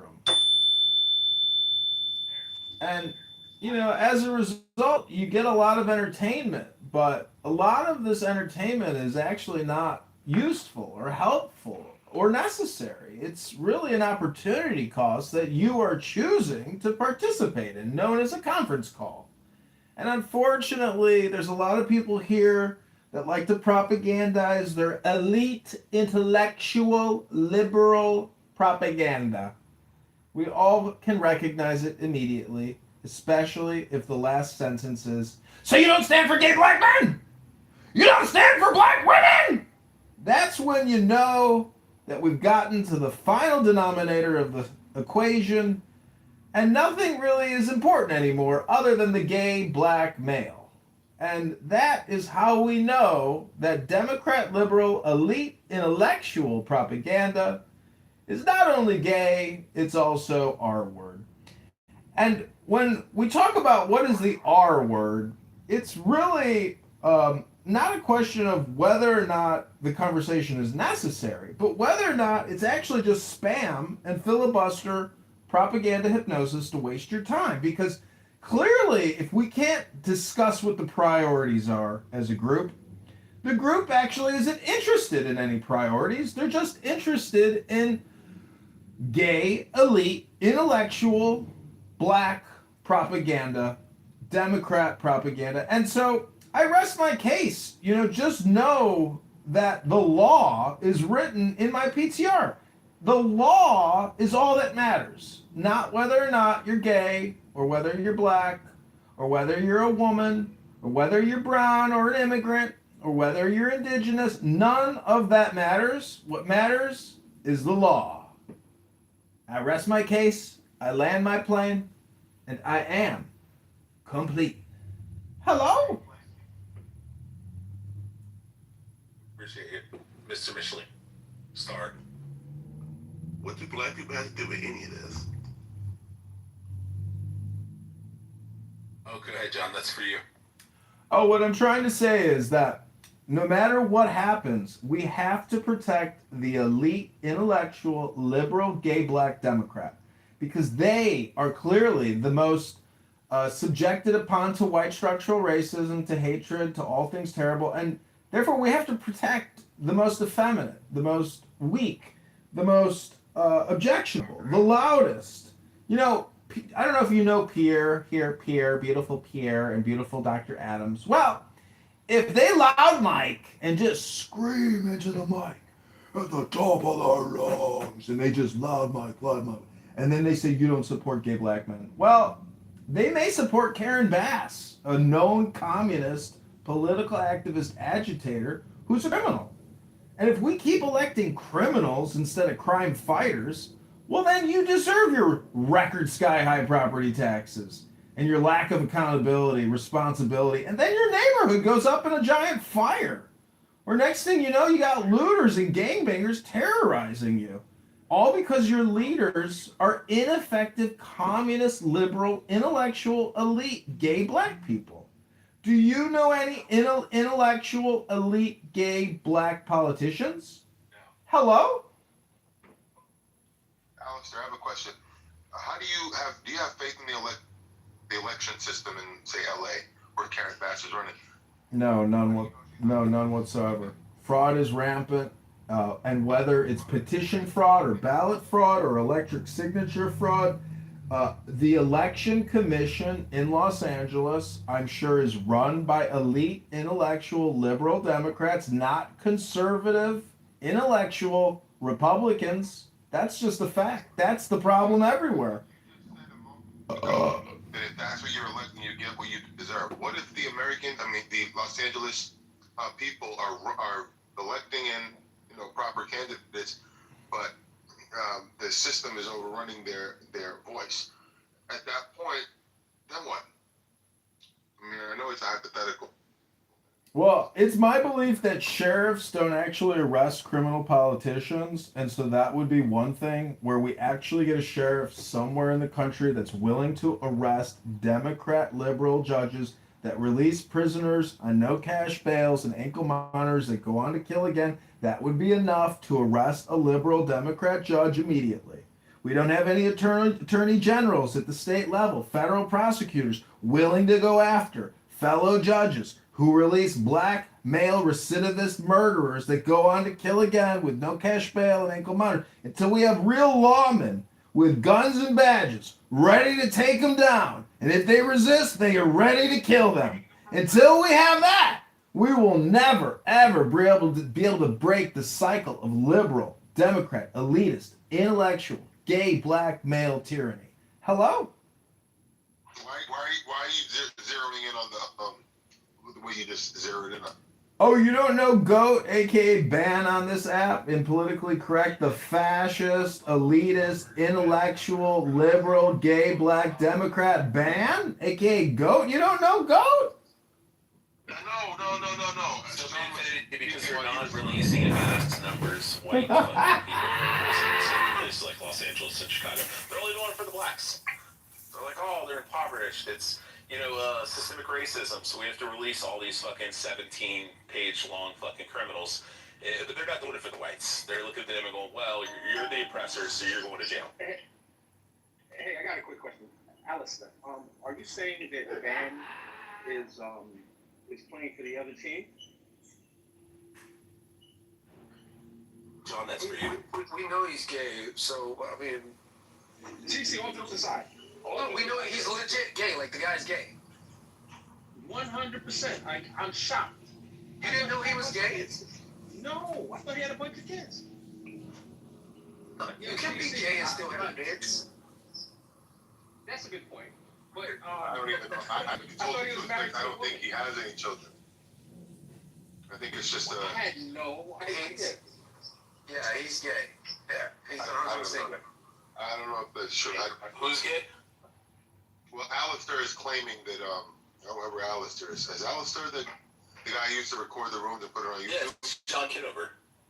Oh, see, they always try to align me with you. Which I don't mind you, but I do think. He's big bro. He's big bro. I don't mind John Kitover, but they think that he's doing something sinister behind the scenes with YouTube stuff. I don't know what he plans to do with that. No, he's got brain problems. He got what? Brain problems. Who has the brain problems? John Kitover. He fell in his head and fucked up his brain. What's the purpose of recording people and putting it on YouTube? He's crazy. Wait, they put him on YouTube? I mean, you're on YouTube. So you're on YouTube right now. Here records. If you go to John Kitover, and then you hit, if you go to John Kitover, type it in on YouTube, and then hit live, you'll find you're being recorded right now. Oh, I'm being recorded right now? Yeah, and he has an anonymous account down with the sunglasses too, so even if you kick him, he's still being recorded. You can't kick the anons. Oh, wait, oh shit. Well, damn. And I am complete. We'll do it live. Fuck it! We're doing it fucking live. We're doing it live. We'll do it live! I missed that old guy. Where is he at now? One American News or something like that?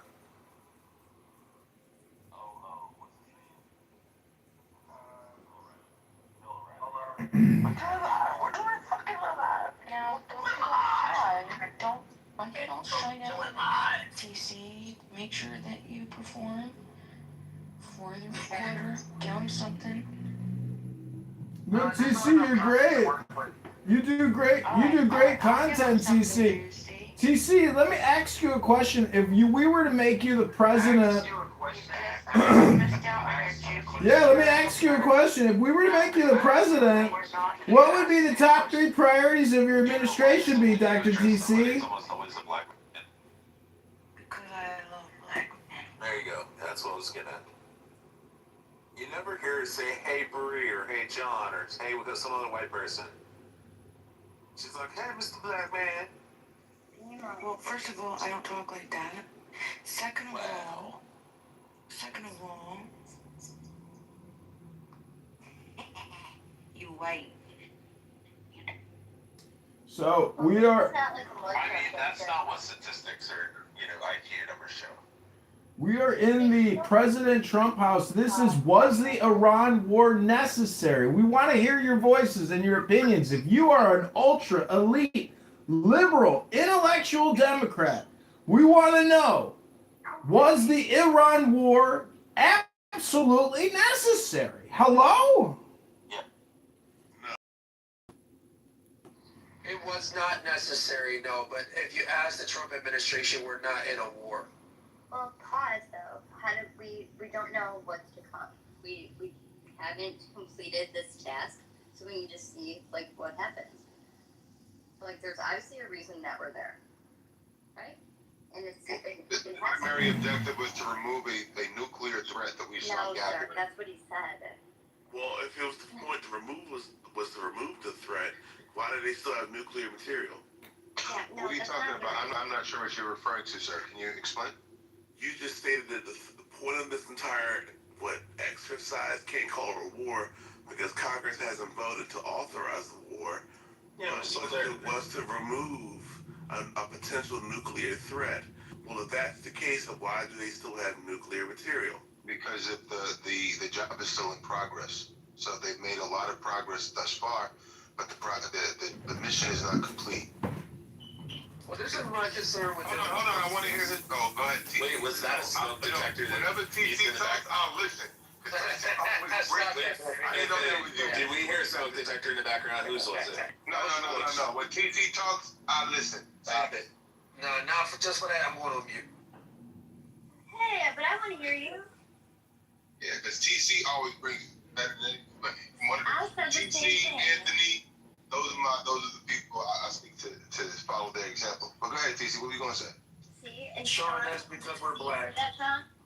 Well, yeah, I know that. So senior, I wasn't asking the white people. So senior, you disagree with the military action taken in Iran? I think that we should have went a lot harder than we did in Iran. I think that we should have just leveled the place from the beginning, and there should have been boots on the ground from day one. What do you mean leveled? So you agree with the military action, you just don't think it was strong enough? I agree with that. And you've maintained. We should have knocked the power. How long have you viewed Iran as a threat? I think since I was born. Oh yeah, I would go back to the Ayatollah, but I mean, sorry, not the Ayatollah. I would go back probably the 70s, because the reality is they're the ones that are probably the main progenitors of terrorism cells in that part of the world anywhere, because they're our primary nemesis there. And if we're going to go after someone in the Middle East, they should have been perspective. Sure. Because again, I don't know what the truth is, honestly. I hear so many different backs and forth. So I'm going to push from the other side. Why Iran and not other countries that have nuclear power? Why Iran and why now? Because they openly would admit and they openly fund Hezbollah. All of these other organizations like fucking roaches, and they keep on seeding them all over the fucking world. And so yeah, they admit it. Fine, fuck them. They should have went in there, leveled the whole country to the ground, took everybody out who was in their fucking government, and be done with it. If we're the biggest fan superpower on the planet, should have did it. How would you respond to the loss of civilian life and how Fuck it. Cost of war. Honestly, my honest response to that, I love omelets, but unfortunately, you have to break eggs to get them. You love who? Yeah, omelets. You love omelets. I don't break eggs to make omelets, man. You gotta break eggs. I feel like this is trolling. No, I agree with him wholeheartedly, though. I He's not the only one that has this is a troll. I mean, I think we should. I'm really, honestly, I'm pissed off that Trump did knock out. I mean, it's going to garner more fucking hatred for the United States, and you're going to get more people that are going to become politically aligned with the IRGC if they were to knock out the fucking water and they were to knock out, the electricity in Iran. You're going to have a bunch of people that are going to switch teams and be like, that was going to happen America, anyway, fuck Israel. Yeah, but it hasn't happened. They should have done it by now. Like when he first gave that first, 24 hours or 72 hours, whatever. The second that it didn't fucking happen, he should have knocked it out. But I understand why they're not going to. That I agree with. Yeah, I agree with. They should have. He should have. I got really pissed off that we didn't fucking knock the shit out as soon as we did. Right, so the power, right, I agree, but he's talking about civilians. Like, nah, I draw the line with that. But I agree. I don't agree with that. I don't agree with that. But I just came in, but can I comment on it? Yeah, but Abby said that's true. No, it doesn't matter. We're going. Thanks, Rich. We're going to try to have an economic war with them as much as we can. And if we force them to cap their pipelines, I mean, they are royally screwed. They're holding on, but I think that's the direction he's going. And I was listening to a podcast where they talked about kind of what Trump would want to do, he can't because we bootstrapped ourselves 80 years ago with restrictions on how we fight wars and what we can destroy in a country and what would then be considered a war crime. And there's, to go in and really take them out, which we have done in the past as a warring force. We've limited so much of what we can and can't do, if that makes any sense. And it limits our warfare. So going in and taking out their train stations and their, you know, communication systems and really decimating them and really, you know, bringing them to their knees where It's the a war crime. it's a war crime where this is how we won wars before. It's how you win a war, but we're limited. So he has to squeeze them economically in the approach to win this. Yeah, If but that makes any sense. No, I don't disagree with you. I was just like listening to someone pretty wise about this, and I think it makes sense. I don't think it's a munition issue that Kelly is talking about as much as what we can and can't destroy.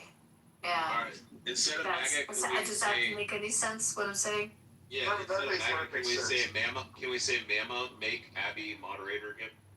So like, here's where I think we could like make some progress on this. You could definitely target civilian infrastructure that's being used for military assets and that's being used for logistics and machinery and that type of thing. Anything that's fuel to use legitimate military targets itself becomes a legitimate military target. And so I think under the auspices of that criteria, I think a lot of these power centers and factories and things like that are in play. Now, would there be a measured application of taking out these civilian infrastructure, if you will?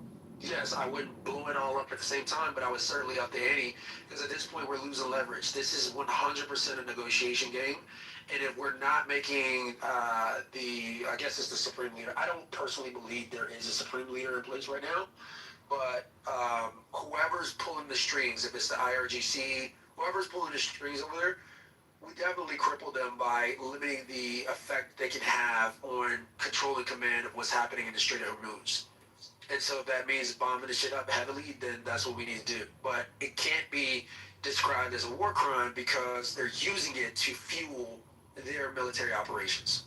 I think what's really sad about this whole thing is really we have sent the world the message that we are not as strong and as capable as we had purported ourselves to have been for the past 80 years. We have allowed what the fucking Pakistanis to now become the arbiters of peace treaties and shit like that and settlements in this conflict, quote unquote. Like Donald Trump should have gone in there and destroyed everything. Day one. We had the troops, we had the capability to do it, level the whole fucking country. Because honestly, when we have to go and fight the fucking Chinese, because now they decide, oh yeah, fuck Taiwan and fuck North Korea, because we can do all that shit and Americans can't do jack shit. That's when we're gonna say, oh, we shouldn't have gave them the heads up on that. So if the people that live there believe that their regime is failing and they're hemorrhaging cash and that it's weakened, which was the message we had in the beginning of this war. You know, that was a pretty strong message that the regime was falling. And it seems like that message is kind of going away a little bit. But it was, if you remember in the beginning, that was what we all heard. But you have to have the people there, you know, you have to squeeze them. You have to really squeeze this regime economically, I mean, hard, so that any chance of their production or, you know, any revenue is gone. And then ultimately the people will erupt there. But I mean, that's kind of part of the approach. But again, think about it. We can't do the stuff that we've done before to win wars. Well, I would actually push back. I say, well, obviously, one, we could. I think the question becomes, but what are we willing to deal with as the after effects of that? One, two, the fact that the Iranian regime still existed after all of the sanctions and all that shit, there's no economic consequence we could have given them that would have quote unquote destroyed their country. The only thing that would have taken these people out is a strike of some sort. And unfortunately, the president did not go in with enough strength to decapitate these people once and for all. I just want to clarify, when you say these people, are you talking about the IRGC, the ruling class, the mullahs, the ayatollahs? You're talking about the nefarious? Cause I think he means the IRGC plus the 10%. Well, let's just let him answer. The IRGC plus 10%. I am not saying mass murder every single poor Iranian. Well, that's what you were saying a minute ago, because I was just trying to clarify. But I will also clarify my point to also say this. If some of them happen to get, unfortunately, unalived in the process, I'm not going to shed a shit ton of tears. Because guess what? If they hadn't got a dirty fucking nuke in New York City, I'm not expecting people in Tehran to cry over people in Brooklyn. But they've lost their GDP for what, a year? They've lost their missile launchers. They have no navy. You know, I mean, we've caused a lot of damage there. Yeah, but they still exist, Abby. They still exist. They fight on. They fight on, even though we've crippled them, and I think the other guy was just saying that we should have went in stronger and we should have just eliminated 100%. I hear it would have been war crimes, and it would have been people crying like they did. Israel did the right thing when they went against fucking Hamas. They just bombed the living fucking shit out of them. They caused the death of 80,000 people. Half of them are probably combatants, half are civilians, and they're gonna fucking be bitched at and griped and war crimes. This and that. Bullshit, bro. But in the same time, in the same breath, Gaza, Hamas is pretty much fucking done for, and they don't have to fucking deal with it. We don't. So like, in the same breath, we should have done the same thing with the IRGC. We should have knocked out the power, knocked out water desalinization, and we should have fucking just laid fucking waste. We would have probably killed 100,000 civilians, and they would have cried war crimes. But Iran, the IRGC would have never fucking, they wouldn't exist anymore. Well, because something you just said, Rich, that you have to think about, they won't surrender. They will refuse to surrender. Yeah, this is different than. I have an answer. So I have an answer to that. Everybody always says you can't destroy a religion like Islam. That's not true. If you destroy every mind that holds to the ideal of Islam, and you destroy every fucking mention of Islam, and you destroy it from every person's mind, then Islam no longer exists. You burn all the history books, you kill everybody that holds to that ideology, everybody that's sympathetic, and you kill them all, and next thing you know, there's no more mention of Islam. It doesn't exist. So you can't actually make statements like that on YouTube. Those would be considered hate speech and abusive rhetoric. However, if you attack the legal code of Muhammad, the Charter of Medina from 660, and you look at the gangsterism, the mafiaism, the terrorism, and what they did to the Jews in Saudi Arabia, the Muslim terrorists, the first Islamic State, it's right there in 600 AD. All you got to do is study the law, and thank God we have Abby here, a lawyer, who used to be a Democrat lawyer. Now she's a Republican. Mazel tov. Look at him. Abby, I was going to mention, are you familiar with the story of Genghis Khan? So, like, I think it was Genghis Khan, right? He was the one that they came in, they murdered, like, his whole village and shit like that, and they left, like, the women and children alive. And then he realized, through them allowing him to survive, that it allowed for that idea to still survive and thrive. And then he ended up, like, conquering, like, a quarter of the fucking world and populating, like, 20% of the world or some shit. And just, he realized that when he would go into a village, instead of just wiping out all the combatant soldiers, he would just murk the entire area, go scorched earth, kill every woman and child. Or he would bring them into his group and, like, convert them into his group. And that's how he did it. And, I mean, that's what we should have done in Iran. We should have went in and just absolutely fucking laid waste to it. We did it in Hiroshima and Nagasaki, you know, and it stopped the fucking war. Had we just done regular, storm of the beaches and shit, that shit would have probably ended up either losing, we would have, or that shit would have lasted 30 years and we would have lost millions of people. But we went in scorched earth and bombed 2 cities and they surrendered. And that's what we should, I'm not